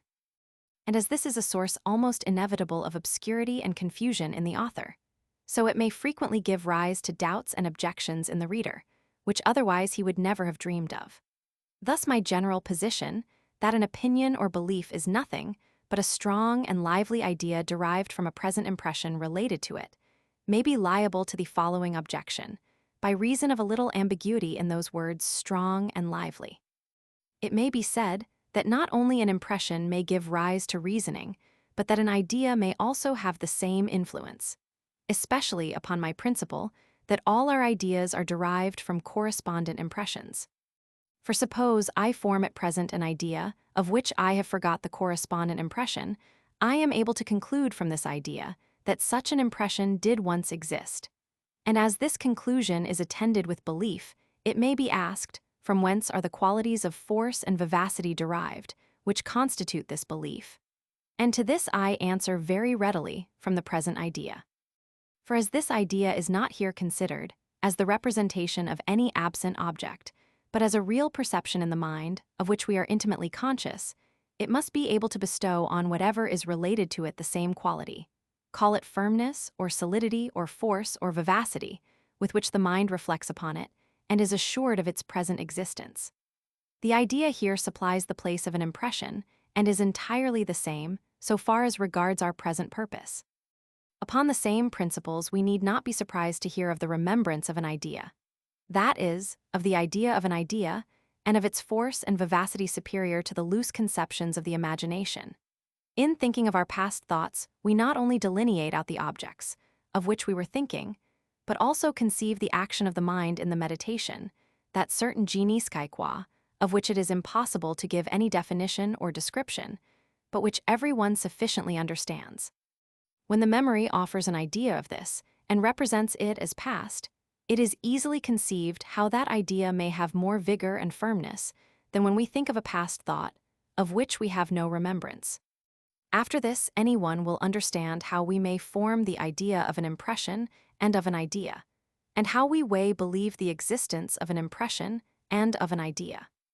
Sect, Roman 9, of the effects of other relations and other habits. However convincing the foregoing arguments may appear, we must not rest contented with them, but must turn the subject on every side, in order to find some new points of view, from which we may illustrate and confirm such extraordinary and such fundamental principles. A scrupulous hesitation to receive any new hypothesis is so laudable a disposition in philosophers, and so necessary to the examination of truth, that it deserves to be complied with, and requires that every argument be produced, which may tend to their satisfaction, and every objection removed, which may stop them in their reasoning. I have often observed that, beside cause and effect, the two relations of resemblance and contiguity are to be considered as associating principles of thought, and as capable of conveying the imagination from one idea to another. I have also observed that when of two objects connected together by any of these relations, one is immediately present to the memory or senses, not only the mind is conveyed to its correlative by means of the associating principle, but likewise conceives it with an additional force and vigor, by the united operation of that principle and of the present impression. All this I have observed, in order to confirm by analogy my explication of our judgments concerning cause and effect. But this very argument may, perhaps, be turned against me, and instead of a confirmation of my hypothesis, may become an objection to it. For it may be said that if all the parts of that hypothesis be true, viz., that these three species of relation are derived from the same principles, that their effects in informing and enlivening our ideas are the same, and that belief is nothing but a more forcible and vivid conception of an idea, it should follow that that action of the mind may not only be derived from the relation of cause and effect, but also from those of contiguity and resemblance. But as we find by experience, that belief arises only from causation, and that we can draw no inference from one object to another. Except they be connected by this relation, we may conclude that there is some error in that reasoning, which leads us into such difficulties. This is the objection. Let us now consider its solution. It is evident that whatever is present to the memory, striking upon the mind with a vivacity which resembles an immediate impression, must become of considerable moment in all the operations of the mind, and must easily distinguish itself above the mere fictions of the imagination. Of these impressions or ideas of the memory, we form a kind of system, comprehending whatever we remember to have been present, either to our internal perception or senses, and every particular of that system joined to the present impressions, we are pleased to call a reality. But the mind stops not here. For finding that with this system of perceptions there is another connected by custom, or if you will, by the relation of cause or effect, it proceeds to the consideration of their ideas. And as it feels that it is in a manner necessarily determined to view these particular ideas, and that the custom or relation by which it is determined admits not of the least change, it forms them into a new system, which it likewise dignifies with the title of realities. The first of these systems is the object of the memory and senses, the second of the judgment. It is this latter principle which peoples the world and brings us acquainted with such existences as by their removal in time and place lie beyond the reach of the senses and memory. By means of it I paint the universe in my imagination and fix my attention on any part of it I please. I form an idea of Rome, which I neither see nor remember, but which is connected with such impressions as I remember to have received from the conversation and books of travelers and historians. This idea of Rome I place in a certain situation on the idea of an object, which I call the globe. I join to it the conception of a particular government and religion and manners. I look backward and consider its first foundation, its several revolutions, successes, and misfortunes. All this and everything else which I believe are nothing but ideas, though by their force and settled order, arising from custom and the relation of cause and effect, they distinguish themselves from the other ideas, which are merely the offspring of the imagination. As to the influence of contiguity and resemblance, we may observe that if the contiguous and resembling object be comprehended in this system of realities, there is no doubt but these two relations will assist that of cause and effect, and infix the related idea with more force in the imagination. This I shall enlarge upon presently.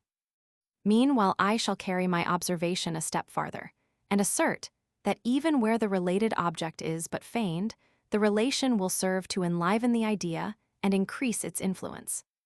A poet, no doubt, will be the better able to form a strong description of the Elysian fields, that he prompts his imagination by the view of a beautiful meadow or garden.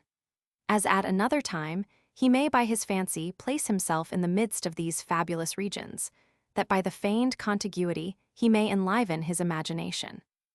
But though I cannot altogether exclude the relations of resemblance and contiguity from operating on the fancy in this manner, it is observable that, when single, their influence is very feeble and uncertain. As the relation of cause and effect is requisite to persuade us of any real existence, so is this persuasion requisite to give force to these other relations. For where upon the appearance of an impression we not only feign another object, but likewise arbitrarily, and of our mere goodwill and pleasure give it a particular relation to the impression, this can have but a small effect upon the mind. Nor is there any reason why, upon the return of the same impression, we should be determined to place the same object in the same relation to it. There is no manner of necessity for the mind to feign any resembling and contiguous objects, and if it feigns such, there is as little necessity for it always to confine itself to the same, without any difference or variation. And indeed such a fiction is founded on so little reason, that nothing but pure caprice can determine the mind to form it. And that principle being fluctuating and uncertain, it is impossible it can ever operate with any considerable degree of force and constancy. The mind foresees and anticipates the change, and even from the very first instant feels the looseness of its actions and the weak hold it has of its objects. And as this imperfection is very sensible in every single instance, it still increases by experience and observation. When we compare the several instances we may remember, and form a general rule against the reposing any assurance in those momentary glimpses of light, which arise in the imagination from a feigned resemblance and contiguity.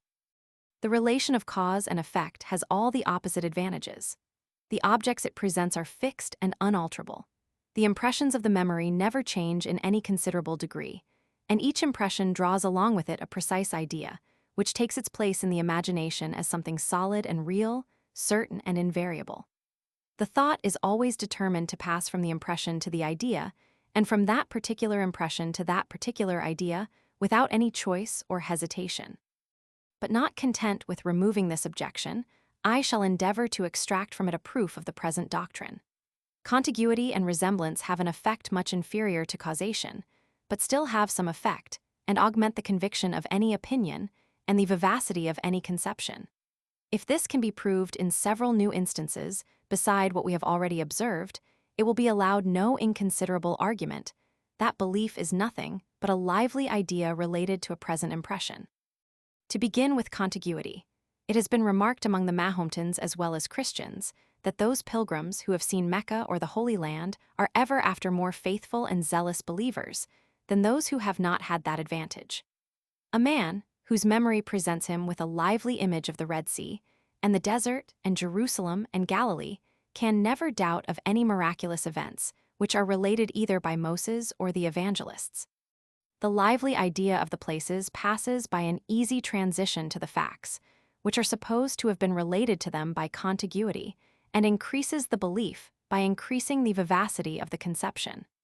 The remembrance of these fields and rivers has the same influence on the vulgar as a new argument, and from the same causes.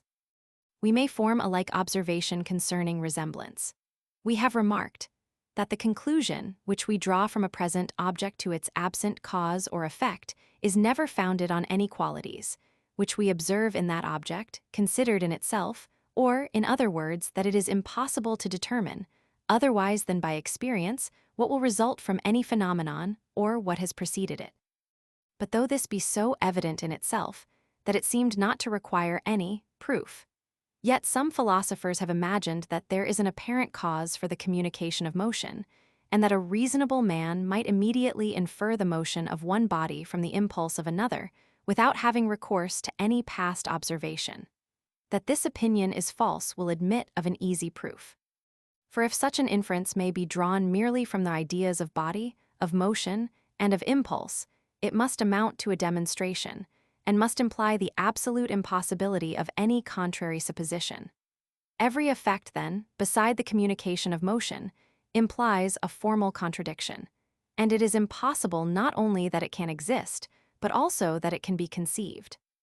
But we may soon satisfy ourselves of the contrary, by forming a clear and consistent idea of one body's moving upon another, and of its rest immediately upon the contact, or of its returning back in the same line in which it came, or of its annihilation, or circular or elliptical motion, and in short, of an infinite number of other changes, which we may suppose it to undergo.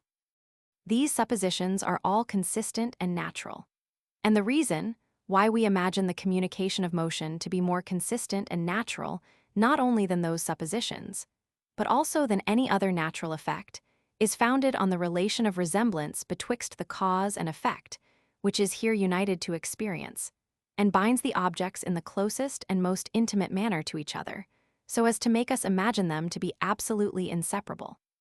Resemblance, then, has the same or a parallel influence with experience. And as the only immediate effect of experience is to associate our ideas together, it follows that all belief arises from the association of ideas, according to my hypothesis. It is universally allowed by the writers on optics that the eye at all times sees an equal number of physical points, and that a man on the top of a mountain has no larger an image presented to his senses than when he is cooped up in the narrowest court or chamber. It is only by experience that he infers the greatness of the object from some peculiar qualities of the image, and this inference of the judgment he confounds with sensation, as is common on other occasions. Now it is evident that the inference of the judgment is here much more lively than what is usual in our common reasonings, and that a man has a more vivid conception of the vast extent of the ocean from the image he receives by the eye, when he stands on the top of the high promontory, than merely from hearing the roaring of the waters. He feels a more sensible pleasure from its magnificence, which is a proof of a more lively idea, and he confounds his judgment with sensation, which is another proof of it. But as the inference is equally certain and immediate in both cases, this superior vivacity of our conception in one case can proceed from nothing but this, that in drawing an inference from the sight, beside the customary conjunction, there is also a resemblance betwixt the image and the object we infer, which strengthens the relation and conveys the vivacity of the impression to the related idea with an easier and more natural movement. No weakness of human nature is more universal and conspicuous than what we commonly call credulity, or a too easy faith in the testimony of others. And this weakness is also very naturally accounted for from the influence of resemblance. When we receive any matter of fact upon human testimony, our faith arises from the very same origin as our inferences from causes to effects, and from effects to causes. Nor is there anything but our experience of the governing principles of human nature, which can give us any assurance of the veracity of men. But though experience be the true standard of this, as well as of all other judgments, we seldom regulate ourselves entirely by it, but have a remarkable propensity to believe whatever is reported, even concerning apparitions, enchantments, and prodigies, however contrary to daily experience and observation. The words or discourses of others have an intimate connection with certain ideas in their mind, and these ideas have also a connection with the facts or objects which they represent. This latter connection is generally much overrated and commands our assent beyond what experience will justify, which can proceed from nothing beside the resemblance betwixt the ideas and the facts. Other effects only point out their causes in an oblique manner, but the testimony of men does it directly, and is to be considered as an image as well as an effect. No wonder, therefore, we are so rash in drawing our inferences from it, and are less guided by experience in our judgments concerning it than in those upon any other subject. As resemblance, when conjoined with causation, fortifies our reasonings, so the want of it in any very great degree is able almost entirely to destroy them. Of this, there is a remarkable instance in the universal carelessness and stupidity of men with regard to a future state, where they show as obstinate an incredulity, as they do a blind credulity on other occasions. There is not indeed a more ample matter of wonder to the studious, and of regret to the pious man, than to observe the negligence of the bulk of mankind concerning their approaching condition. And it is with reason that many eminent theologians have not scrupled to affirm that though the vulgar have no formal principles of infidelity, yet they are really infidels in their hearts, and have nothing like what we can call a belief of the eternal duration of their souls. For let us consider on the one hand what divines have displayed with such eloquence concerning the importance of eternity, and at the same time reflect that though in matters of rhetoric we ought to lay our account with some exaggeration, we must in this case allow that the strongest figures are infinitely inferior to the subject. And after this let us view on the other hand the prodigious security of men in this particular. I ask if these people really believe what is inculcated on them, and what they pretend to affirm, and the answer is obviously in the negative. As belief is an act of the mind arising from custom, it is not strange the want of resemblance should overthrow what custom has established, and diminish the force of the idea, as much as that latter principle increases it. A future state is so far removed from our comprehension, and we have so obscure an idea of the manner in which we shall exist after the dissolution of the body, that all the reasons we can invent, however strong in themselves and however much assisted by education, are never able with slow imaginations to surmount this difficulty or bestow a sufficient authority and force on the idea. I rather choose to ascribe this incredulity to the faint idea we form of our future condition, derived from its want of resemblance to the present life, than to that derived from its remoteness. For I observe that men are everywhere concerned about what may happen after their death, provided it regard this world, and that there are few to whom their name, their family, their friends, and their country are in any period of time entirely indifferent. And indeed the want of resemblance in this case so entirely destroys belief, that except those few, who upon cool reflection on the importance of the subject, have taken care by repeated meditation to imprint in their minds the arguments for a future state, there scarce are any, who believe the immortality of the soul with a true and established judgment, such as is derived from the testimony of travelers and historians. This appears very conspicuously wherever men have occasion to compare the pleasures and pains, the rewards and punishments of this life with those of a future, even though the case does not concern themselves, and there is no violent passion to disturb their judgment.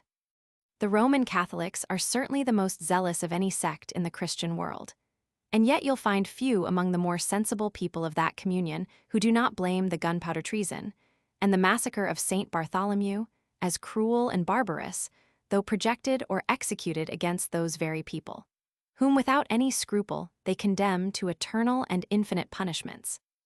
All we can say in excuse for this inconsistency is that they really do not believe what they affirm concerning a future state, nor is there any better proof of it than the very inconsistency. We may add to this a remark, that in matters of religion men take a pleasure in being terrified, and that no preachers are so popular as those who excite the most dismal and gloomy passions. In the common affairs of life, where we feel and are penetrated with the solidity of the subject, nothing can be more disagreeable than fear and terror, and it is only in dramatic performances and in religious discourses that they ever give pleasure. In these latter cases, the imagination reposes itself indolently on the idea, and the passion, being softened by the want of belief in the subject, has no more than the agreeable effect of enlivening the mind and fixing the attention.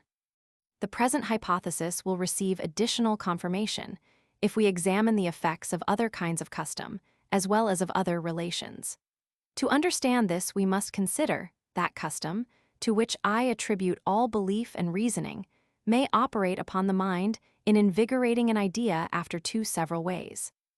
For supposing that in all past experience we have found two objects to have been always conjoined together, it is evident that upon the appearance of one of these objects in an impression, we must from custom make an easy transition to the idea of that object, which usually attends it, and by means of the present impression and easy transition must conceive that idea in a stronger and more lively manner than we do any loose floating image of the fancy. But let us next suppose that a mere idea alone, without any of this curious and almost artificial preparation, should frequently make its appearance in the mind. This idea must by degrees acquire a facility and force, and both by its firm hold and easy introduction distinguish itself from any new and unusual idea.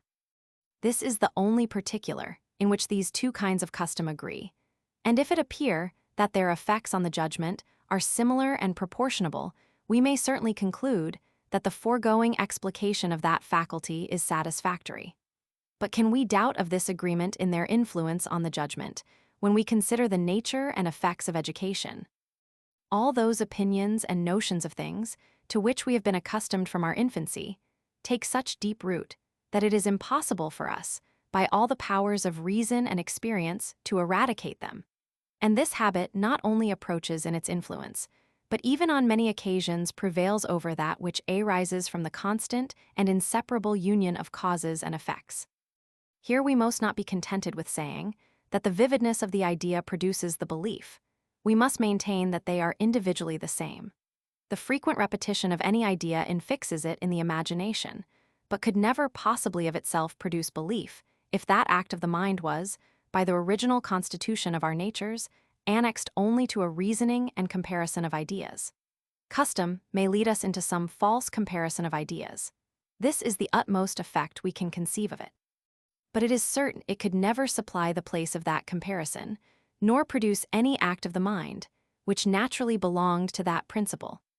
A person that has lost a leg or an arm by amputation endeavors for a long time afterwards to serve himself with them. After the death of anyone, it is a common remark of the whole family, but especially of the servants, that they can scarce believe him to be dead, but still imagine him to be in his chamber or in any other place where they were accustomed to find him.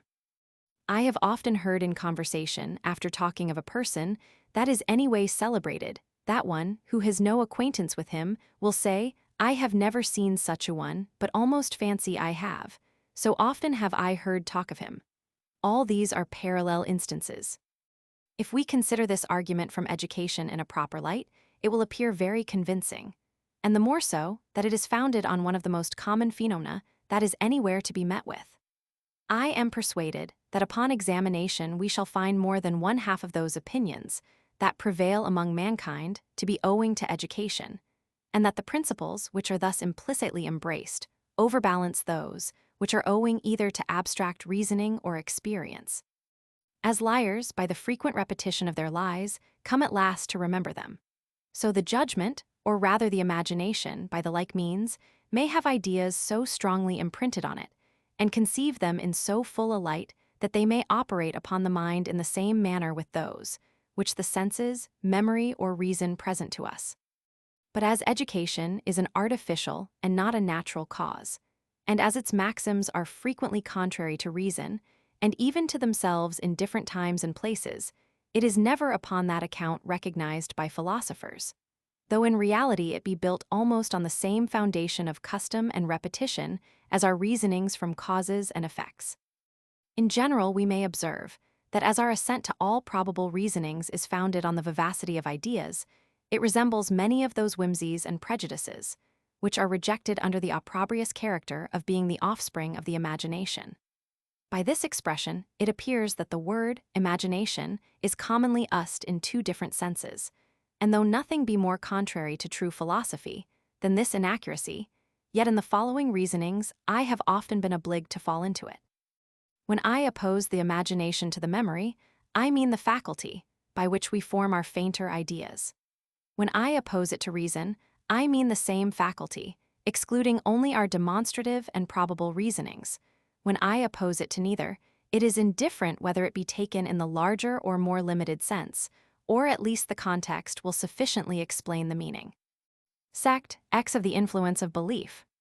But though education be disclaimed by philosophy, as a fallacious ground of assent to any opinion, it prevails nevertheless in the world, and is the cause why all systems are apt to be rejected at first as new and unusual.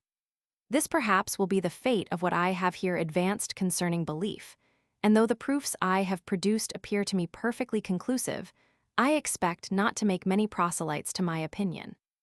Men will scarce ever be persuaded that effects of such consequence can flow from principles, which are seemingly so inconsiderable, and that the far greatest part of our reasonings with all our actions and passions can be derived from nothing but custom and habit. To obviate this objection, I shall here anticipate a little what would more properly fall under our consideration afterwards, when we come to treat of the passions and the sense of beauty. There is implanted in the human mind a perception of pain and pleasure as the chief spring and moving principle of all its actions. But pain and pleasure have two ways of making their appearance in the mind, of which the one has effects very different from the other. They may either appear an impression to the actual feeling, or only an idea, as at present when I mention them. It is evident the influence of these upon our actions is far from being equal. Impressions always actuate the soul, and that in the highest degree, but it is not every idea which has the same effect. Nature has proceeded with caution in this case, and seems to have carefully avoided the inconveniences of two extremes. Did impressions alone influence the will, we should every moment of our lives be subject to the greatest calamities, because, though we foresaw their approach, we should not be provided by nature with any principle of action which might impel us to avoid them. On the other hand, did every idea influence our actions, our condition would not be much mended.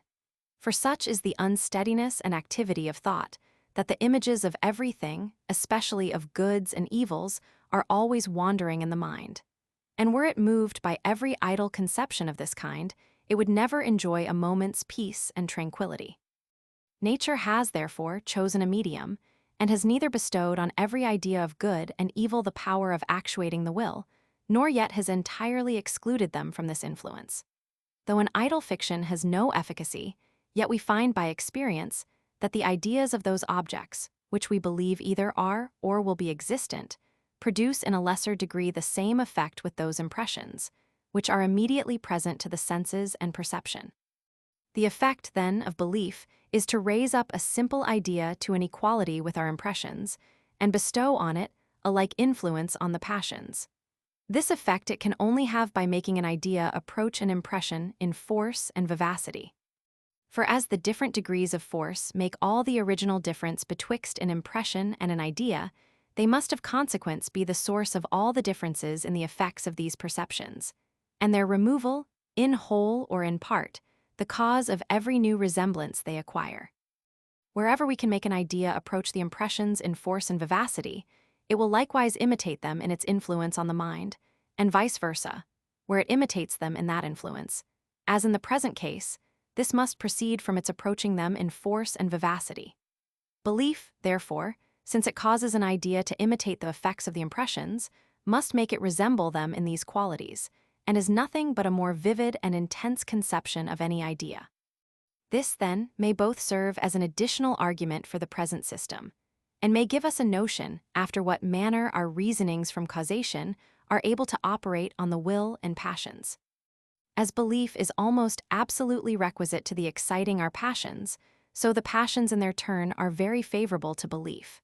And not only such facts as convey agreeable emotions, but very often such as give pain, do upon that account become more readily the objects of faith and opinion. A coward, whose fears are easily awakened, readily assents to every account of danger he meets with, as a person of a sorrowful and melancholy disposition is very credulous of everything that nourishes his prevailing passion. When any affecting object is presented, it gives the alarm and excites immediately a degree of its proper passion, especially in persons who are naturally inclined to that passion. This emotion passes by an easy transition to the imagination, and diffusing itself over our idea of the affecting object, makes us form that idea with greater force and vivacity, and consequently assent to it, according to the precedent system. Admiration and surprise have the same effect as the other passions, and accordingly we may observe that among the vulgar, quacks and projectors meet with a more easy faith upon account of their magnificent pretensions than if they kept themselves within the bounds of moderation. The first astonishment, which naturally attends their miraculous relations, spreads itself over the whole soul, and so vivifies and enlivens the idea that it resembles the inferences we draw from experience. This is a mystery with which we may be already a little acquainted, and which we shall have farther occasion to be let into in the progress of this treatise. After this account of the influence of belief on the passions, we shall find less difficulty in explaining its effects on the imagination, however extraordinary they may appear. It is certain we cannot take pleasure in any discourse, where our judgment gives no assent to those images which are presented to our fancy. The conversation of those who have acquired a habit of lying, though in affairs of no moment, never gives any satisfaction, and that because those ideas they present to us, not being attended with belief, make no impression upon the mind. Poets themselves, though liars by profession, always endeavor to give an air of truth to their fictions, and where that is totally neglected, their performances, however ingenious, will never be able to afford much pleasure. In short, we may observe that even when ideas have no manner of influence on the will and passions, truth and reality are still requisite, in order to make them entertaining to the imagination. But if we compare together all the phenomena that occur on this head, we shall find that truth, however necessary it may seem in all works of genius, has no other effect than to procure an easy reception for the ideas, and to make the mind acquiesce in them with satisfaction, or at least without reluctance. But as this is an effect, which may easily be supposed to flow from that solidity and force, which, according to my system, attend those ideas that are established by reasonings from causation, it follows that all the influence of belief upon the fancy may be explained from that system. Accordingly, we may observe that wherever that influence arises from any other principles beside truth or reality, they supply its place and give an equal entertainment to the imagination. Poets have formed what they call a poetical system of things, which, though it be believed neither by themselves nor readers, is commonly esteemed a sufficient foundation for any fiction. We have been so much accustomed to the names of Mars, Jupiter, Venus, that in the same manner as education infixes any opinion, the constant repetition of these ideas makes them enter into the mind with facility, and prevail upon the fancy, without influencing the judgment. In like manner, tragedians always borrow their fable, or at least the names of their principal actors, from some known passage in history, and that not in order to deceive the spectators. For they will frankly confess that truth is not in any circumstance inviolably observed, but in order to procure a more easy reception into the imagination for those extraordinary events which they represent. But this is a precaution which is not required of comic poets, whose personages and incidents, being of a more familiar kind, enter easily into the conception, and are received without any such formality, even though at first night they be known to be fictitious and the pure offspring of the fancy. This mixture of truth and falsehood in the fables of tragic poets not only serves our present purpose, by showing that the imagination can be satisfied without any absolute belief or assurance, but may in another view be regarded as a very strong confirmation of this system. It is evident that poets make use of this artifice of borrowing the names of their persons, and the chief events of their poems, from history, in order to procure a more easy reception for the whole, and cause it to make a deeper impression on the fancy and affections. The several incidents of the piece acquire a kind of relation by being united into one poem or representation, and if any of these incidents be an object of belief, it bestows a force and vivacity on the others, which are related to it. The vividness of the first conception diffuses itself along the relations, and is conveyed, as by so many pipes or canals, to every idea that has any communication with the primary one. This, indeed, can never amount to a perfect assurance, and that because the union among the ideas is, in a manner, accidental. But still it approaches so near, in its influence, as may convince us that they are derived from the same origin.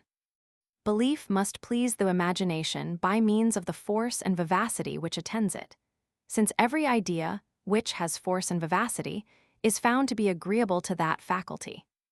To confirm this, we may observe that the assistance is mutual betwixt the judgment and fancy, as well as betwixt the judgment and passion, and that belief not only gives vigor to the imagination, but that a vigorous and strong imagination is of all talents the most proper to procure belief and authority. It is difficult for us to withhold our assent from what is painted out to us in all the colors of eloquence, and the vivacity produced by the fancy is in many cases greater than that which arises from custom and experience. We are hurried away by the lively imagination of our author or companion, and even he himself is often a victim to his own fire and genius. Nor will it be amiss to remark that as a lively imagination very often degenerates into madness or folly and bears it a great resemblance in its operations, so they influence the judgment after the same manner, and produce belief from the very same principles. When the imagination, from any extraordinary ferment of the blood and spirits, acquires such a vivacity as disorders all its powers and faculties, there is no means of distinguishing betwixt truth and falsehood. But every loose fiction or idea, having the same influence as the impressions of the memory or the conclusions of the judgment, is received on the same footing and operates with equal force on the passions. A present impression and a customary transition are now no longer necessary to enliven our ideas. Every chimera of the brain is as vivid and intense as any of those inferences, which we formerly dignified with the name of conclusions concerning matters of fact, and sometimes as the present impressions of the senses. We may observe the same effect of poetry in a lesser degree, and this is common both to poetry and madness, that the vivacity they bestow on the ideas is not derived from the particular situations or connections of the objects of these ideas, but from the present temper and disposition of the person.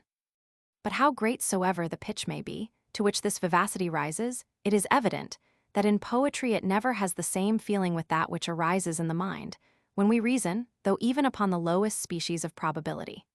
The mind can easily distinguish betwixt the one and the other, and whatever emotion the poetical enthusiasm may give to the spirits, it is still the mere phantom of belief or persuasion. The case is the same with the idea, as with the passionate occasions. There is no passion of the human mind but what may arise from poetry, though at the same time the feelings of the passions are very different when excited by poetical fictions, from what they are when they are from belief and reality. A passion, which is disagreeable in real life, may afford the highest entertainment in a tragedy or epic poem. In the latter case, it lies not with that weight upon us. It feels less firm and solid, and has no other than the agreeable effect of exciting the spirits and rousing the attention.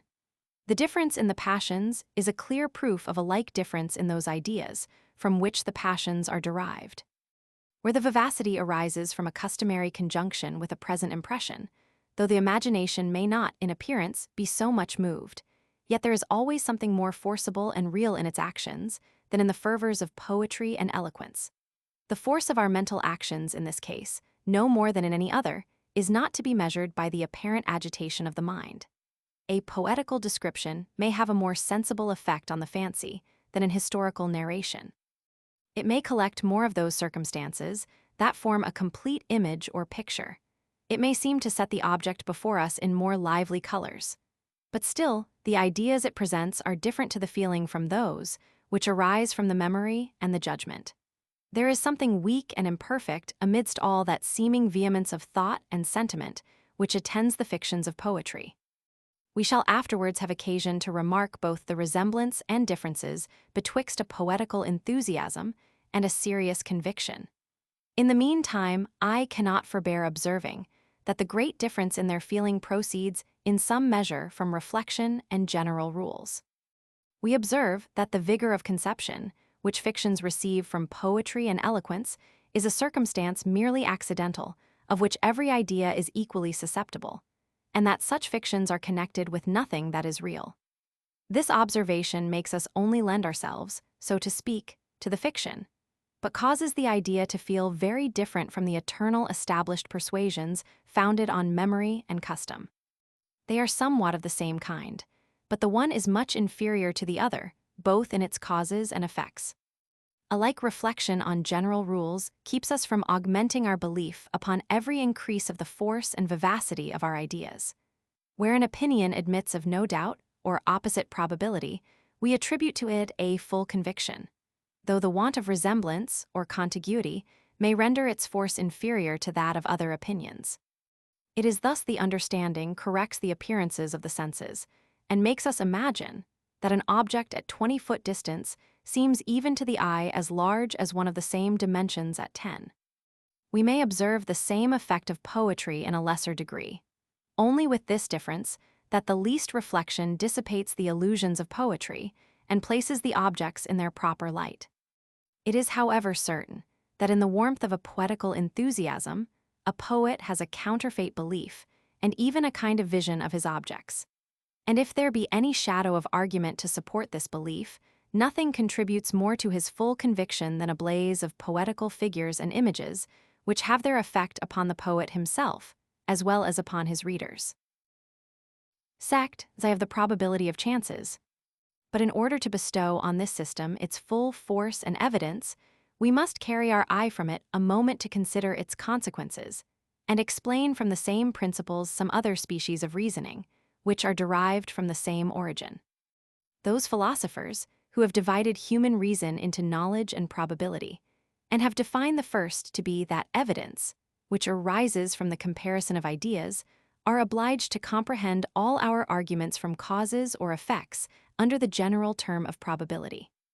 But though every one be free to use his terms in what sense he pleases, and accordingly in the precedent part of this discourse, I have followed this method of expression. It is, however, certain that in common discourse we readily affirm that many arguments from causation exceed probability, and may be received as a superior kind of evidence. One would appear ridiculous who would say that it is only probable the sun will rise tomorrow, or that all men must die, though though it is plain we have no further assurance of these facts than what experience affords us. For this reason, it would perhaps be more convenient, in order at once to preserve the common signification of words and mark the several degrees of evidence, to distinguish human reason into three kinds, viz., that from knowledge, from proofs, and from probabilities. By knowledge, I mean the assurance arising from the comparison of ideas. By proofs, those arguments which are derived from the relation of cause and effect, and which are entirely free from doubt and uncertainty. By probability, that evidence which is still attended with uncertainty. It is this last species of reasoning I proceed to examine. Probability or reasoning from conjecture may be divided into two kinds, viz., that which is founded on chance and that which arises from causes. We shall consider each of these in order.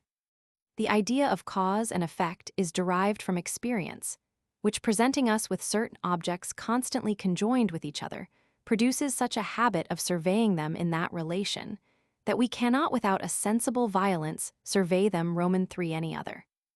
On the other hand, as chance is nothing real in itself, and, properly speaking, is merely the negation of a cause, its influence on the mind is contrary to that of causation, and it is essential to it to leave the imagination perfectly indifferent, either to consider the existence or non-existence of that object, which is regarded as contingent.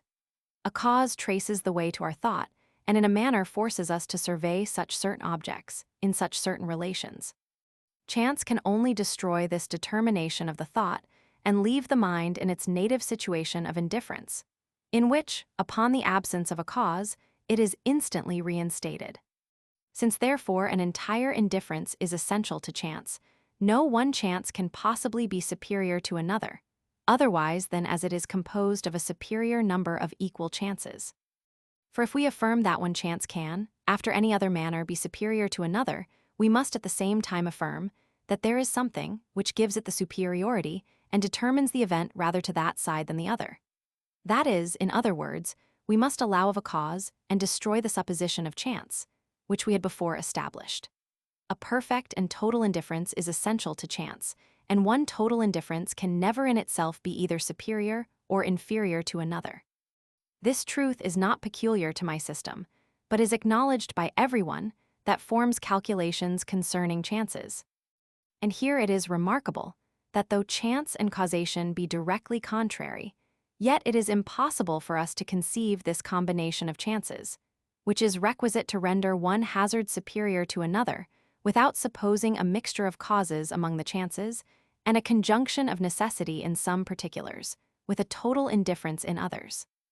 Where nothing limits the chances, every notion that the most extravagant fancy can form is upon a footing of equality, nor can there be any circumstance to give one the advantage above another. Thus, unless we allow that there are some causes to make the dice fall, and preserve their form in their fall, and lie upon some one of their sides, we can form no calculation concerning the laws of hazard. But supposing these causes to operate, and supposing likewise all the rest to be indifferent, and to be determined by chance, it is easy to arrive at a notion of a superior combination of chances. A die that has 4 sides marked with a certain number of spots, and only 2 with another, affords us an obvious and easy instance of this superiority. The mind is here limited by the causes to such a precise number and quality of the events, and at the same time is undetermined in its choice of any particular event. Proceeding then in that reasoning, wherein we have advanced 3 steps, that chance is merely the negation of a cause, and produces a total indifference in the mind. That one negation of a cause and one total indifference can never be superior or inferior to another, and that there must always be a mixture of causes among the chances, in order to be the foundation of any reasoning. We are next to consider what effect a superior combination of chances can have upon the mind, and after what manner it influences our judgment and opinion. Here we may repeat all the same arguments we employed in examining that belief, which arises from causes, and may prove, after the same manner, that a superior number of chances produces our assent neither by demonstration nor probability. It is indeed evident that we can never by the comparison of mere ideas make any discovery, which can be of consequence in this affairs, and that it is impossible to prove with certainty that any event must fall on that side where there is a superior number of chances. 2. Suppose in this case any certainty were to overthrow what we have established concerning the opposition of chances and their perfect equality and indifference. Should it be said that though in an opposition of chances it is impossible to determine with certainty on which side the event will fall, yet we can pronounce with certainty that it is more likely and probable it will be on that side where there is a superior number of chances than where there is an inferior? Should this be said, I would ask, what is here meant by likelihood and probability? The likelihood and probability of chances is a superior number of equal chances, and consequently when we say it is likely the event will fall on the side which is superior, rather than on the inferior, we do no more than affirm that where there is a superior number of chances there is actually a superior, and where there is an inferior there is an inferior, which are identical propositions and of no consequence. The question is, by what means a superior number of equal chances operates upon the mind and produces belief or assent, since it appears that it is neither by arguments derived from demonstration nor from probability. In order to clear up this difficulty, we shall suppose a person to take a die, formed after such a manner as that 4 of its sides are marked with one figure or one number of spots, and 2 with another, and to put this die into the box with an intention of throwing it. It is plain he must conclude the one figure to be more probable than the other, and give the preference to that which is inscribed on the greatest number of sides. He in a manner believes that this will lie uppermost, though still with hesitation and doubt, in proportion to the number of chances, which are contrary. And according as these contrary chances diminish, and the superiority increases on the other side, his belief acquires new degrees of stability and assurance. This belief arises from an operation of the mind upon the simple and limited object before us, and therefore its nature will be the more easily discovered and explained. We have nothing but one single die to contemplate, in order to comprehend one of the most curious operations of the understanding. This die, formed as above, contains 3 circumstances worthy of our attention. First, certain causes, such as gravity, solidity, a cubical figure, and c which determine it to fall, to preserve its form in its fall, and to turn up one of its sides. Secondly, a certain number of sides, which are supposed indifferent. Thirdly, a certain figure inscribed on each side. These 3 particulars form the whole nature of the die, so far as relates to our present purpose, and consequently are the only circumstances regarded by the mind in its forming a judgment concerning the result of such a throw. Let us, therefore, consider gradually and carefully what must be the influence of these circumstances on the thought and imagination. First, we have already observed that the mind is determined by custom to pass from any cause to its effect, and that upon the appearance of the one, it is almost impossible for it not to form an idea of the other. Their constant conjunction in past instances has produced such a habit in the mind that it always conjoins them in its thought, and infers the existence of the one from that of its usual attendant. When it considers the die as no longer supported by the box, it cannot without violence regard it as suspended in the air, but naturally places it on the table and views it as turning up one of its sides. This is the effect of the intermingled causes, which are requisite to our forming any calculation concerning chances. Secondly, it is supposed that though the die be necessarily determined to fall and turn up one of its sides, yet there is nothing to fix the particular side, but that this is determined entirely by chance. The very nature and essence of chance is a negation of causes, and the leaving the mind in a perfect indifference among those events which are supposed contingent. When therefore the thought is determined by the causes to consider the die as falling and turning up one of its sides, the chances present all these sides as equal, and make us consider every one of them, one after another, as alike probable and possible. The imagination passes from the cause, viz., the throwing of the die, to the effect, viz., the turning up one of the 6 sides, and feels a kind of impossibility both of stopping short in the way and of forming any other idea. But as all these 6 sides are incompatible, and the die cannot turn up above one at once, this principle directs us not to consider all of them at once as lying uppermost, which we look upon as impossible, neither does it direct us with its entire force to any particular side, for in that case this side would be considered as certain and inevitable, but it directs us to the whole 6 sides after such a manner as to divide its force equally among them. We conclude in general that some one of them must result from the throw. We run all of them over in our minds. The determination of the thought is common to all, but no more of its force falls to the share of any one than what is suitable to its proportion with the rest. It is after this manner the original impulse, and consequently the vivacity of thought, arising from the causes, is divided and split in pieces by the intermingled chances. We have already seen the influence of the two first qualities of the die, viz., the causes and the number and indifference of the sides, and have learned how they give an impulse to the thought, and divide that impulse into as many parts as there are unites in the number of sides. We must now consider the effects of the third particular, viz., the figures inscribed on each side.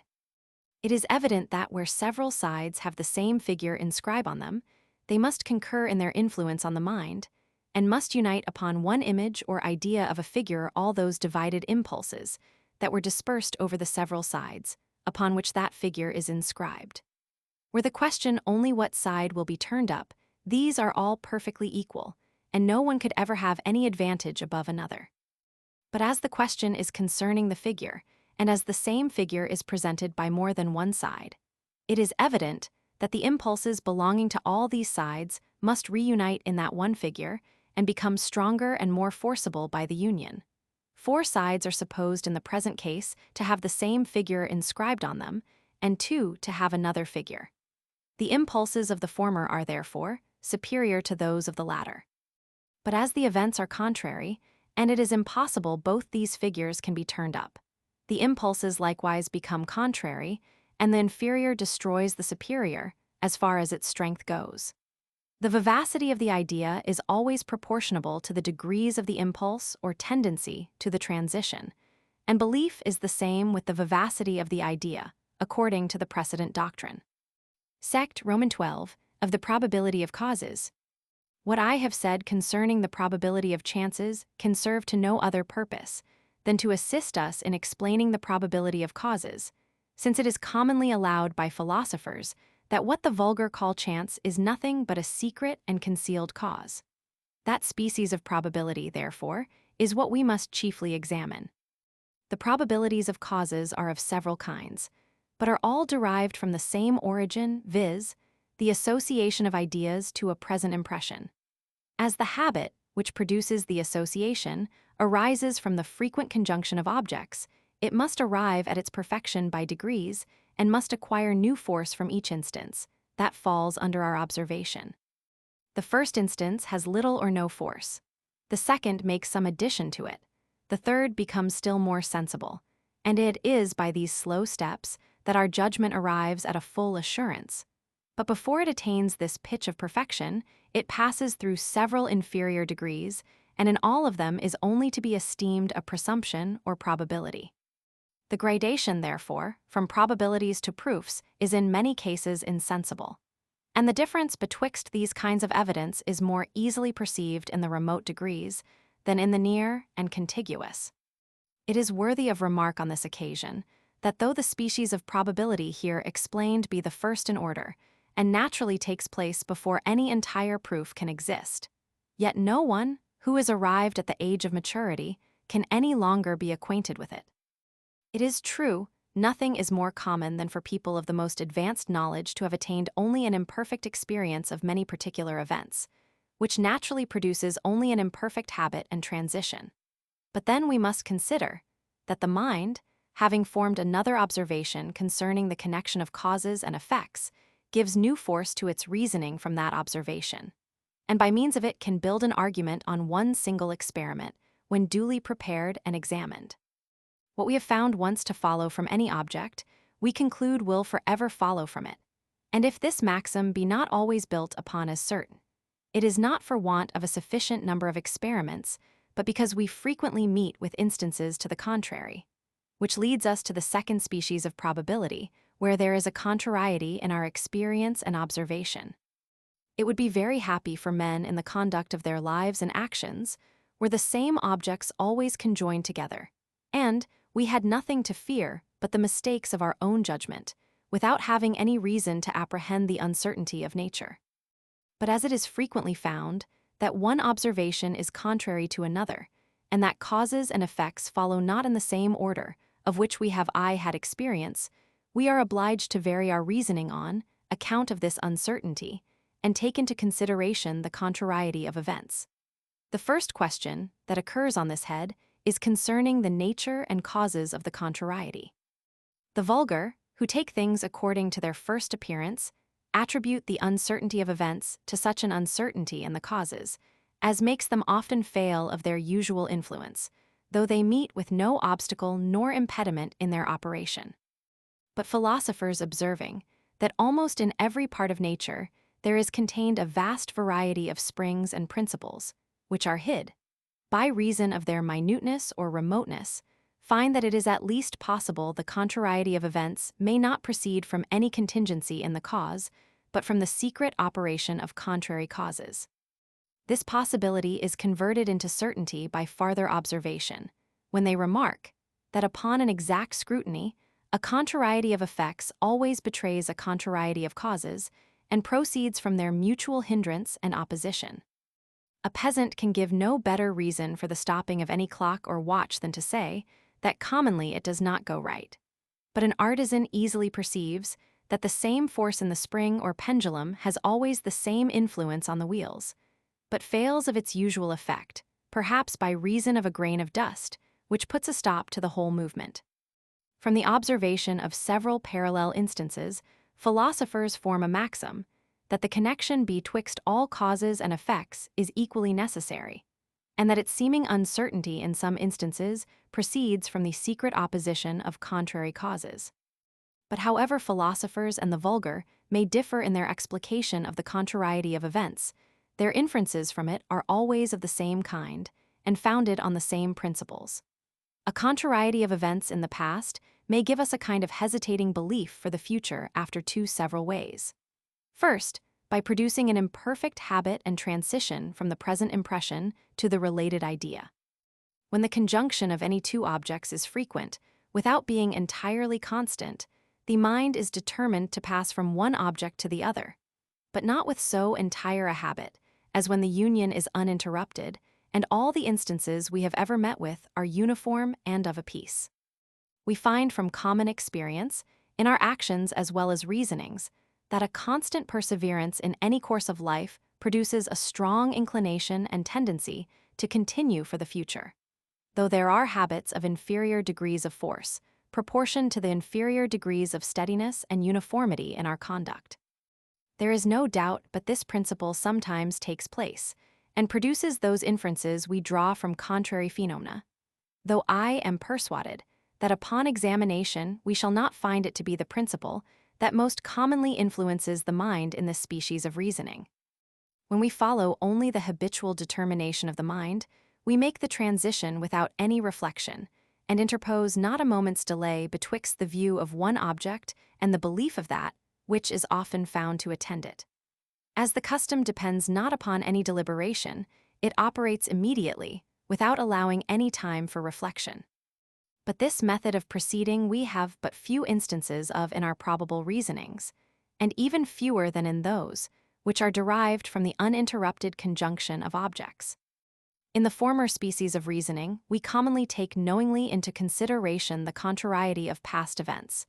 We compare the different sides of the contrariety and carefully weigh the experiments which we have on each side, whence we may conclude that our reasonings of this kind arise not directly from the habit, but in an oblique manner, which we must now endeavor to explain.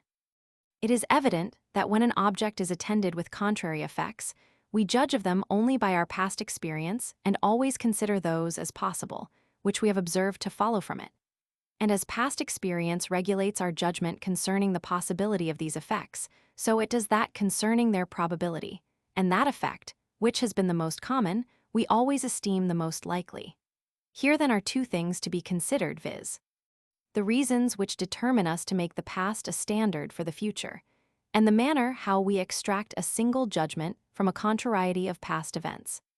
First, we may observe that the supposition that the future resembles the past is not founded on arguments of any kind, but is derived entirely from habit, by which we are determined to expect for the future the same train of objects, to which we have been accustomed.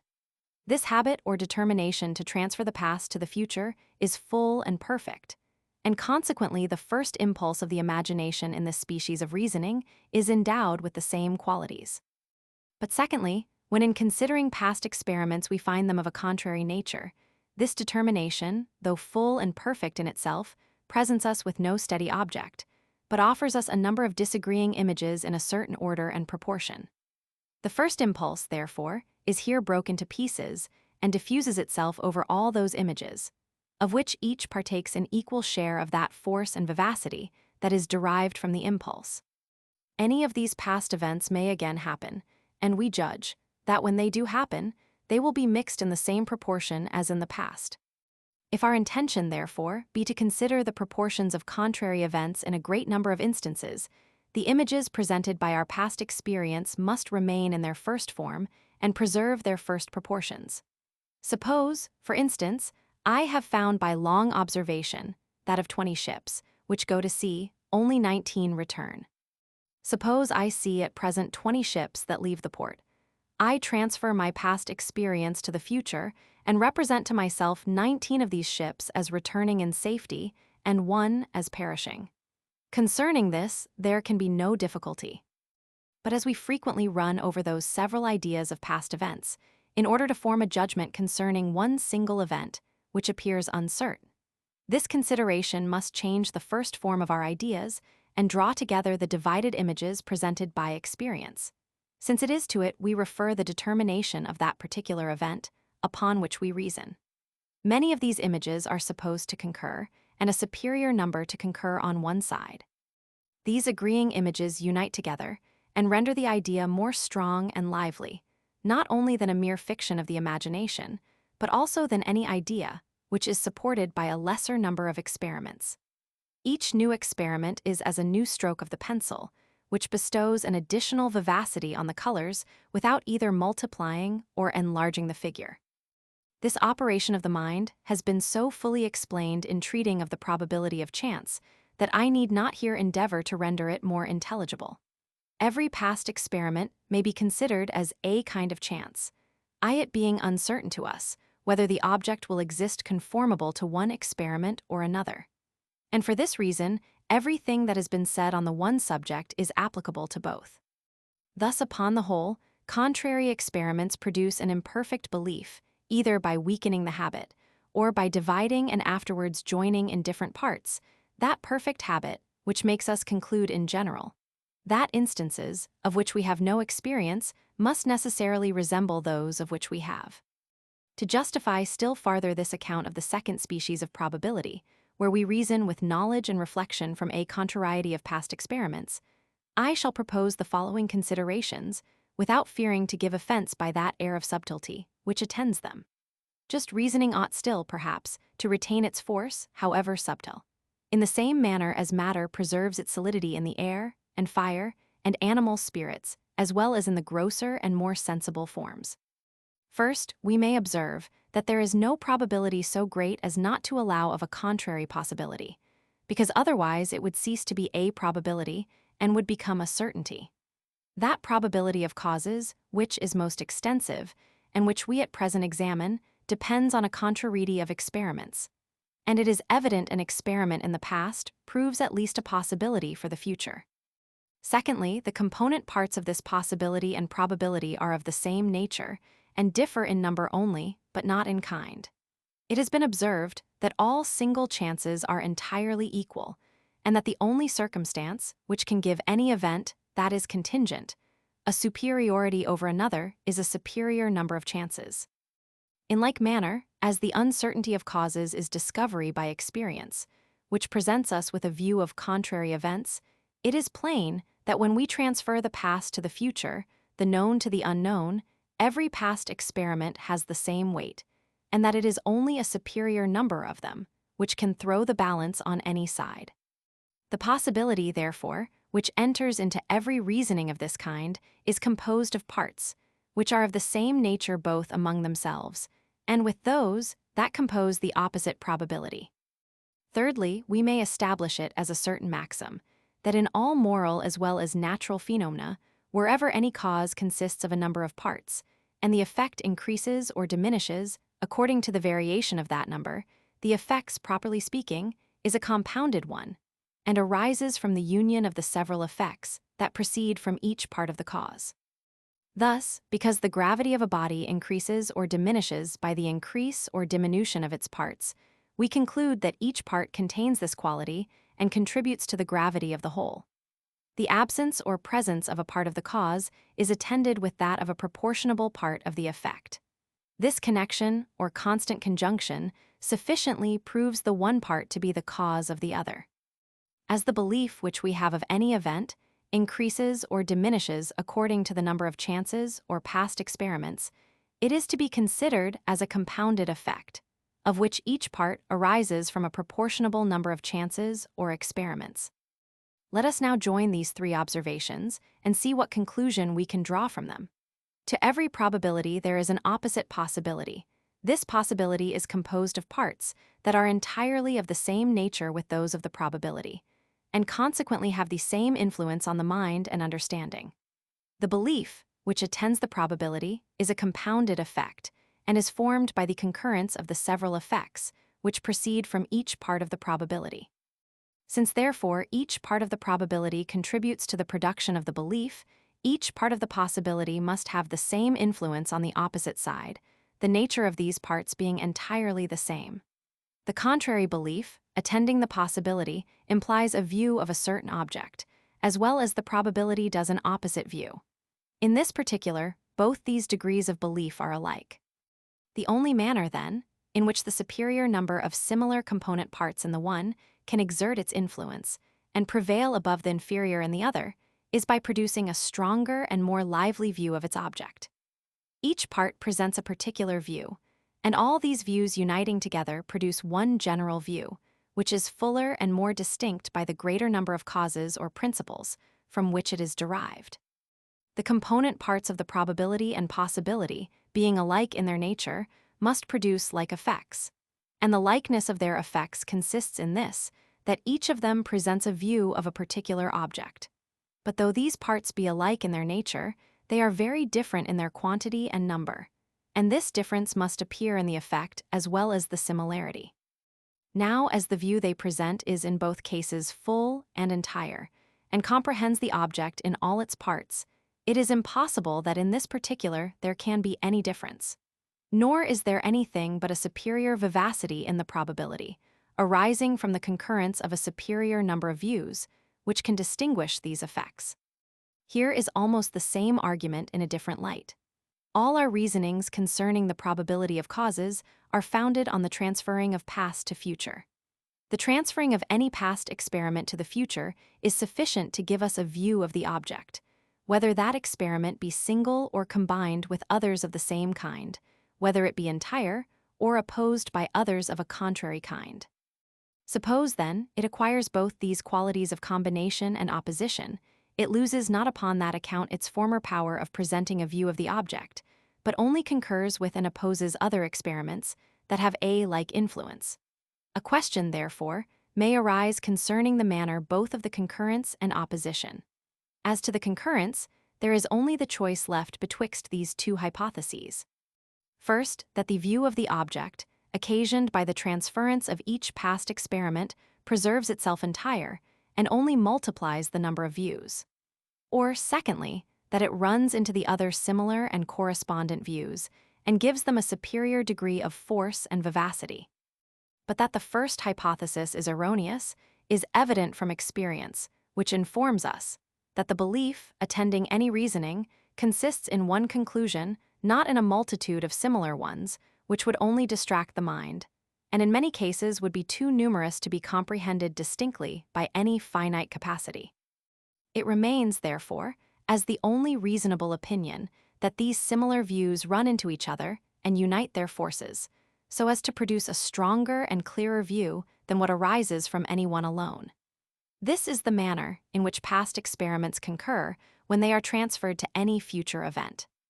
As to the manner of their opposition, it is evident that as the contrary views are incompatible with each other, and it is impossible the object can at once exist conformable to both of them, their influence becomes mutually destructive, and the mind is determined to the superior only with that force, which remains after subtracting the inferior. I am sensible how abstruse all this reasoning must appear to the generality of readers, who, not being accustomed to such profound reflections on the intellectual faculties of the mind, will be apt to reject as chimerical whatever strikes not in with the common received notions and with the easiest and most obvious principles of philosophy. And no doubt there are some pains required to enter into these arguments, though perhaps very little are necessary to perceive the imperfection of every vulgar hypothesis on this subject, and the little light which philosophy can yet afford us in such sublime and such curious speculations.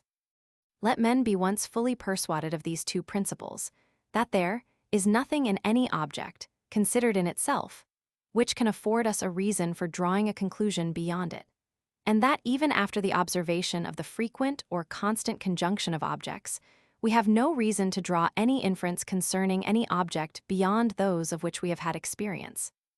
I say, let men be once fully convinced of these two principles, and this will throw them so loose from all common systems that they will make no difficulty of receiving any, which may appear the most extraordinary.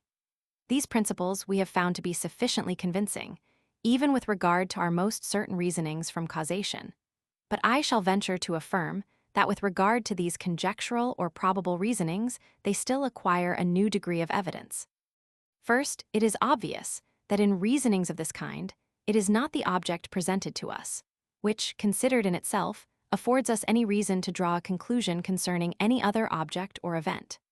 For as this latter object is supposed uncertain, and as the uncertainty is derived from a concealed contrariety of causes in the former, were any of the causes placed in the known qualities of that object, they would no longer be concealed, nor would our conclusion be uncertain. But secondly, it is equally obvious in this species of reasoning that if the transference of the past to the future were founded merely on a conclusion of the understanding, it could never occasion any belief or assurance. When we transfer contrary experiments to the future, we can only repeat these contrary experiments with their particular proportions, which could not produce assurance in any single event, upon which we reason, unless the fancy melted together all those images that concur, and extracted from them one single idea or image, which is intense and lively in proportion to the number of experiments from which it is derived, and their superiority above their antagonists. Our past experience presents no determinate object, and as our belief, however faint, fixes itself on a determinate object, it is evident that the belief arises not merely from the transference of past to future, but from some operation of the fancy conjoined with it. This may lead us to conceive the manner in which that faculty enters into all our reasonings. I shall conclude this subject with two reflections, which may deserve our attention. The first may be explained after this manner. When the mind forms a reasoning concerning any matter of fact, which is only probable, it casts its eye backward upon past experience, and transferring it to the future, is presented with so many contrary views of its object, of which those that are of the same kind uniting together, and running into one act of the mind, serve to fortify and enliven it. But suppose that this multitude of views or glimpses of an object proceeds not from experience, but from a voluntary act of the imagination. This effect does not follow, or at least, follows not in the same degree. For though custom and education produce belief by such a repetition as is not derived from experience, yet this requires a long tract of time, along with a very frequent and undesigned repetition. In general, we may pronounce that a person who would voluntarily repeat any idea in his mind, though supported by one past experience, would be no more inclined to believe the existence of its object than if he had contented himself with one survey of it. Beside the effect of design, each act of the mind, being separate and independent, has a separate influence and joins not its force with that of its fellows. Not being united by any common object, producing them, they have no relation to each other, and consequently make no transition or union of forces. This phenomenon we shall understand better afterwards.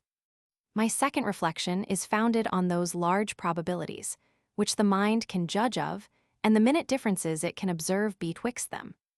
When the chances or experiments on one side amount to 10,000, and on the other to 10,001, the judgment gives the preference to the latter, upon account of that superiority, though it is plainly impossible for the mind to run over every particular view and distinguish the superior vivacity of the image arising from the superior number, where the difference is so inconsiderable. We have a parallel instance in the affections. It is evident, according to the principles above mentioned, that when an object produces any passion in us, which varies according to the different quantity of the object. I say, it is evident that the passion, properly speaking, is not a simple emotion, but a compounded one of a great number of weaker passions derived from a view of each part of the object. For otherwise it were impossible the passion should increase by the increase of these parts. Thus a man, who desires 1,000 pounds, has in reality 1,000 or more desires which, uniting together, seem to make only one passion, though the composition evidently betrays itself upon every alteration of the object, by the preference he gives to the larger number, if superior only by an unite. Yet nothing can be more certain than that so small a difference would not be discernible in the passions, nor could render them distinguishable from each other. The difference, therefore, of our conduct in preferring the greater number depends not upon our passions, but upon custom and general rules. We have found in a multitude of instances that the augmenting the numbers of any sum augments the passion, where the numbers are precise and the difference sensible.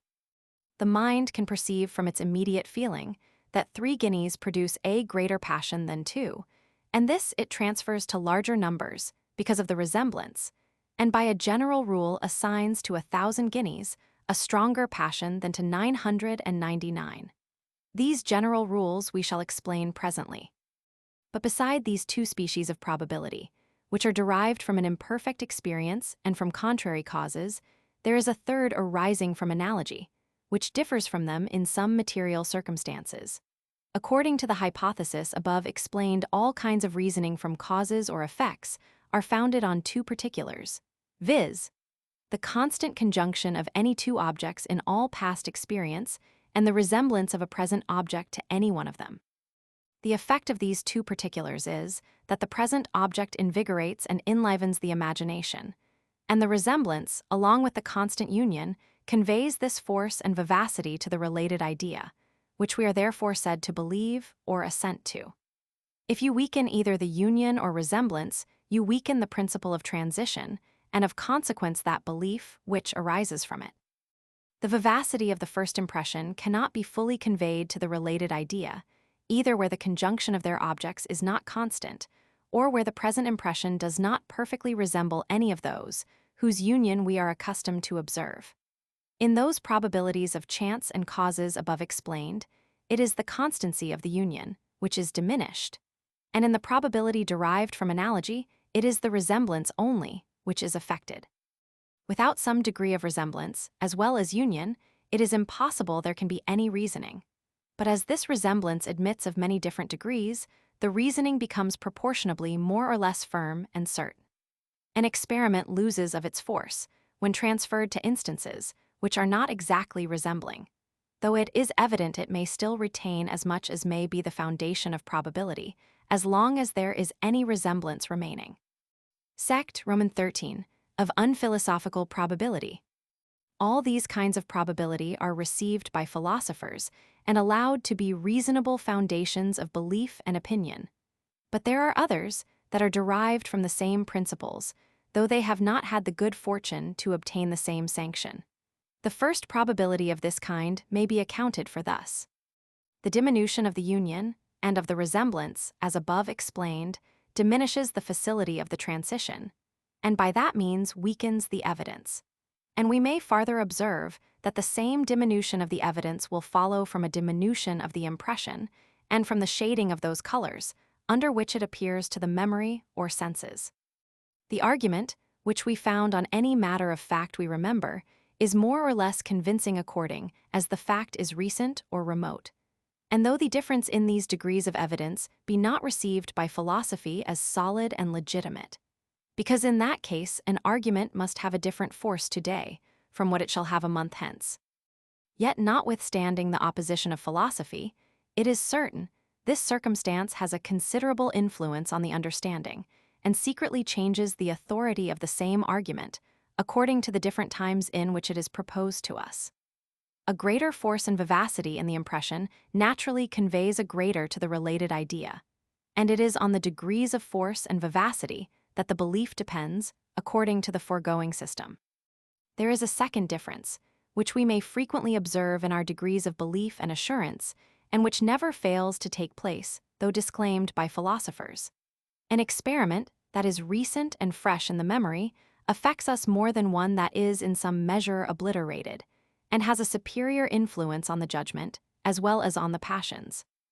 A lively impression produces more assurance than a faint one, because it has more original force to communicate to the related idea, which thereby acquires a greater force and vivacity.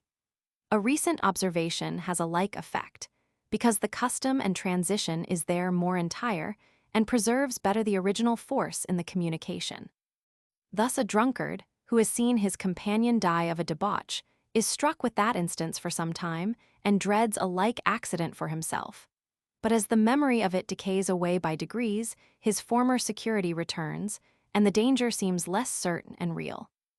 I add, as a third instance of this kind, that though our reasonings from proofs and from probabilities be considerably different from each other, yet the former species of reasoning often degenerates insensibly into the latter, by nothing but the multitude of connected arguments. It is certain that when an inference is drawn immediately from an object, without any intermediate cause or effect, the conviction is much stronger, and the persuasion more lively, than when the imagination is carried through a long chain of connected arguments, however infallible the connection of each link may be esteemed. It is from the original impression that the vivacity of all the ideas is derived, by means of the customary transition of the imagination. And it is evident this vivacity must gradually decay in proportion to the distance, and must lose somewhat in each transition. Sometimes this distance has a greater influence than even contrary experiments would have, and a man may receive a more lively conviction from a probable reasoning, which is close and immediate, than from a long chain of consequences, though just and conclusive in each part. Nay, it is seldom such reasonings produce any conviction, and one must have a very strong and firm imagination to preserve the evidence to the end, where it passes through so many stages. But here it may not be amiss to remark a very curious phenomenon, which the present subject suggests to us. It is evident there is no point of ancient history, of which we can have any assurance, but by passing through many millions of causes and effects, and through a chain of arguments of almost an immeasurable length. Before the knowledge of the fact could come to the first historian, it must be conveyed through many mouths, and after it is committed to writing, each new copy is a new object, of which the connection with the foregoing is known only by experience and observation. Perhaps, therefore, it may be concluded from the precedent reasoning that the evidence of all ancient history must now be lost, or at least will be lost in time as the chain of causes increases and runs on to a greater length. But as it seems contrary to common sense to think that if the republic of letters and the art of printing continue on the same footing as at present, our posterity, even after 1,000 ages, can ever doubt if there has been such a man as Julius Caesar. This may be considered as an objection to the present system. If belief consisted only in a certain vivacity, conveyed from an original impression, it would decay by the length of the transition and must at last be utterly extinguished. And vice versa, if belief on some occasions be not capable of such an extinction, it must be something different from that vivacity. Before I answer this objection, I shall observe that from this topic there has been borrowed a very celebrated argument against the Christian religion, but with this difference, that the connection betwixt each link of the chain in human testimony has been there supposed not to go beyond probability, and to be liable to a degree of doubt and uncertainty. And indeed it must be confessed that in this manner of considering the subject, which however is not a true one, there is no history or tradition, but what must in the end lose all its force and evidence. Every new probability diminishes the original conviction, and however great that conviction may be supposed, it is impossible it can subsist under such reiterated diminutions. This is true in general, though we shall find afterwards that there is one very memorable exception, which is of vast consequence in the present subject of the understanding. Part 4, Sect 1. Meanwhile, to give a solution of the preceding objection upon the supposition that historical evidence amounts at first to an entire proof, let us consider that though the links are innumerable that connect any original fact with the present impression, which is the foundation of belief, yet they are all of the same kind and depend on the fidelity of printers and copyists. One edition passes into another, and that into a third, and so on, till we come to that volume we peruse at present. There is no variation in the steps. After we know one, we know all of them, and after we have made one, we can have no scruple as to the rest. This circumstance alone preserves the evidence of history and will perpetuate the memory of the present age to the latest posterity. If all the long chain of causes and effects, which connect any past event with any volume of history, were composed of parts different from each other, and which it were necessary for the mind distinctly to conceive, it is impossible we should preserve to the end any belief or evidence.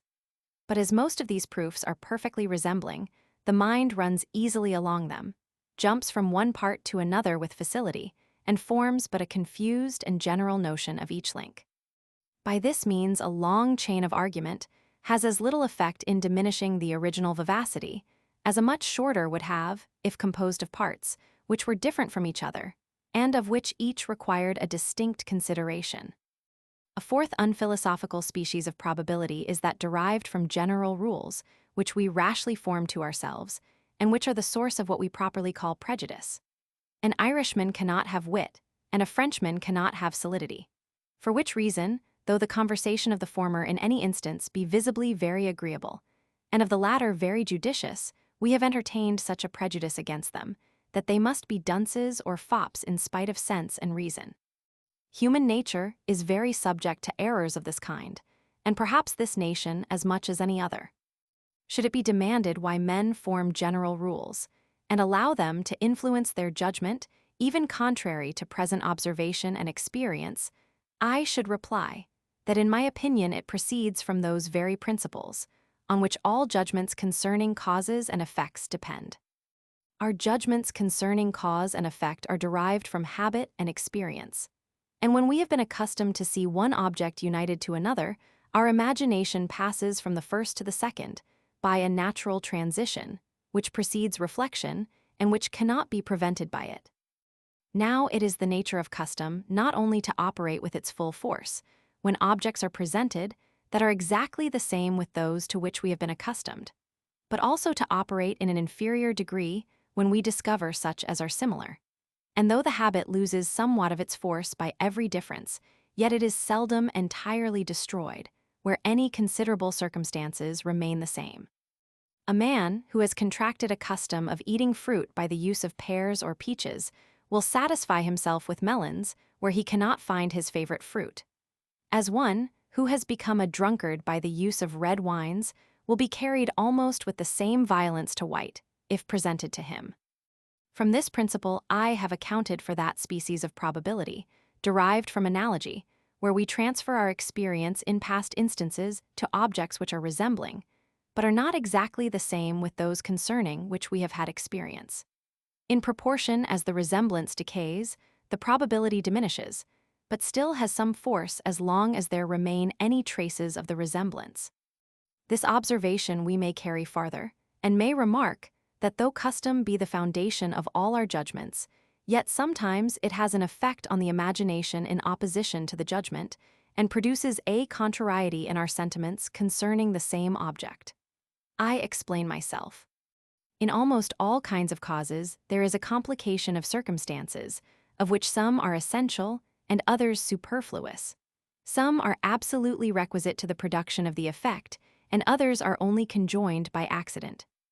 Now we may observe that when these superfluous circumstances are numerous and remarkable and frequently conjoined with the essential, they have such an influence on the imagination that even in the absence of the latter, they carry us on to the conception of the usual effect, and give to that conception a force and vivacity, which make it superior to the mere fictions of the fancy. We may correct this propensity by a reflection on the nature of those circumstances, but it is still certain that custom takes the start and gives a bias to the imagination. To illustrate this by a familiar instance, Let us consider the case of a man who, being hung out from a high tower in a cage of iron, cannot forbear trembling when he surveys the precipice below him, though he knows himself to be perfectly secure from falling by his experience of the solidity of the iron which supports him, and though the ideas of fall and descent and harm and death be derived solely from custom and experience. The same custom goes beyond the instances from which it is derived and to which it perfectly corresponds, and influences his ideas of such objects as are in some respect resembling, but fall not precisely under the same rule. The circumstances of depth and descent strike so strongly upon him that their influence cannot be destroyed by the contrary circumstances of support and solidity, which ought to give him a perfect security. His imagination runs away with its object and excites a passion proportioned to it. That passion returns back upon the imagination and enlivens the idea, which lively idea has a new influence on the passion, and in its turn augments its force and violence. And both his fancy and affections, thus mutually supporting each other, cause the whole to have a very great influence upon him. But why need we seek for other instances, while the present subject of philosophical probabilities offers us so obvious an one, in the opposition betwixt the judgment and imagination arising from these effects of custom? According to my system, all reasonings are nothing but the effects of custom, and custom has no influence but by enlivening the imagination and giving us a strong conception of any object. It may, therefore, be concluded that our judgment and imagination can never be contrary, and that custom cannot operate on the latter faculty after such a manner as to render it opposite to the former. This difficulty we can remove after no other manner than by supposing the influence of general rules. We shall afterwards take notice of some general rules, by which we ought to regulate our judgment concerning causes and effects. And these rules are formed on the nature of our understanding, and on our experience of its operations in the judgments we form concerning objects. By them, we learn to distinguish the accidental circumstances from the efficacious causes, and when we find that an effect can be produced without the concurrence of any particular circumstance, we conclude that that circumstance makes not a part of the efficacious cause, however frequently conjoined with it.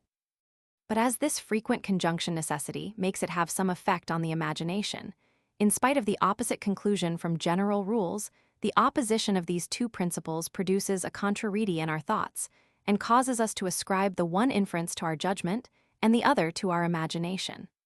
The general rule is attributed to our judgment as being more extensive and constant, the exception to the imagination as being more capricious and uncertain. Sect 15. Thus our general rules are in a manner set in opposition to each other.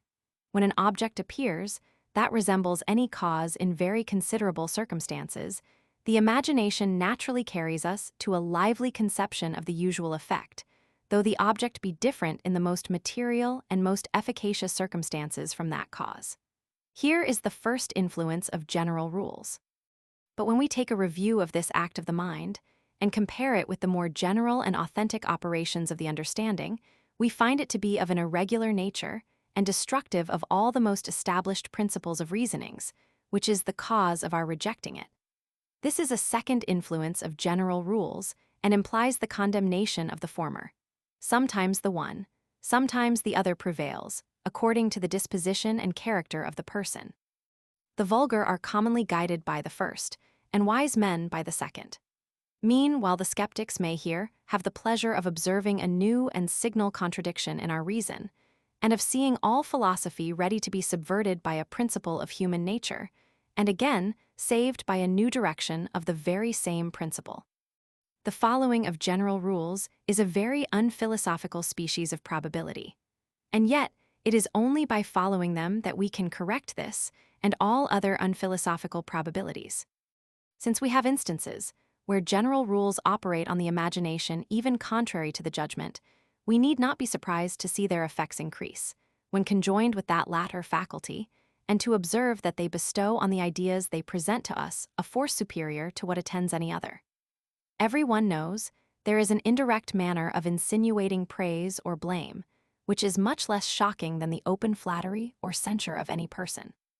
However he may communicate his sentiments by such secret insinuations, and make them known with equal certainty as by the open discovery of them, it is certain that their influence is not equally strong and powerful. One who lashes me with concealed strokes of satire moves not my indignation to such a degree, as if he flatly told me I was a fool and coxcomb, though I equally understand his meaning, as if he did. This difference is to be attributed to the influence of general rules. Whether a person openly abuses me or slyly intimates his contempt, in neither case do I immediately perceive his sentiment or opinion, and it is only by signs, that is, by its effects, I become sensible of it. The only difference, then, betwixt these two cases consists in this, that in the open discovery of his sentiments he makes use of signs, which are general and universal, and in the secret intimation employs such as are more singular and uncommon. The effect of this circumstance is that the imagination, in running from the present impression to the absent idea, makes the transition with greater facility, and consequently conceives the object with greater force, where the connection is common and universal, than where it is more rare and particular. Accordingly, we may observe that the open declaration of our sentiments is called the taking off the mask, as the secret intimation of our opinions is said to be the veiling of them. The difference betwixt an idea produced by a general connection and that arising from a particular one is here compared to the difference betwixt an impression and an idea. This difference in the imagination has a suitable effect on the passions, and this effect is augmented by another circumstance. A secret intimation of anger or contempt shows that we still have some consideration for the person and avoid the directly abusing him. This makes a concealed satire less disagreeable, but still this depends on the same principle. For if an idea were not more feeble, when only intimated, it would never be esteemed a mark of greater respect to proceed in this method than in the other. Sometimes scurrility is less displeasing than delicate satire, because it revenges us in a manner for the injury at the very time it is committed, by affording us a just reason to blame and contemn the person who injures us. But this phenomenon likewise depends upon the same principle. For why do we blame all gross and injurious language, unless it be because we esteem it contrary to good breeding and humanity? And why is it contrary, unless it be more shocking than any delicate satire? The rules of good breeding condemn whatever is openly disobliging, and gives a sensible pain and confusion to those with whom we converse. After this is once established, abusive language is universally blamed, and gives less pain upon account of its coarseness and incivility, which render the person despicable that employs it.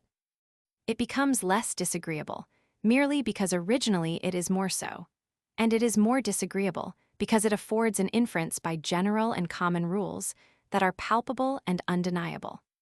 To this explication of the different influence of open and concealed flattery or satire, I shall add the consideration of another phenomenon, which is analogous to it. There are many particulars in the point of honor both of men and women, whose violations, when open and avowed, the world never excuses, but which it is more apt to overlook when the appearances are saved and the transgression is secret and concealed. Even those who know with equal certainty that the fault is committed pardon it more easily when the proofs seem in some measure oblique and equivocal than when they are direct and undeniable.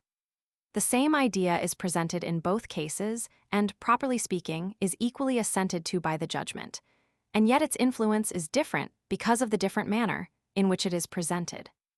Now, if we compare these two cases of the open and concealed violations of the laws of honor, we shall find that the difference betwixt them consists in this, that in the first ease the sign, from which we infer the blamable action, is single, and suffices alone to be the foundation of our reasoning and judgment. Whereas in the latter the signs are numerous, and decide little or nothing when alone and unaccompanied with many minute circumstances, which are almost imperceptible.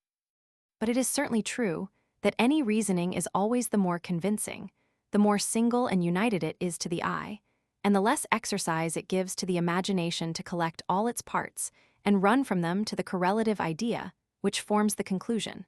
The labor of the thought disturbs the regular progress of the sentiments, as we shall observe presently. The idea strikes not on us with ouch vivacity, and consequently has no such influence on the passion and imagination. Part 4, Sect. 1. From the same principles, we may account for those observations of the Cardinal de Retz, that there are many things, in which the world wishes to be deceived, and that it more easily excuses a person in acting than in talking contrary to the decorum of his profession and character. A fault in words is commonly more open and distinct than one in actions, which admit of many palliating excuses and decide not so clearly concerning the intention and views of the actor. Thus it appears upon the whole that every kind of opinion or judgment, which amounts not to knowledge, is derived entirely from the force and vivacity of the perception, and that these qualities constitute in the mind what we call the belief of the existence of any object. This force and this vivacity are most conspicuous in the memory, and therefore our confidence in the veracity of that faculty is the greatest imaginable, and equals in many respects the assurance of a demonstration. The next degree of these qualities is that derived from the relation of cause and effect, and this too is very great, especially when the conjunction is found by experience to be perfectly constant, and when the object, which is present to us, exactly resembles those of which we have had experience. But below this degree of evidence there are many others, which have an influence on the passions and imagination, proportioned to that degree of force and vivacity which they communicate to the ideas. It is by habit we make the transition from cause to effect, and it is from some present impression we borrow that vivacity which we diffuse over the correlative idea. But when we have not observed a sufficient number of instances to produce a strong habit, or when these instances are contrary to each other, or when the resemblance is not exact, or the present impression is faint and obscure, or the experience in some measure obliterated from the memory, or the connection dependent on a long chain of objects, or the inference derived from general rules and yet not conformable to them. In all these cases, the evidence diminishes by the diminution of the force and intenseness of the idea. This, therefore, is the nature of the judgment and probability. What principally gives authority to this system is, beside the undoubted arguments upon which each part is founded, the agreement of these parts, and the necessity of one to explain another. The belief, which attends our memory, is of the same nature with that, which is derived from our judgments. Nor is there any difference betwixt that judgment, which is derived from a constant and uniform connection of causes and effects, and that which depends upon an interrupted and uncertain. It is indeed evident that in all determinations, where the mind decides from contrary experiments, it is first divided within itself, and has an inclination to either side in proportion to the number of experiments we have seen and remember. This contest is at last determined to the advantage of that side, where we observe a superior number of these experiments, but still with a diminution of force in the evidence correspondent to the number of the opposite experiments. Each possibility, of which the probability is composed, operates separately upon the imagination, and it is the larger collection of possibilities which at last prevails, and that with a force proportionable to its superiority. All these phenomena lead directly to the precedent system, nor will it ever be possible upon any other principles to give a satisfactory and consistent explication of them. Without considering these judgments as the effects of custom on the imagination, we shall lose ourselves in perpetual contradiction and absurdity. Sect, Roman 14, of the idea of necessary connection. Having thus explained the manner in which we reason beyond our immediate impressions, and conclude that such particular causes must have such particular effects, we must now return upon our footsteps to examine that question which first occurred to us and which we dropped in our way, viz., what is our idea of necessity when we say that two objects are necessarily connected together? Upon this head I repeat what I have often had occasion to observe, that as we have no idea that is not derived from an impression, we must find some impression. That gives rise to this idea of necessity, if we assert we have really such an idea. In order to this I consider, in what objects necessity is commonly supposed to lie, and finding that it is always ascribed to causes and effects, I turn my eye to two objects supposed to be placed in that relation, and examine them in all the situations of which they are susceptible. I immediately perceive that they are contiguous in time and place, and that the object we call cause precedes the other we call effect. In no one instance can I go any farther, nor is it possible for me to discover any third relation betwixt these objects. I therefore enlarge my view to comprehend several instances, where I find like objects always existing in like relations of contiguity and succession. At first sight, this seems to serve but little to my purpose. The reflection on several instances only repeats the same objects, and therefore can never give rise to a new idea. But upon farther inquiry I find that the repetition is not in every particular the same, but produces a new impression, and by that means the idea which I at present examine. For after a frequent repetition, I find that upon the appearance of one of the objects, the mind is determined by custom to consider its usual attendant, and to consider it in a stronger light upon account of its relation to the first object.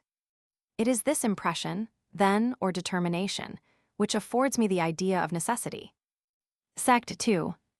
I doubt not but these consequences will at first sight be received without difficulty, as being evident deductions from principles, which we have already established, and which we have often employed in our reasonings. This evidence both in the first principles and in the deductions may seduce us unwarily into the conclusion, and make us imagine it contains nothing extraordinary nor worthy of our curiosity. But though such an inadvertence may facilitate the reception of this reasoning, it will make it be the more easily forgot, for which reason I think it proper to give warning that I have just now examined one of the most sublime questions in philosophy, viz., that concerning the power and efficacy of causes, where all the sciences seem so much interested. Such a warning will naturally rouse up the attention of the reader, and make him desire a more full account of my doctrine, as well as of the arguments on which it is founded. This request is so reasonable that I cannot refuse complying with it, especially as I am hopeful that these principles, the more they are examined, will acquire the more force and evidence. There is no question, which on account of its importance, as well as difficulty, has caused more disputes both among antient and modern philosophers than this concerning the efficacy of causes, or that quality which makes them be followed by their effects.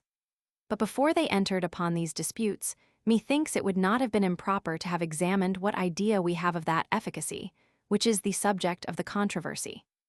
This is what I find principally wanting in their reasonings, and what I shall here endeavor to supply. I begin with observing that the terms of efficacy, agency, power, force, energy, necessity, connection, and productive quality are all nearly synonymous, and therefore it is an absurdity to employ any of them in defining the rest.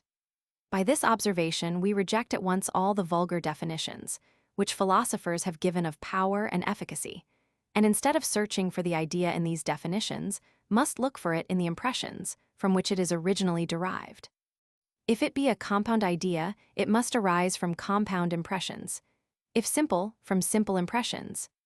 I believe the most general and most popular explication of this matter is to say, that finding from experience that there are several new productions in matter, such as the motions and variations of body, and concluding that there must somewhere be a power capable of producing them, we arrive at last by this reasoning at the idea of power and efficacy. But to be convinced that this explication is more popular than philosophical, we need but reflect on two very obvious principles.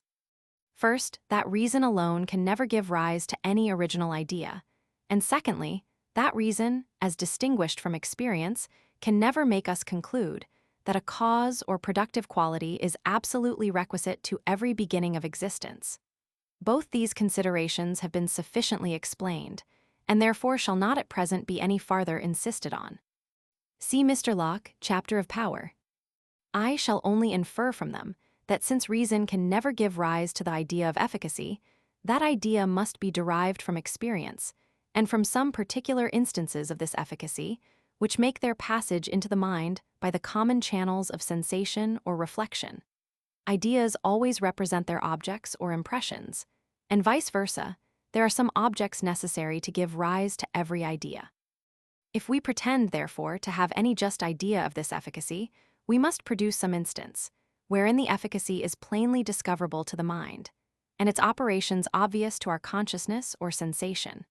By the refusal of this, we acknowledge that the idea is impossible and imaginary, since the principle of innate ideas, which alone can save us from this dilemma, has been already refuted, and is now almost universally rejected in the learned world.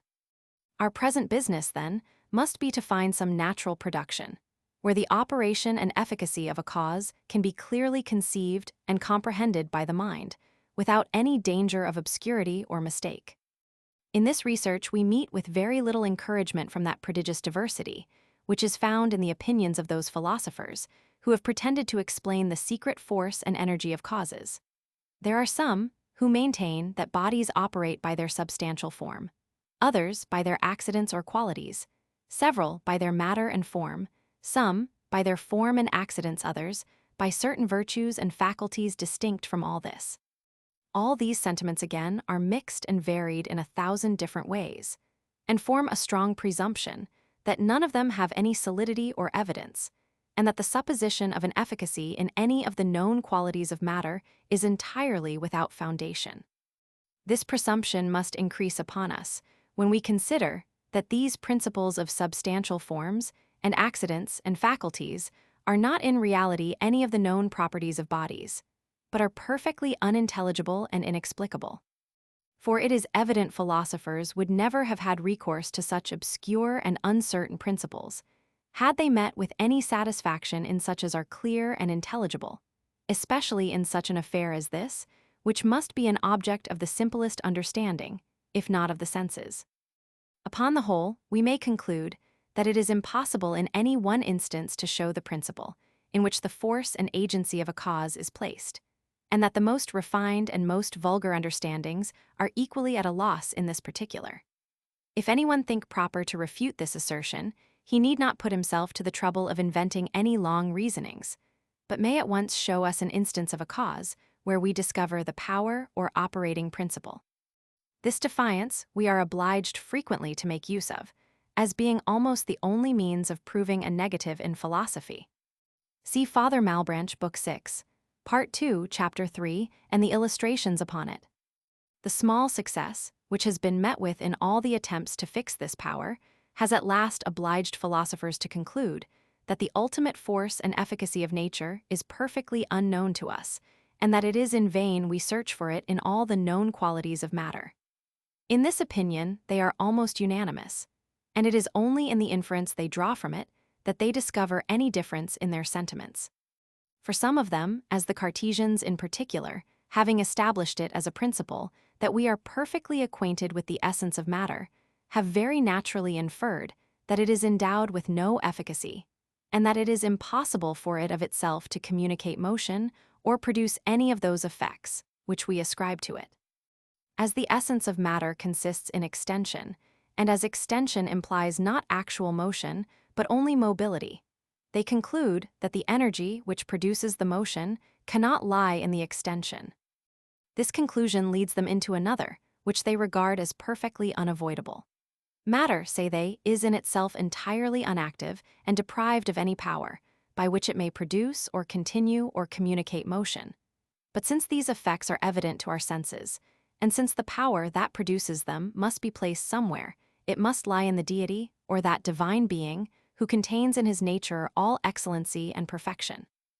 It is the deity, therefore, who is the prime mover of the universe, and who not only first created matter and gave it its original impulse, but likewise by a continued exertion of omnipotence, supports its existence, and successively bestows on it all those motions and configurations and qualities with which it is endowed. This opinion is certainly very curious and well worth our attention, but it will appear superfluous to examine it in this place if we reflect a moment on our present purpose in taking notice of it. We have established it as a principle that as all ideas are derived from impressions or some precedent perceptions, it is impossible we can have any idea of power and efficacy unless some instances can be produced wherein this power is perceived to exert itself. Now, as these instances can never be discovered in body, the Cartesians, proceeding upon their principle of innate ideas, have had recourse to a supreme spirit or deity, whom they consider as the only active being in the universe, and as the immediate cause of every alteration in matter. But the principle of innate ideas being allowed to be false, it follows that the supposition of a deity can serve us in no stead, in accounting for that idea of agency, which we search for in vain in all the objects, which are presented to our senses, or which we are internally conscious of in our own minds. For if every idea be derived from an impression, the idea of a deity proceeds from the same origin. And if no impression, either of sensation or reflection, implies any force or efficacy, it is equally impossible to discover or even imagine any such active principle in the deity.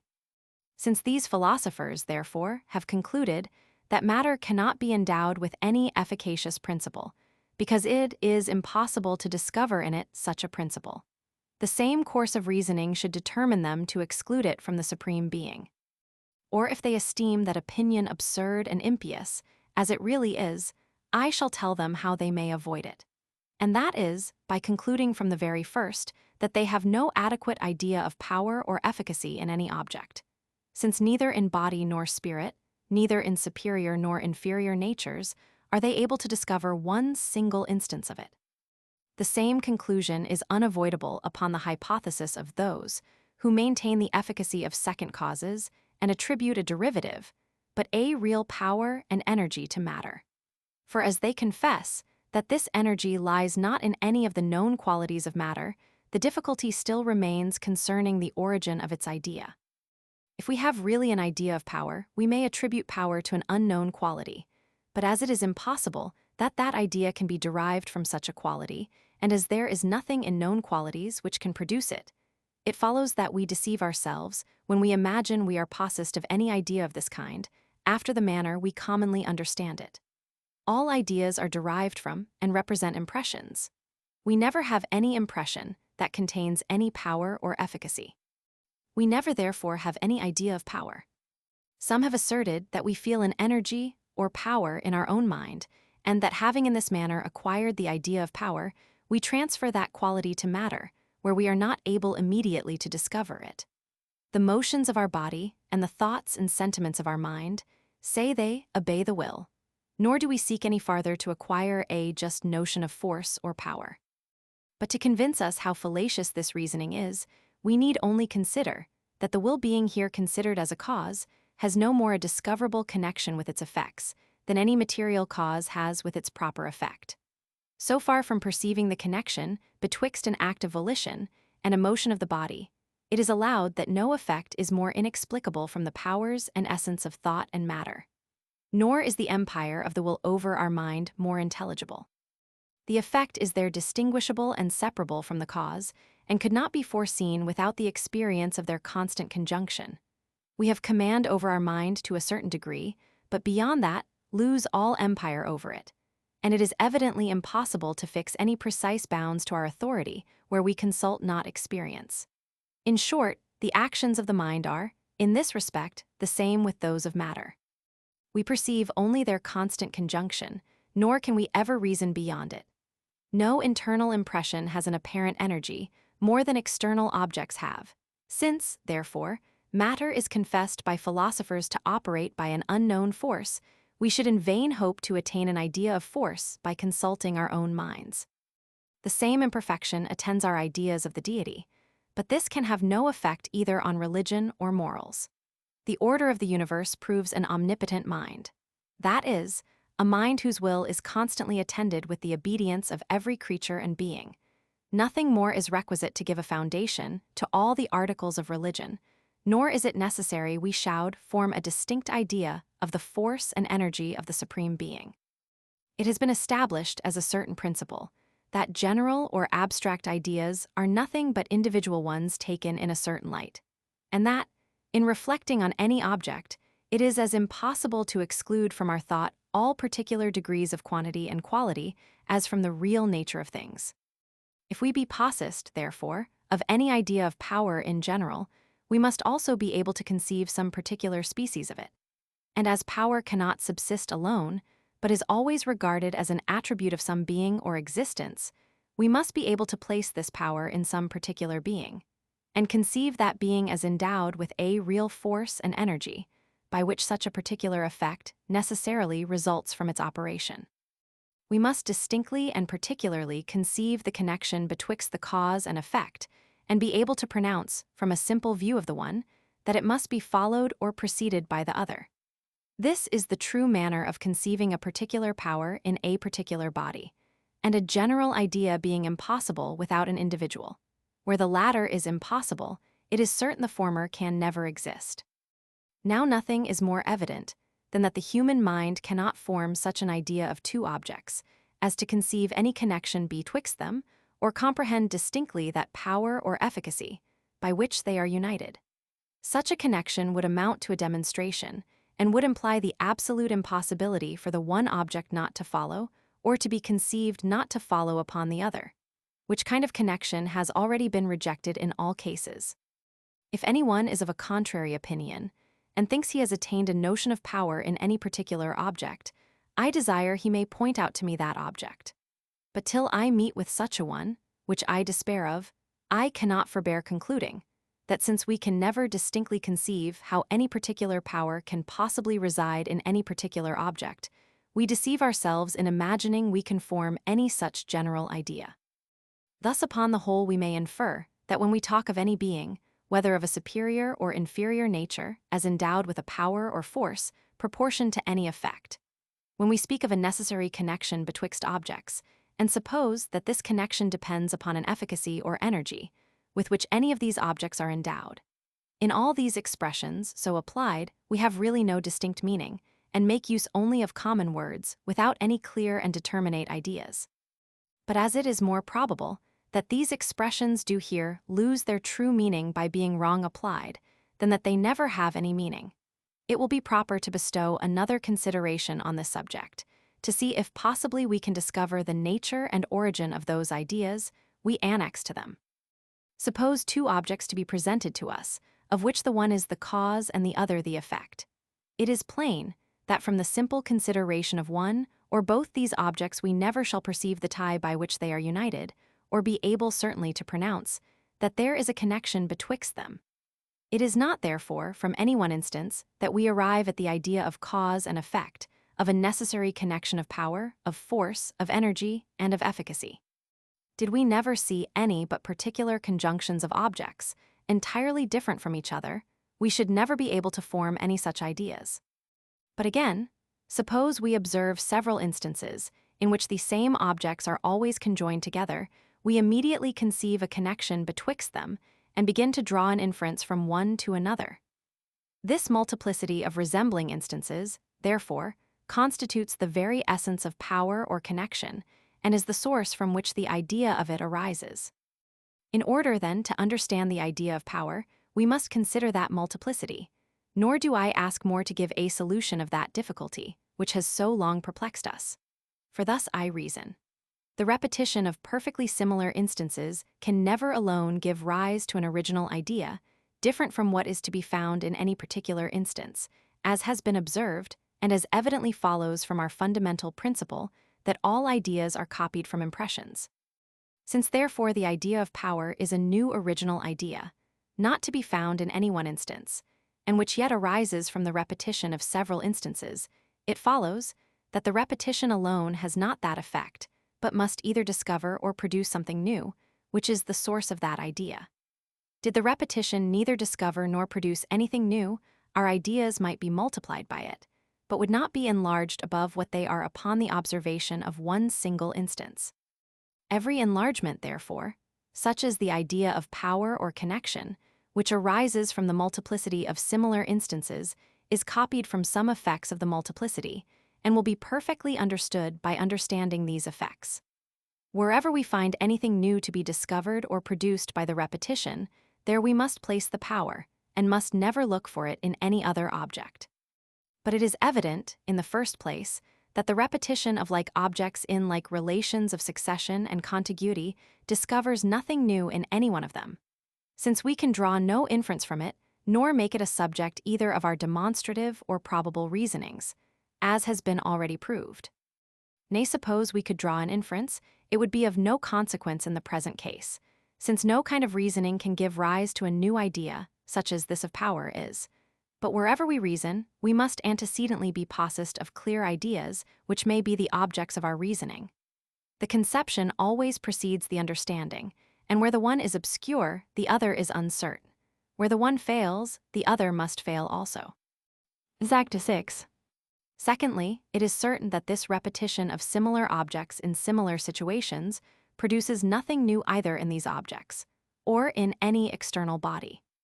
For it will readily be allowed that the several instances we have of the conjunction of resembling causes and effects are in themselves entirely independent, and that the communication of motion, which I see result at present from the shock of 2 billiard balls, is totally distinct from that which I saw result from such an impulse a 12-month ago.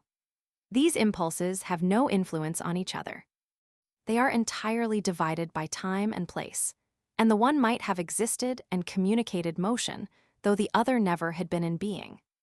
There is, then, nothing new either discovered or produced in any objects by their constant conjunction, and by the uninterrupted resemblance of their relations of succession and contiguity. But it is from this resemblance that the ideas of necessity, of power, and of efficacy are derived. These ideas, therefore, represent not anything that does or can belong to the objects, which are constantly conjoined. This is an argument which, in every view we can examine it, will be found perfectly unanswerable. Similar instances are still the first source of our idea of power or necessity, at the same time that they have no influence by their similarity either on each other or on any external object. We must, therefore, turn ourselves to some other quarter to seek the origin of that idea. Though the several resembling instances, which give rise to the idea of power, have no influence on each other, and can never produce any new quality in the object, which can be the model of that idea, yet the observation of this resemblance produces a new impression in the mind, which is its real model. For after we have observed the resemblance in a sufficient number of instances, we immediately feel a determination of the mind to pass from one object to its usual attendant, and to conceive it in a stronger light upon account of that relation. This determination is the only effect of the resemblance, and therefore must be the same with power or efficacy, whose idea is derived from the resemblance. The several instances of resembling conjunctions lead us into the notion of power and necessity. These instances are in themselves totally distinct from each other, and have no union but in the mind, which observes them and collects their ideas. Necessity, then, is the effect of this observation, and is nothing but an internal impression of the mind, or a determination to carry our thoughts from one object to another. Without considering it in this view, we can never arrive at the most distant notion of it, or be able to attribute it either to external or internal objects, to spirit or body, to causes or effects. The necessary connection betwixt causes and effects is the foundation of our inference from one to the other. The foundation of our inference is the transition arising from the accustomed union. These are, therefore, the same.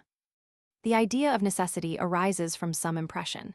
There is no impression conveyed by our senses which can give rise to that idea. It must, therefore, be derived from some internal impression or impression of reflection. There is no internal impression which has any relation to the present business, but that propensity which custom produces to pass from an object to the idea of its usual attendant. This, therefore, is the essence of necessity. Upon the whole, necessity is something that exists in the mind, not in objects. Nor is it possible for us ever to form the most distant idea of it, considered as a quality in bodies. Either we have no idea of necessity, or necessity is nothing but that determination of the thought to pass from causes to effects, and from effects to causes, according to their experienced union. Thus, as the necessity, which makes 2 times 2 equal to 4, or 3 angles of a triangle equal to 2 right ones, lies only in the act of the understanding, by which we consider and compare these ideas. In like manner, the necessity or power, which unites causes and effects, lies in the determination of the mind to pass from the one to the other. The efficacy or energy of causes is neither placed in the causes themselves, nor in the deity, nor in the concurrence of these 2 principles, but belongs entirely to the soul, which considers the union of 2 or more objects in all past instances.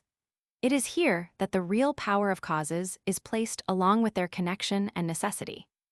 I am sensible that of all the paradoxes, which I have had, or shall hereafter have occasion to advance in the course of this treatise, the present one is the most violent, and that it is merely by dint of solid proof and reasoning I can ever hope it will have admission, and overcome the inveterate prejudices of mankind.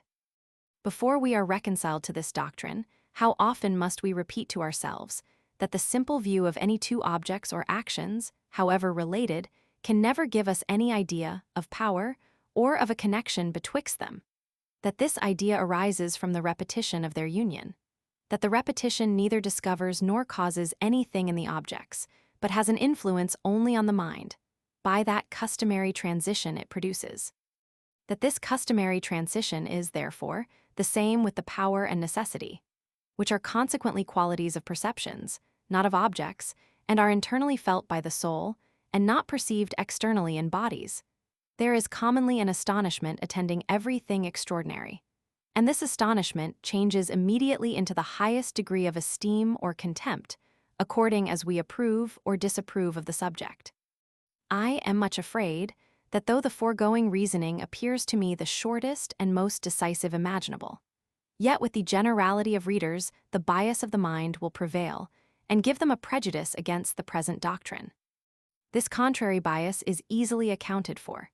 It is a common observation that the mind has a great propensity to spread itself on external objects, and to conjoin with them any internal impressions which they occasion, and which always make their appearance at the same time that these objects discover themselves to the senses. Thus, as certain sounds and smells are always found to attend certain visible objects, we naturally imagine a conjunction, even in place, betwixt the objects and qualities, though the qualities be of such a nature as to admit of no such conjunction and really exist nowhere. But of this more fully hereafter. Meanwhile, it is sufficient to observe that the same propensity is the reason why we suppose necessity and power to lie in the objects we consider, not in our mind that considers them, notwithstanding it is not possible for us to form the most distant idea of that quality, when it is not taken for the determination of the mind, to pass from the idea of an object to that of its usual attendant. Part 4, Sect. 5. But though this be the only reasonable account we can give of necessity, the contrary notion, if so riveted in the mind from the principles above mentioned, that I doubt not but my sentiments will be treated by many as extravagant and ridiculous. What? The efficacy of causes lie in the determination of the mind. As if causes did not operate entirely independent of the mind, and would not continue their operation even though there was no mind existent to contemplate them, or reason concerning them. Thought may well depend on causes for its operation, but not causes on thought. This is to reverse the order of nature, and make that secondary, which is really primary, to every operation there is a power proportioned, and this power must be placed on the body that operates. If we remove the power from one cause, we must ascribe it to another. But to remove it from all causes and bestow it on a being that is no ways related to the cause or effect, but by perceiving them, is a gross absurdity and contrary to the most certain principles of human reason. I can only reply to all these arguments that the case is here much the same, as if a blind man should pretend to find a great many absurdities in the supposition that the color of scarlet is not the same with the sound of a trumpet, nor light the same with solidity. If we have really no idea of a power or efficacy in any object, or of any real connection betwixt causes and effects, it will be to little purpose to prove that an efficacy is necessary in all operations. We do not understand our own meaning in talking so, but ignorantly confound ideas, which are entirely distinct from each other. I am, indeed, ready to allow that there may be several qualities both in material and immaterial objects, with which we are utterly unacquainted, and if we please to call these power or efficacy, it will be of little consequence to the world.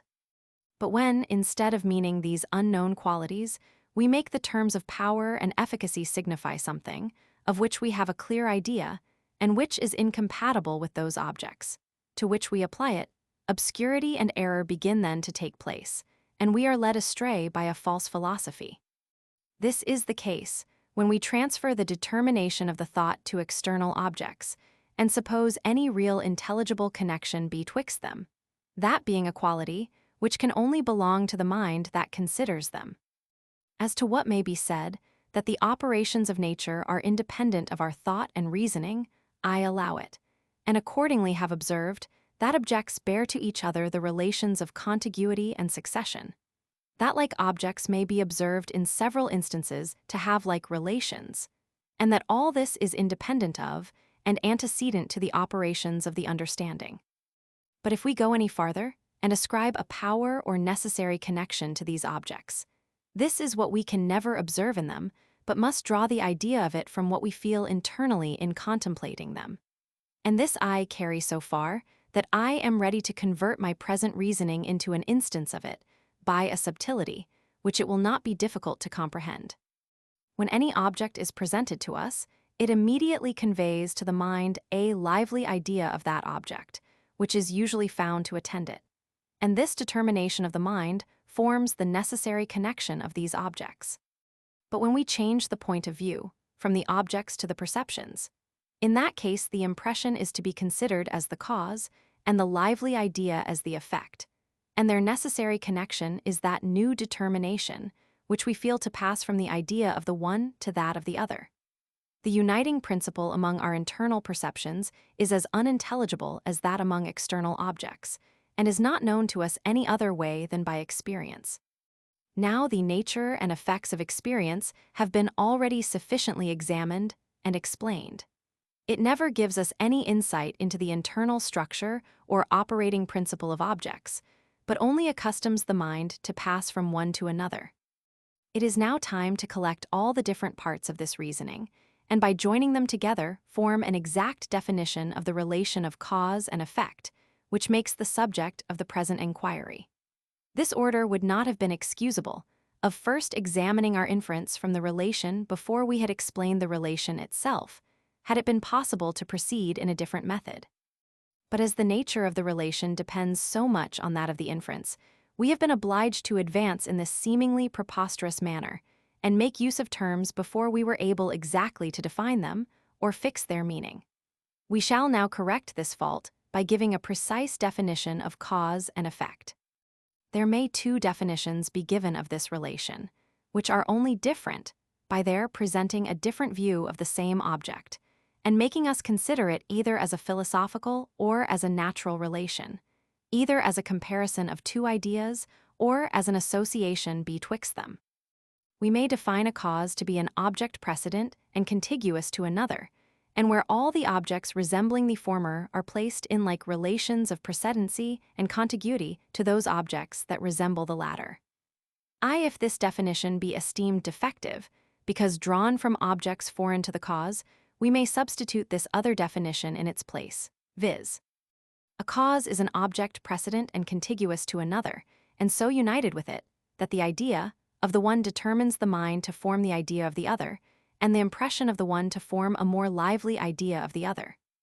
Two, should this definition also be rejected for the same reason, I know no other remedy than that the persons who express this delicacy should substitute a juster definition in its place. But for my part, one must own my incapacity for such an undertaking. When I examine with the utmost accuracy those objects, which are commonly denominated causes and effects, I find, in considering a single instance, that the one object is precedent and contiguous to the other.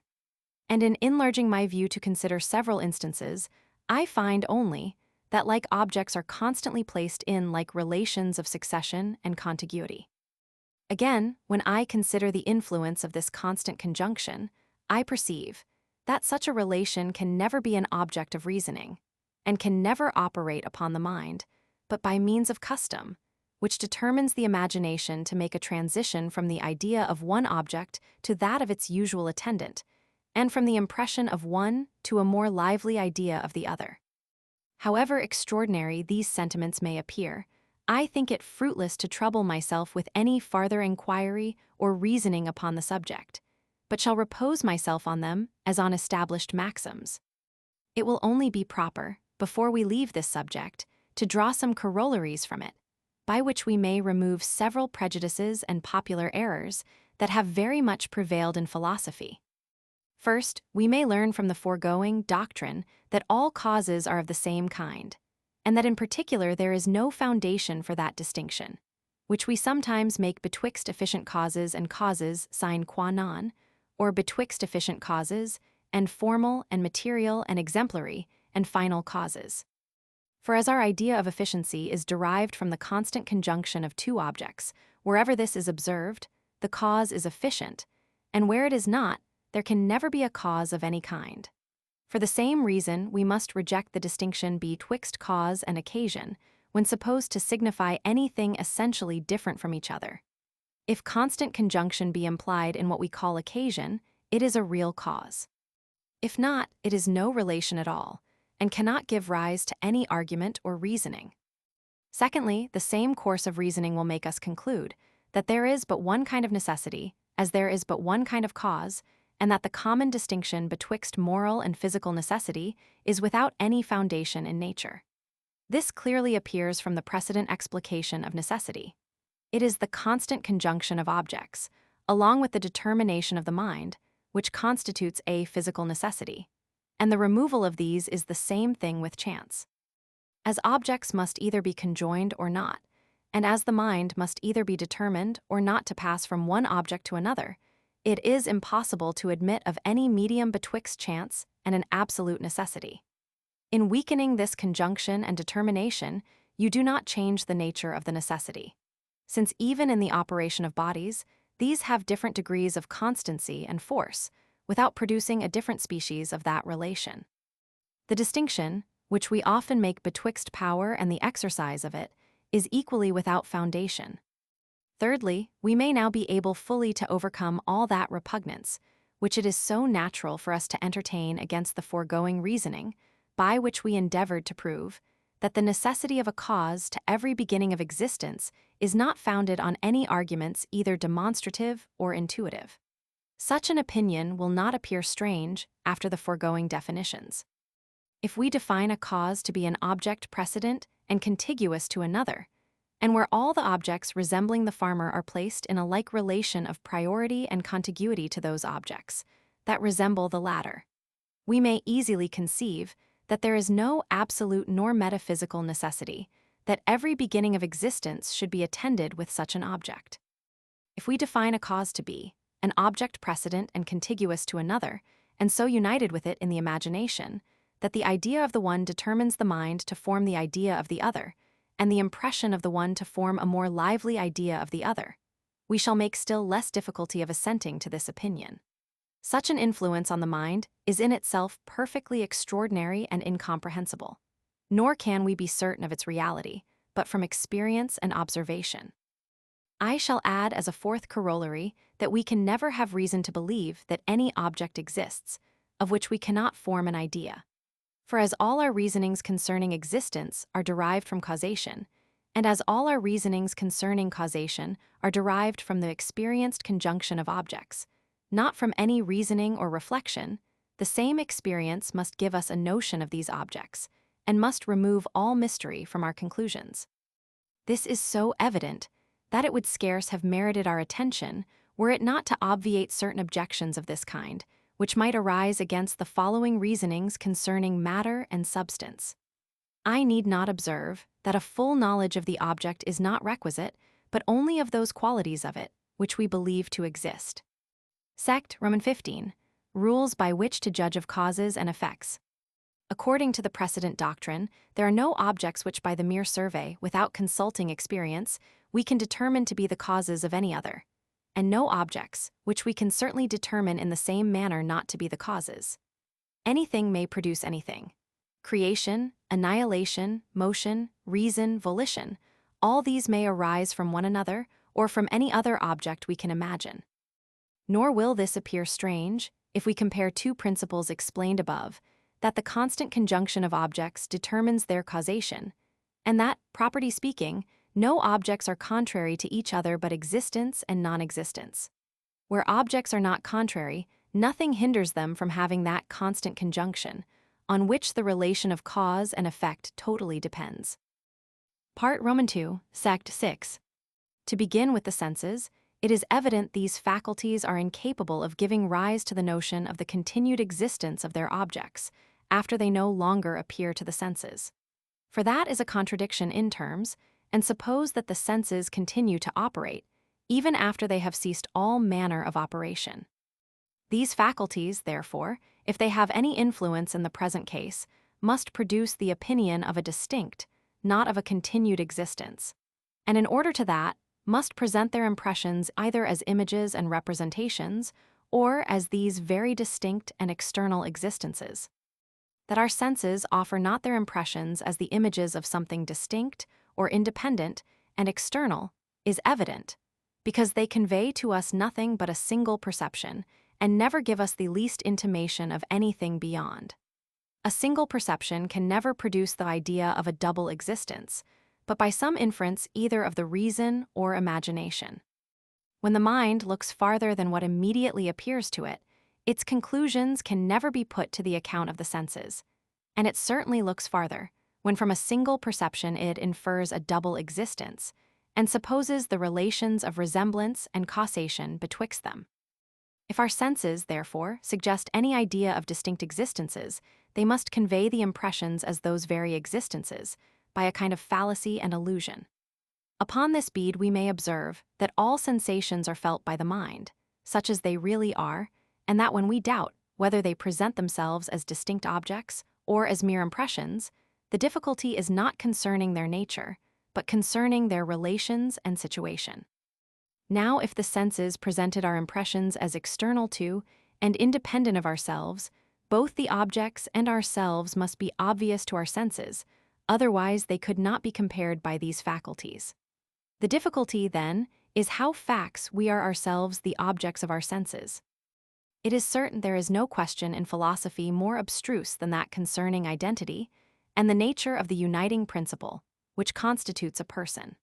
So far from being able by our senses merely to determine this question, we must have recourse to the most profound metaphysics to give a satisfactory answer to it. And in common life, it is evident these ideas of self and person are never very fixed nor determinate. It is absurd, therefore, to imagine the senses can ever distinguish betwixt ourselves and external objects. Add to this that every impression, external and internal, passions, affections, sensations, pains, and pleasures, are originally on the same footing, and that whatever other differences we may observe among them, they appear, all of them, in their true colors as impressions or perceptions.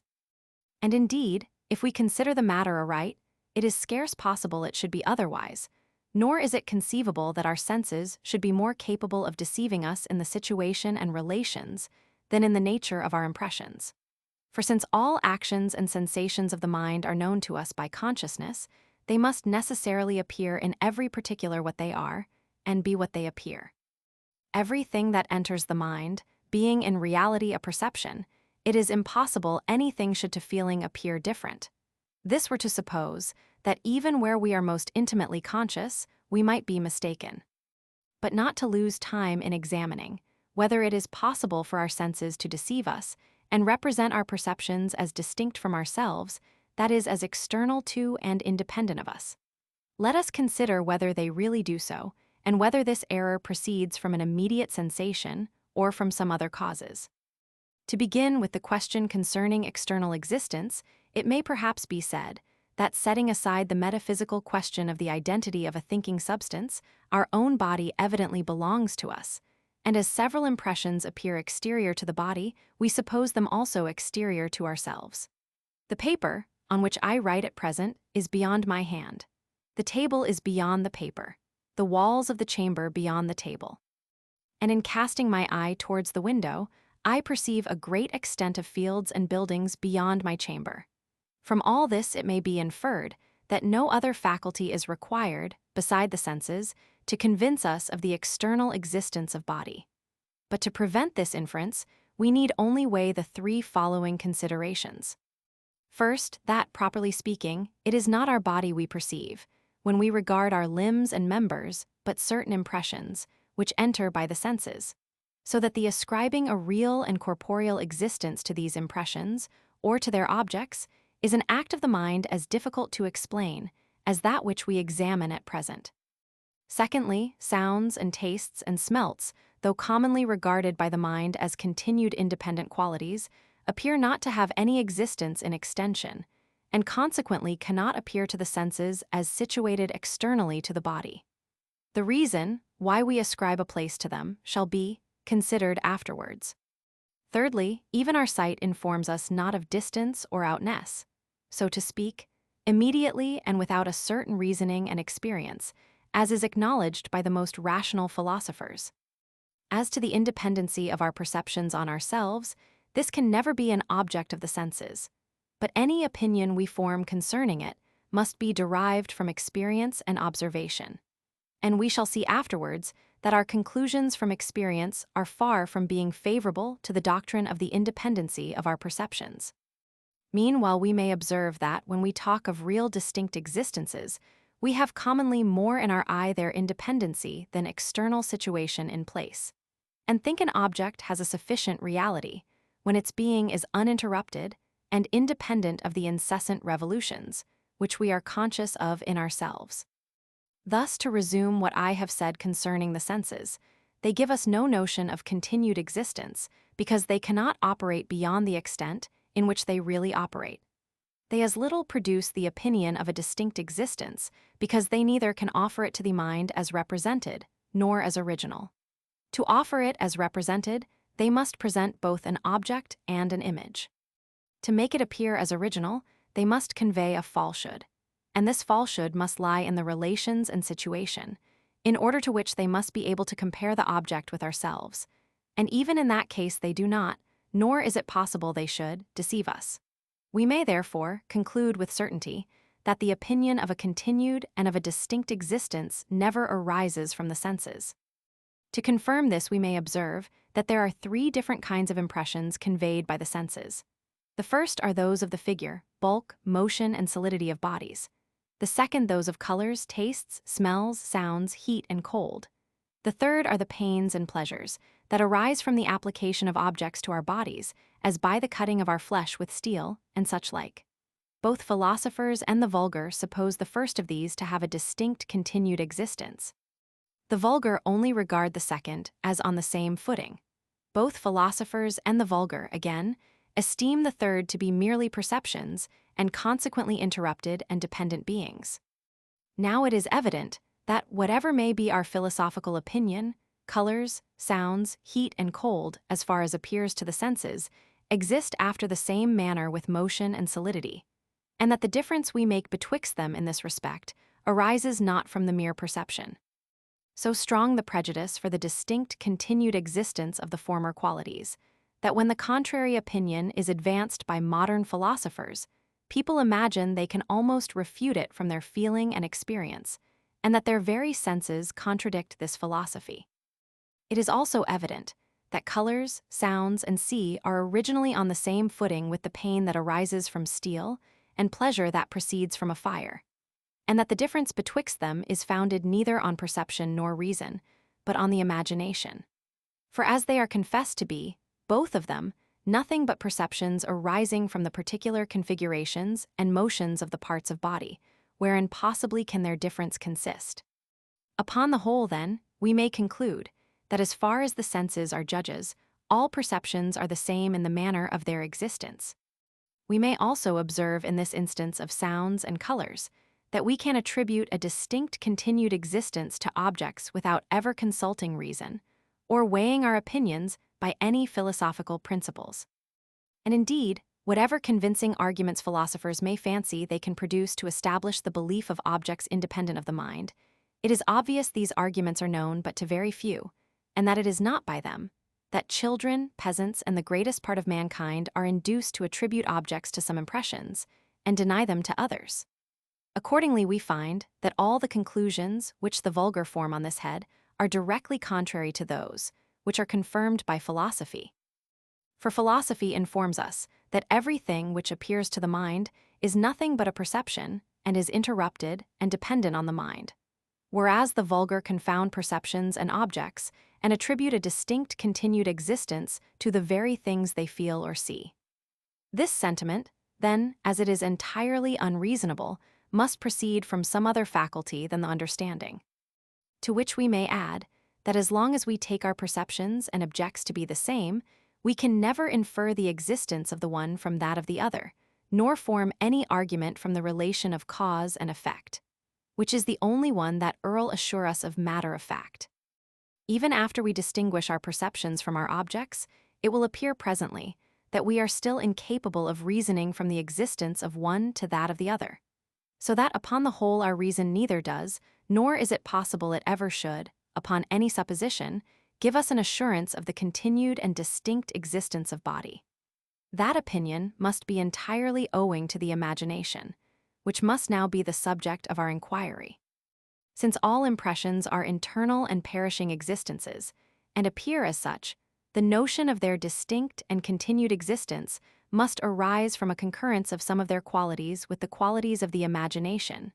And since this notion does not extend to all of them, it must arise from certain qualities peculiar to some impressions.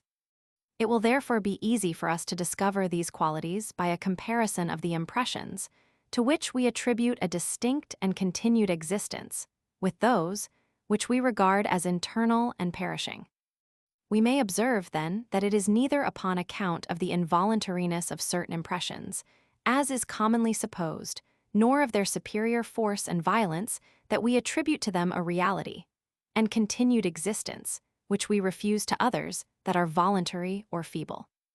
For it is evident our pains and pleasures, our passions and affections, which we never suppose to have any existence beyond our perception, operate with greater violence and are equally involuntary, as the impressions of figure and extension, color and sound, which we suppose to be permanent beings. The heat of a fire, when moderate, is supposed to exist in the fire, but the pain, which it causes upon a near approach, is not taken to have any being, except in the perception. These vulgar opinions, then, being rejected, we must search for some other hypothesis, by which we may discover those peculiar qualities in our impressions, which makes us attribute to them a distinct and continued existence. After a little examination, we shall find that all those objects to which we attribute a continued existence have a peculiar constancy, which distinguishes them from the impressions, whose existence depends upon our perception. Those mountains and houses and trees, which lie at present under my eye, have always appeared to me in the same order, and when I lose sight of them by shutting my eyes or turning my head, I soon after find them return upon me without the least alteration. My bed and table, my books and papers, present themselves in the same uniform manner, and change not upon account of any interruption in my seeing or perceiving them. This is the case with all the impressions, whose objects are supposed to have an external existence, and is the case with no other impressions, whether gentle or violent, voluntary or involuntary. This constancy, however, is not so perfect as not to admit of very considerable exceptions. Bodies often change their position and qualities, and after a little absence or interruption may become hardly knowable. But here it is observable that even in these changes they preserve a coherence and have a regular dependence on each other, which is the foundation of a kind of reasoning from causation, and produces the opinion of their continued existence.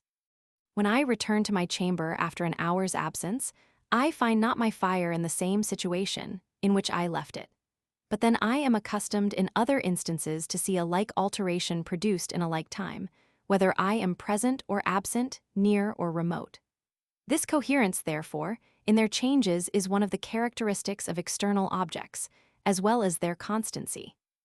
Having found that the opinion of the continued existence of body depends on the coherence and constancy of certain impressions, I now proceed to examine after what manner these qualities give rise to so extraordinary an opinion.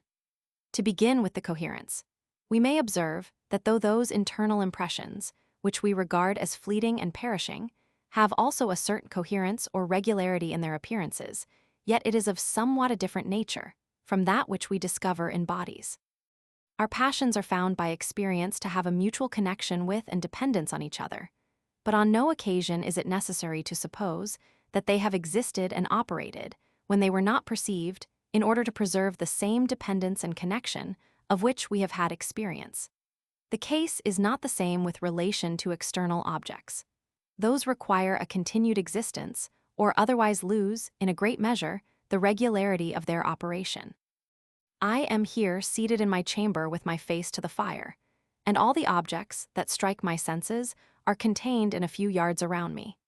My memory, indeed, informs me of the existence of many objects, but then this information extends not beyond their past existence, nor do either my senses or memory give any testimony to the continuance of their being. When therefore I am thus seated and revolve over these thoughts, I hear on a sudden a noise as of a door turning upon its hinges, and a little after see a porter who advances towards me. This gives occasion to many new reflections and reasonings. First, I never have observed that this noise could proceed from anything but the motion of a door, and therefore conclude that the present phenomenon is a contradiction to all past experience, unless the door, which I remember on the other side the chamber, be still in being. Again, I have always found that a human body was possessed of a quality, which I call gravity, and which hinders it from mounting in the air, as this porter must have done to arrive at my chamber, unless the stairs I remember be not annihilated by my absence. But this is not all. I receive a letter, which upon opening it I perceive by the handwriting and subscription to have come from a friend, who says he is 200 leagues distant.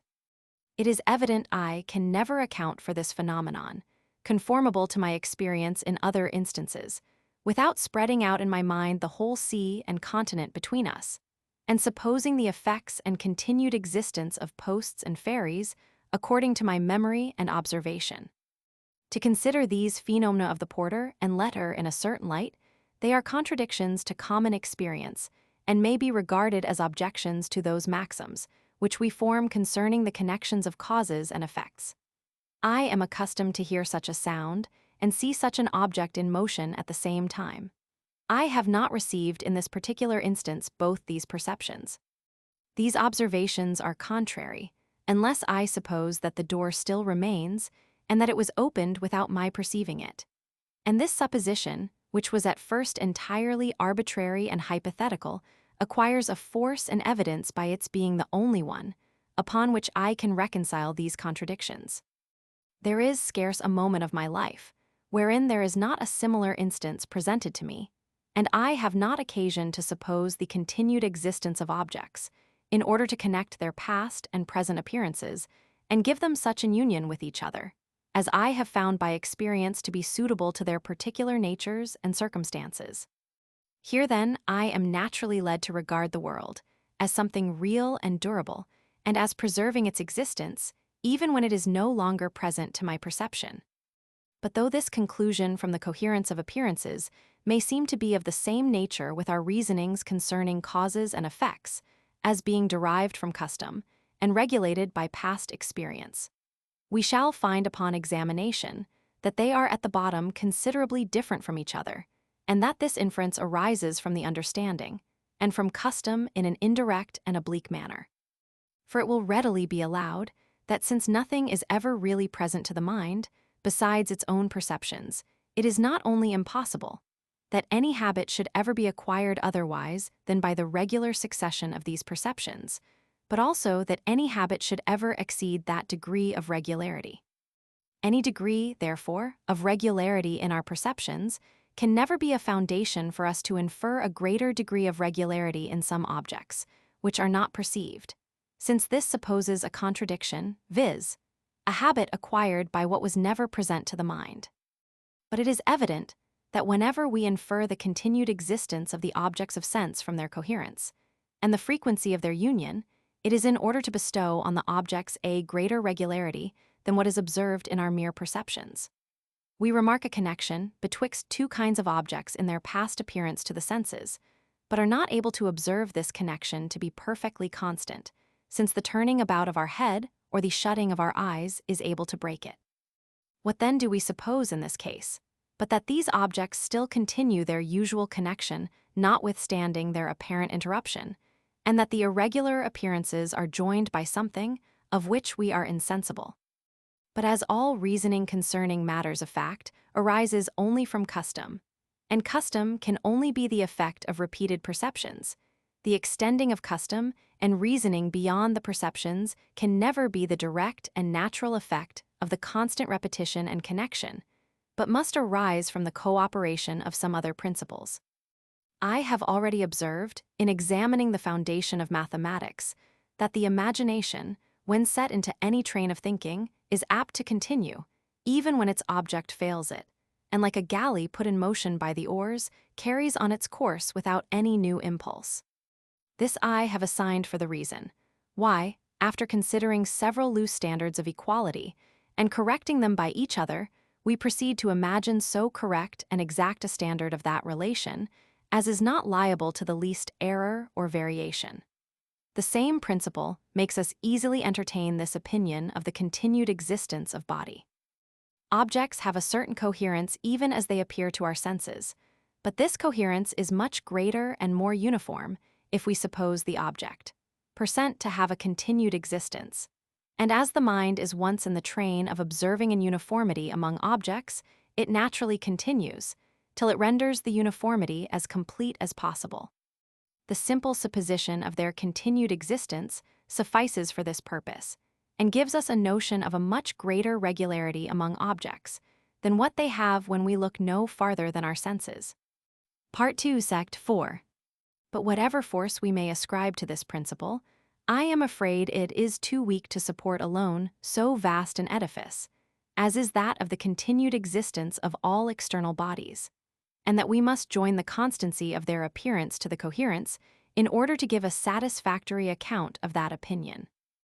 As the explication of this will lead me into a considerable compass of very profound reasoning, I think it proper, in order to avoid confusion, to give a short sketch or abridgment of my system, and afterwards draw out all its parts in their full compass. This inference from the constancy of our perceptions, like the precedent from their coherence, gives rise to the opinion of the continued existence of body, which is prior to that of its distinct existence, and produces that latter principle. When we have been accustomed to observe a constancy in certain impressions, and have found that the perception of the sun or ocean, for instance, returns upon us after an absence or annihilation with like parts and in a like order, as at its first appearance, we are not apt to regard these interrupted perceptions as different, which they really are, but on the contrary consider them as individually the same upon account of their resemblance. But as this interruption of their existence is contrary to their perfect identity, and makes us regard the first impression as annihilated, and the second as newly created, we find ourselves somewhat at a loss, and are involved in a kind of contradiction. In order to free ourselves from this difficulty, we disguise, as much as possible, the interruption, or rather remove it entirely, by supposing that these interrupted perceptions are connected by a real existence, of which we are insensible. This supposition, or idea of continued existence, acquires a force and vivacity from the memory of these broken impressions, and from that propensity, which they give us, to suppose them the same. And according to the precedent reasoning, the very essence of belief consists in the force and vivacity of the conception. In order to justify this system, there are 4 things requisite. First, to explain the principium individuationis, or principle of identity.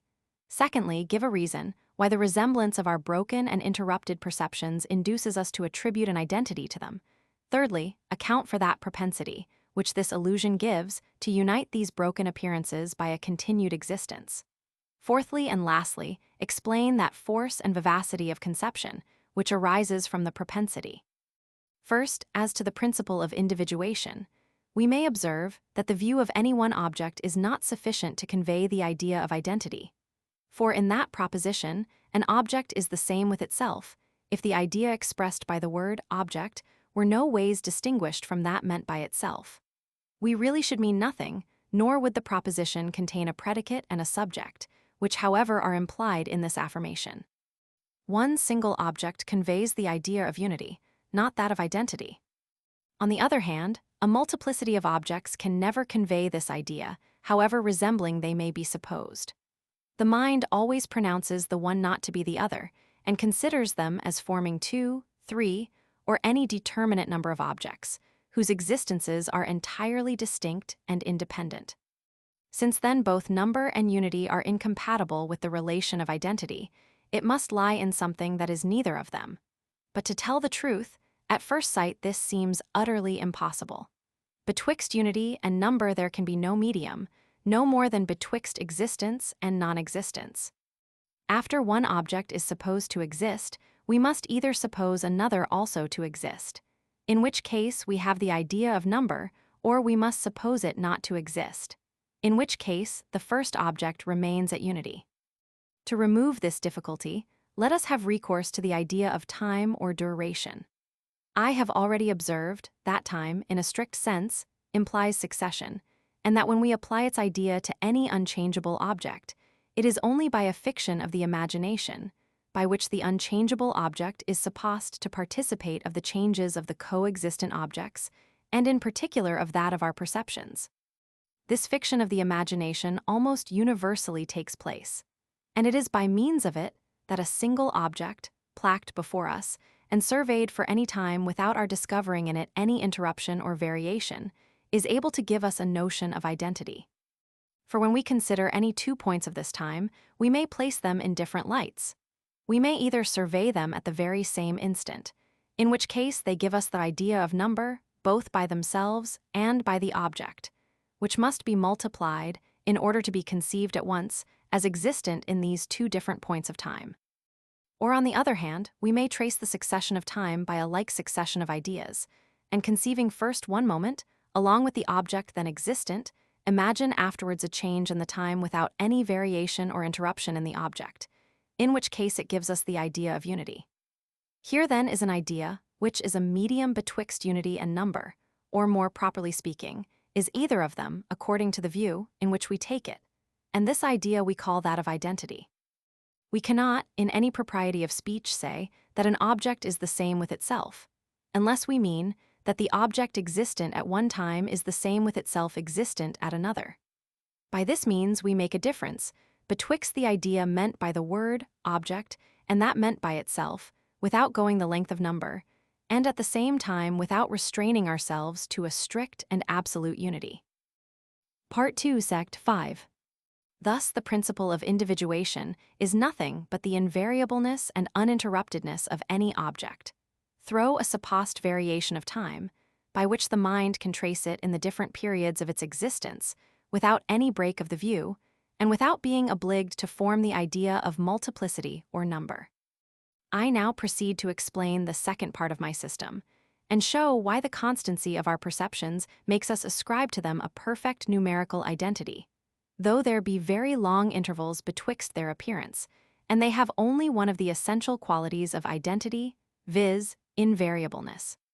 That I may avoid all ambiguity and confusion on this head, I shall observe that I here account for the opinions and belief of the vulgar with regard to the existence of body, and therefore must entirely conform myself to their manner of thinking and of expressing themselves.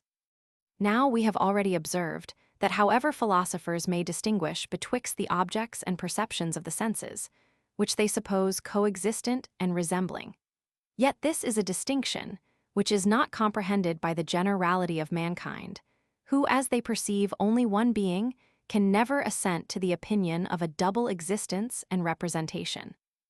Those very sensations which enter by the eye or ear are with them the true objects, nor can they readily conceive that this pen or paper, which is immediately perceived, represents another, which is different from but resembling it. In order, therefore, to accommodate myself to their notions, I shall at first suppose that there is only a single existence, which I shall call indifferently object or perception, according as it shall seem best to suit my purpose, understanding by both of them what any common man means by a hat, or shoe, or stone, or any other impression, conveyed to him by his senses. I shall be sure to give warning when I return to a more philosophical way of speaking and thinking. To enter, therefore, upon the question concerning the source of the error and deception with regard to identity, when we attribute it to our resembling perceptions, notwithstanding their interruption, I must here recall an observation, which I have already proved and explained. Nothing is more apt to make us mistake one idea for another than any relation betwixt them, which associates them together in the imagination and makes it pass with facility from one to the other. Of all relations, that of resemblance is in this respect the most efficacious, and that because it not only causes an association of ideas, but also of dispositions, and makes us conceive the one idea by an act or operation of the mind, similar to that by which we conceive the other. This circumstance I have observed to be of great moment, and we may establish it for a general rule, that whatever ideas place the mind in the same disposition or in similar ones are very apt to be confounded. The mind readily passes from one to the other, and perceives not the change without a strict attention, of which, generally speaking, it is wholly incapable. Part 2, Sect 5. In order to apply this general maxim, we must first examine the disposition of the mind in viewing any object which preserves a perfect identity, and then find some other object that is confounded with it by causing a similar disposition. When we fix our thought on any object and suppose it to continue the same for some time, it is evident we suppose the change to lie only in the time and never exert ourselves to produce any new image or idea of the object. The faculties of the mind repose themselves in a manner and take no more exercise than what is necessary to continue that idea of which we were formerly possessed, and which subsists without variation or interruption.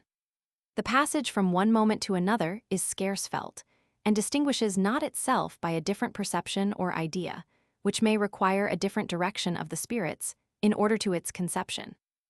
Now what other objects, beside identical ones, are capable of placing the mind in the same disposition when it considers them, and of causing the same uninterrupted passage of the imagination from one idea to another? This question is of the last importance, for if we can find any such objects, we may certainly conclude, from the foregoing principle, that they are very naturally confounded with identical ones, and are taken for them in most of our reasonings. But though this question be very important, it is not very difficult nor doubtful.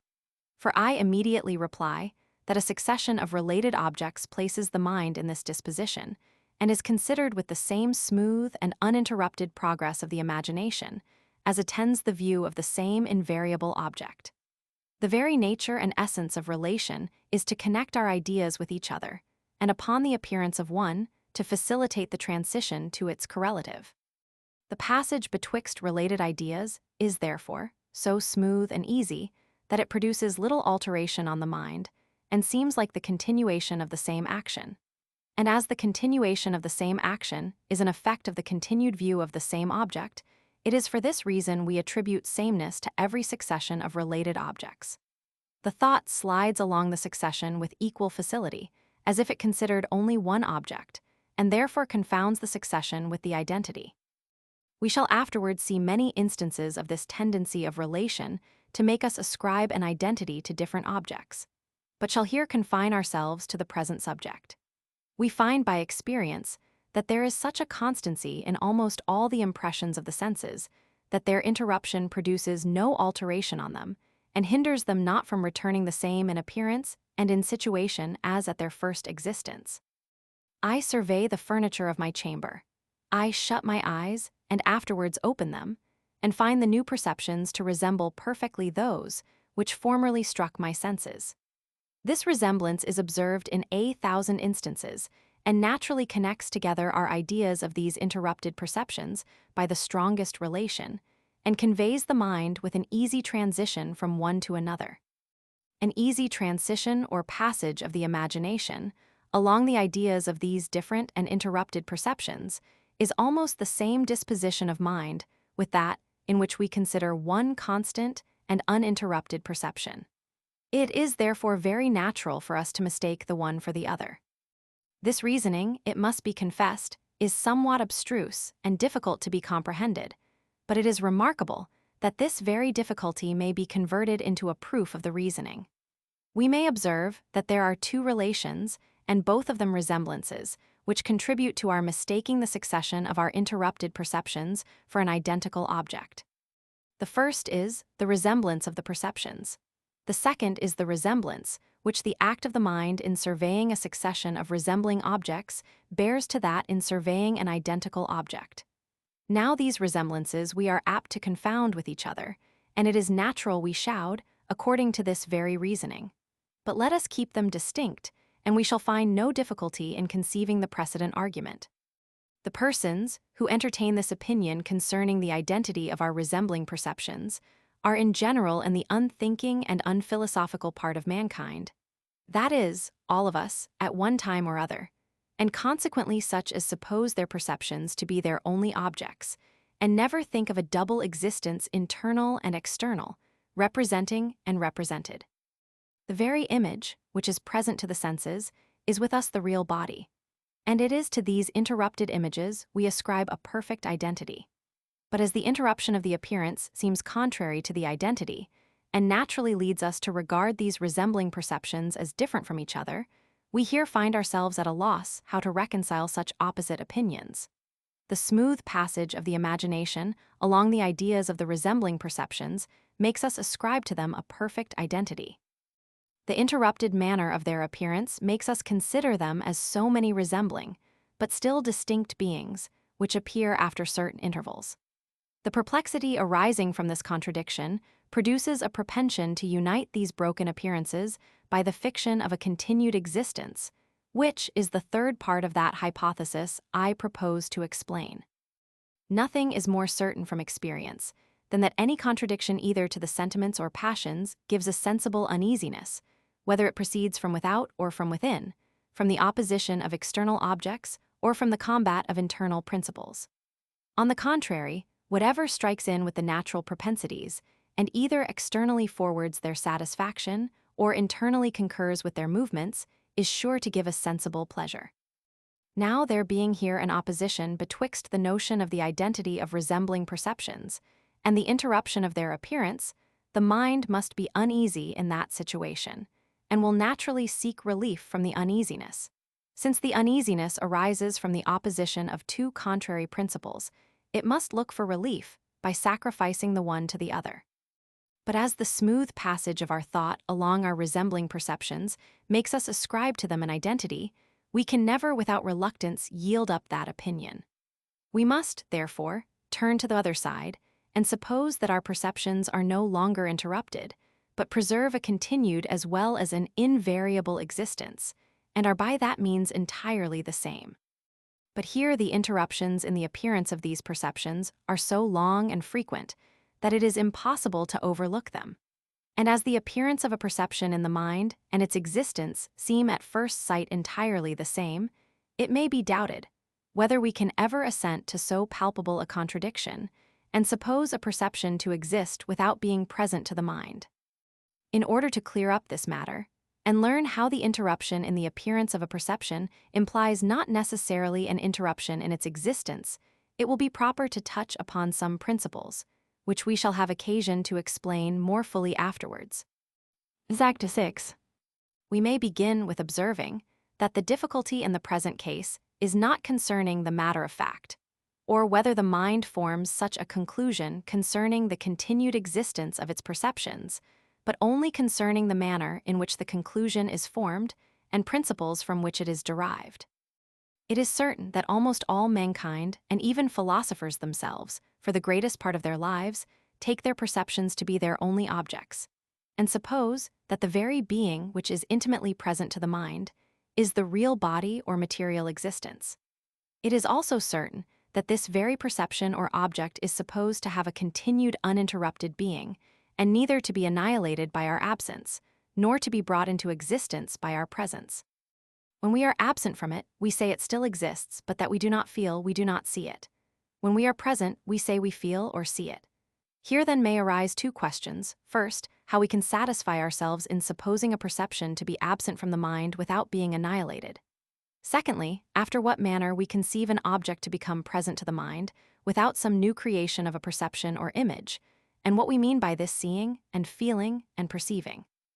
As to the first question, we may observe that what we call a mind is nothing but a heap or collection of different perceptions, united together by certain relations, and supposed, though falsely, to be endowed with a perfect simplicity and identity.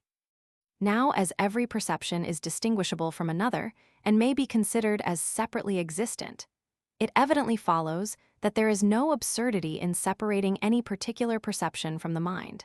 That is, in breaking off all its relations with that connected mass of perceptions which constitute a thinking being. The same reasoning affords us an answer to the second question.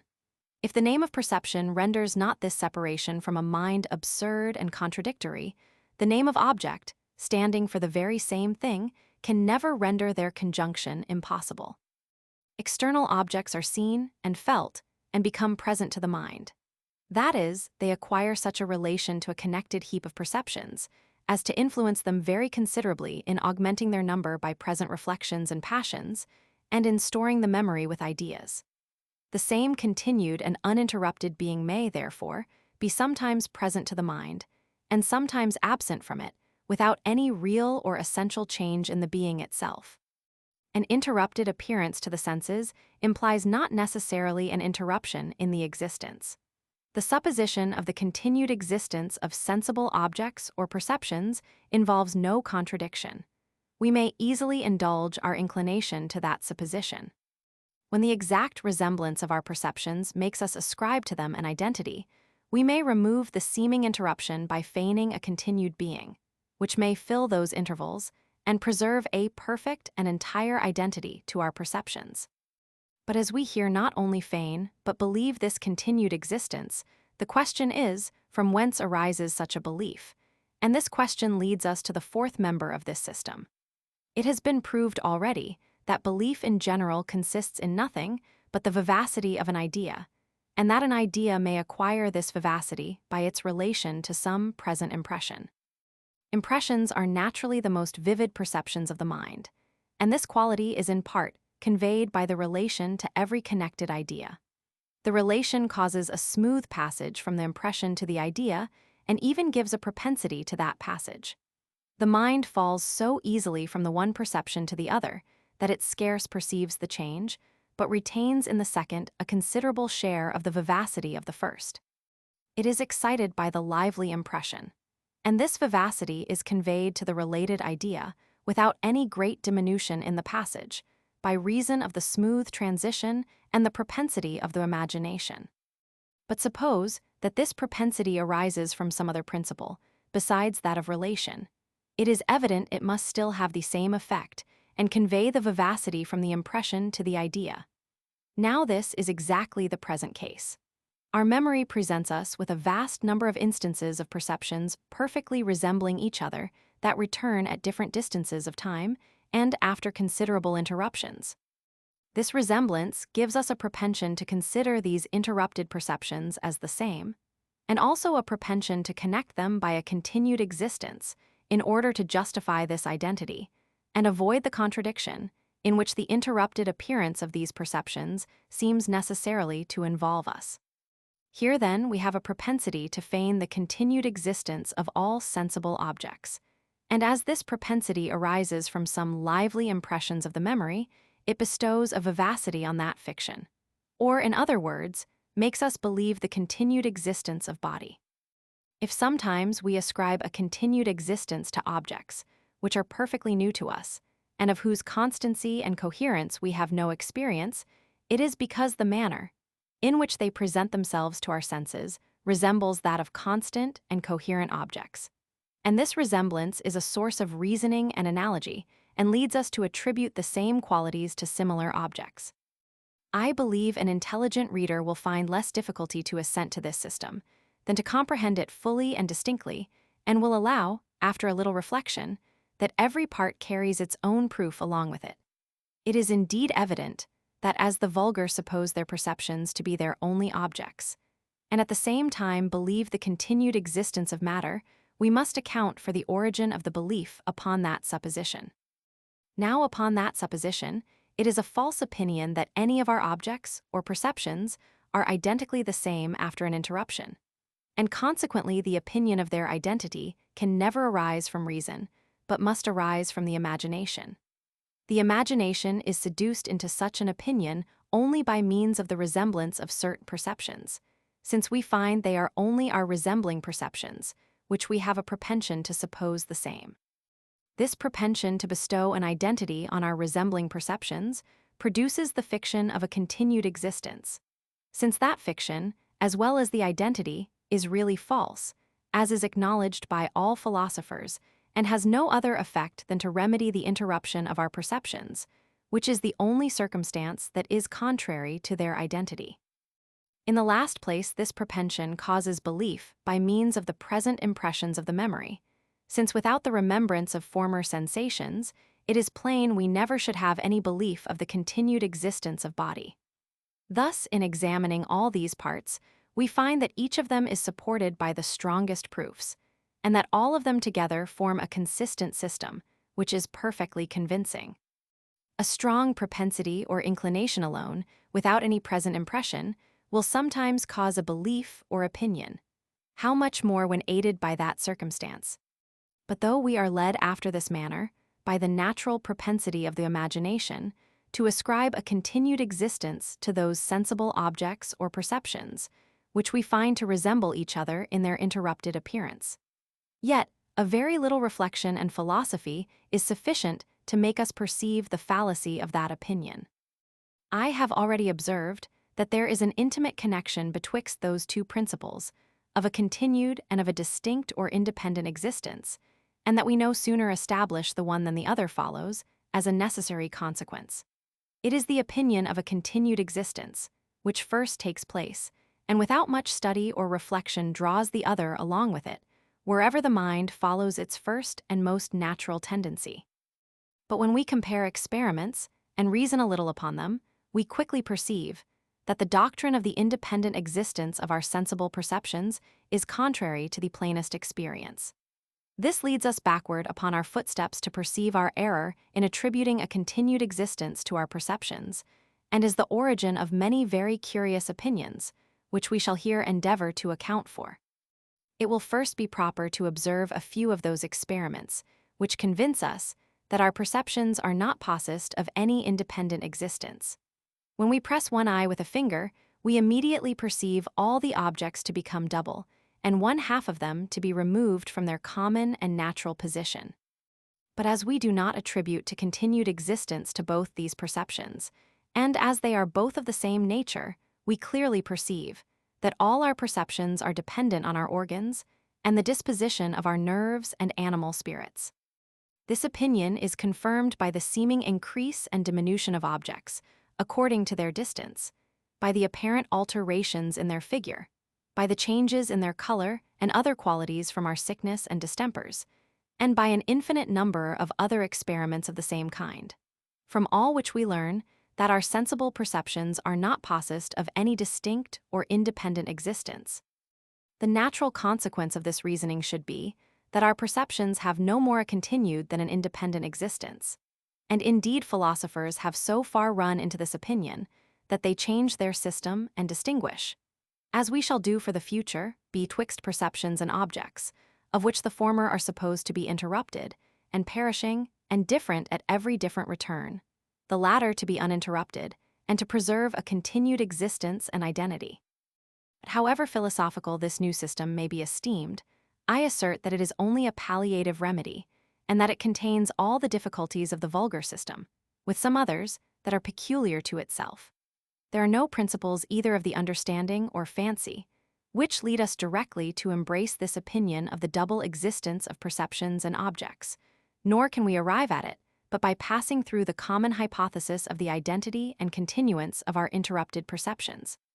Were we not first persuaded that our perceptions are our only objects, and continue to exist even when they no longer make their appearance to the senses, we should never be led to think that our perceptions and objects are different, and that our objects alone preserve a continued existence. The latter hypothesis has no primary recommendation either to reason or the imagination, but acquires all its influence on the imagination from the former. This proposition contains two parts, which we shall endeavor to prove as distinctly and clearly as such abstruse subjects will permit. As to the first part of the proposition, that this philosophical hypothesis has no primary recommendation, either to reason or the imagination, we may soon satisfy ourselves with regard to reason by the following reflections.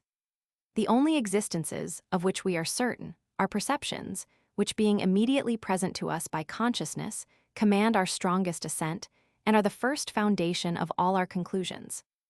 The only conclusion we can draw from the existence of one thing to that of another is by means of the relation of cause and effect, which shows that there is a connection betwixt them, and that the existence of one is dependent on that of the other. The idea of this relation is derived from past experience, by which we find that two beings are constantly conjoined together and are always present at once to the mind. But as no beings are ever present to the mind, but perceptions, it follows that we may observe a conjunction or a relation of cause and effect between different perceptions, but can never observe it between perceptions and objects. It is impossible, therefore, that from the existence or any of the qualities of the former, we can ever form any conclusion concerning the existence of the latter, or ever satisfy our reason in this particular. It is no less certain that this philosophical system has no primary recommendation to the imagination, and that faculty would never, of itself, and by its original tendency, have fallen upon such a principle. I confess it will be somewhat difficult to prove this to the full satisfaction of the reader, because it implies a negative, which in many cases will not admit of any positive proof. If anyone would take the pains to examine this question, and would invent a system to account for the direct origin of this opinion from the imagination, we should be able, by the examination of that system, to pronounce a certain judgment in the present subject. Let it be taken for granted that our perceptions are broken and interrupted and, however like, are still different from each other. And let anyone upon this supposition show why the fancy, directly and immediately, proceeds to the belief of another existence, resembling these perceptions in their nature, but yet continued and uninterrupted and identical. And after he has done this to my satisfaction, I promise to renounce my present opinion. Meanwhile, I cannot forbear concluding, from the very abstractedness and difficulty of the first supposition, that it is an improper subject for the fancy to work upon. Whoever would explain the origin of the common opinion concerning the continued and distinct existence of body must take the mind in its common situation, and must proceed upon the supposition that our perceptions are our only objects, and continue to exist even when they are not perceived. Though this opinion be false, it is the most natural of any, and has alone any primary recommendation to the fancy. As to the second part of the proposition, that the philosophical system acquires all its influence on the imagination from the vulgar one, we may observe that this is a natural and unavoidable consequence of the foregoing conclusion, that it has no primary recommendation to reason or the imagination. For as the philosophical system is found by experience to take hold of many minds, and in particular of all those who reflect ever so little on this subject, it must derive all its authority from the vulgar system, since it has no original authority of its own. The manner in which these two systems, though directly contrary, are connected together may be explained as follows. The imagination naturally runs on in this train of thinking. Our perceptions are our only objects. Resembling perceptions are the same, however broken or uninterrupted in their appearance. This appealing interruption is contrary to the identity. The interruption consequently extends not beyond the appearance, and the perception or object really continues to exist, even when absent from us. Our sensible perceptions have, therefore, a continued and uninterrupted existence. But as a little reflection destroys this conclusion, that our perceptions have a continued existence, by showing that they have a dependent one, it would naturally be expected that we must altogether reject the opinion that there is such a thing in nature as a continued existence, which is preserved even when it no longer appears to the senses. The case, however, is otherwise. Philosophers are so far from rejecting the opinion of a continued existence upon rejecting that of the independence and continuance of our sensible perceptions, that though all sects agree in the latter sentiment, the former, which is, in a manner, its necessary consequence, has been peculiar to a few extravagant skeptics, who after all maintained that opinion in words only, and were never able to bring themselves sincerely to believe it. There is a great difference betwixt such opinions as we form after a calm and profound reflection, and such as we embrace by a kind of instinct or natural impulse, on account of their suitableness and conformity to the mind. If these opinions become contrary, it is not difficult to foresee which of them will have the advantage. As long as our attention is bent upon the subject, the philosophical and studied principle may prevail. But the moment we relax our thoughts, nature will display herself and draw us back to our former opinion. Nay, she has sometimes such an influence that she can stop our progress, even in the midst of our most profound reflections, and keep us from running on with all the consequences of any philosophical opinion. Thus, though we clearly perceive the dependence and interruption of our perceptions, we stop short in our career, and never upon that account reject the notion of an independent and continued existence. That opinion has taken such deep root in the imagination that it is impossible ever to eradicate it, nor will any strained metaphysical conviction of the dependence of our perceptions be sufficient for that purpose. But though our natural and obvious principles here prevail above our studied reflections, it is certain there must be sonic struggle and opposition in the case, at least so long as these rejections retain any force or vivacity. In order to set ourselves at ease in this particular, we contrive a new hypothesis, which seems to comprehend both these principles of reason and imagination. This hypothesis is the philosophical, one of the double existence of perceptions and objects, which pleases our reason in allowing that our dependent perceptions are interrupted and different, and at the same time is agreeable to the imagination in attributing a continued existence to something else, which we call objects. This philosophical system, therefore, is the monstrous offspring of two principles, which are contrary to each other, which are both at once embraced by the mind, and which are unable mutually to destroy each other.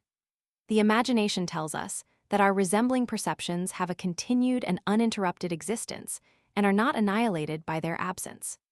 Reflection tells us that even our resembling perceptions are interrupted in their existence and different from each other.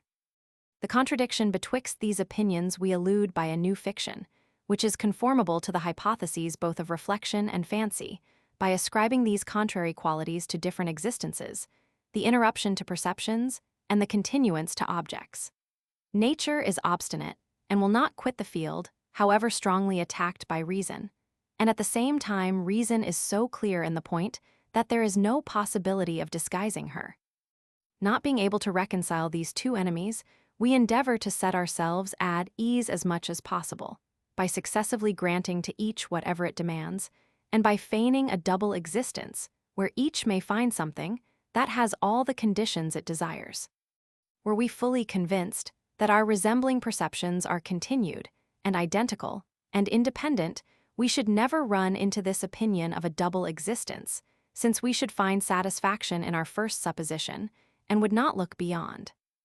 Again, were we fully convinced that our perceptions are dependent and interrupted and different, we should be as little inclined to embrace the opinion of a double existence, since in that case, we should clearly perceive the error of our first supposition of a continued existence and would never regard it any farther.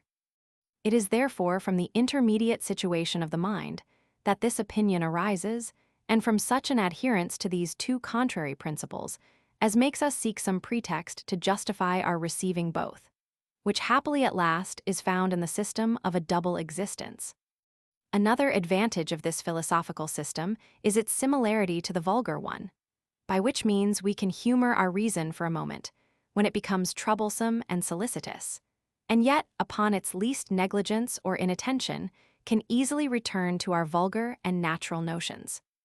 Accordingly, we find that philosophers neglect not this advantage, but immediately upon leaving their closets, mingle with the rest of mankind in those exploded opinions that our perceptions are our only objects, and continue identically and uninterruptedly the same in all their interrupted appearances.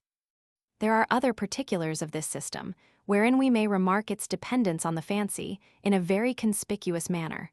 Of these, I shall observe the two following. First, we suppose external objects to resemble internal perceptions. I have already shewn that the relation of cause and effect can never afford us any just conclusion from the existence or qualities of our perceptions to the existence of external continued objects. And I shall farther add that even though they could afford such a conclusion, we should never have any reason to infer that our objects resemble our perceptions.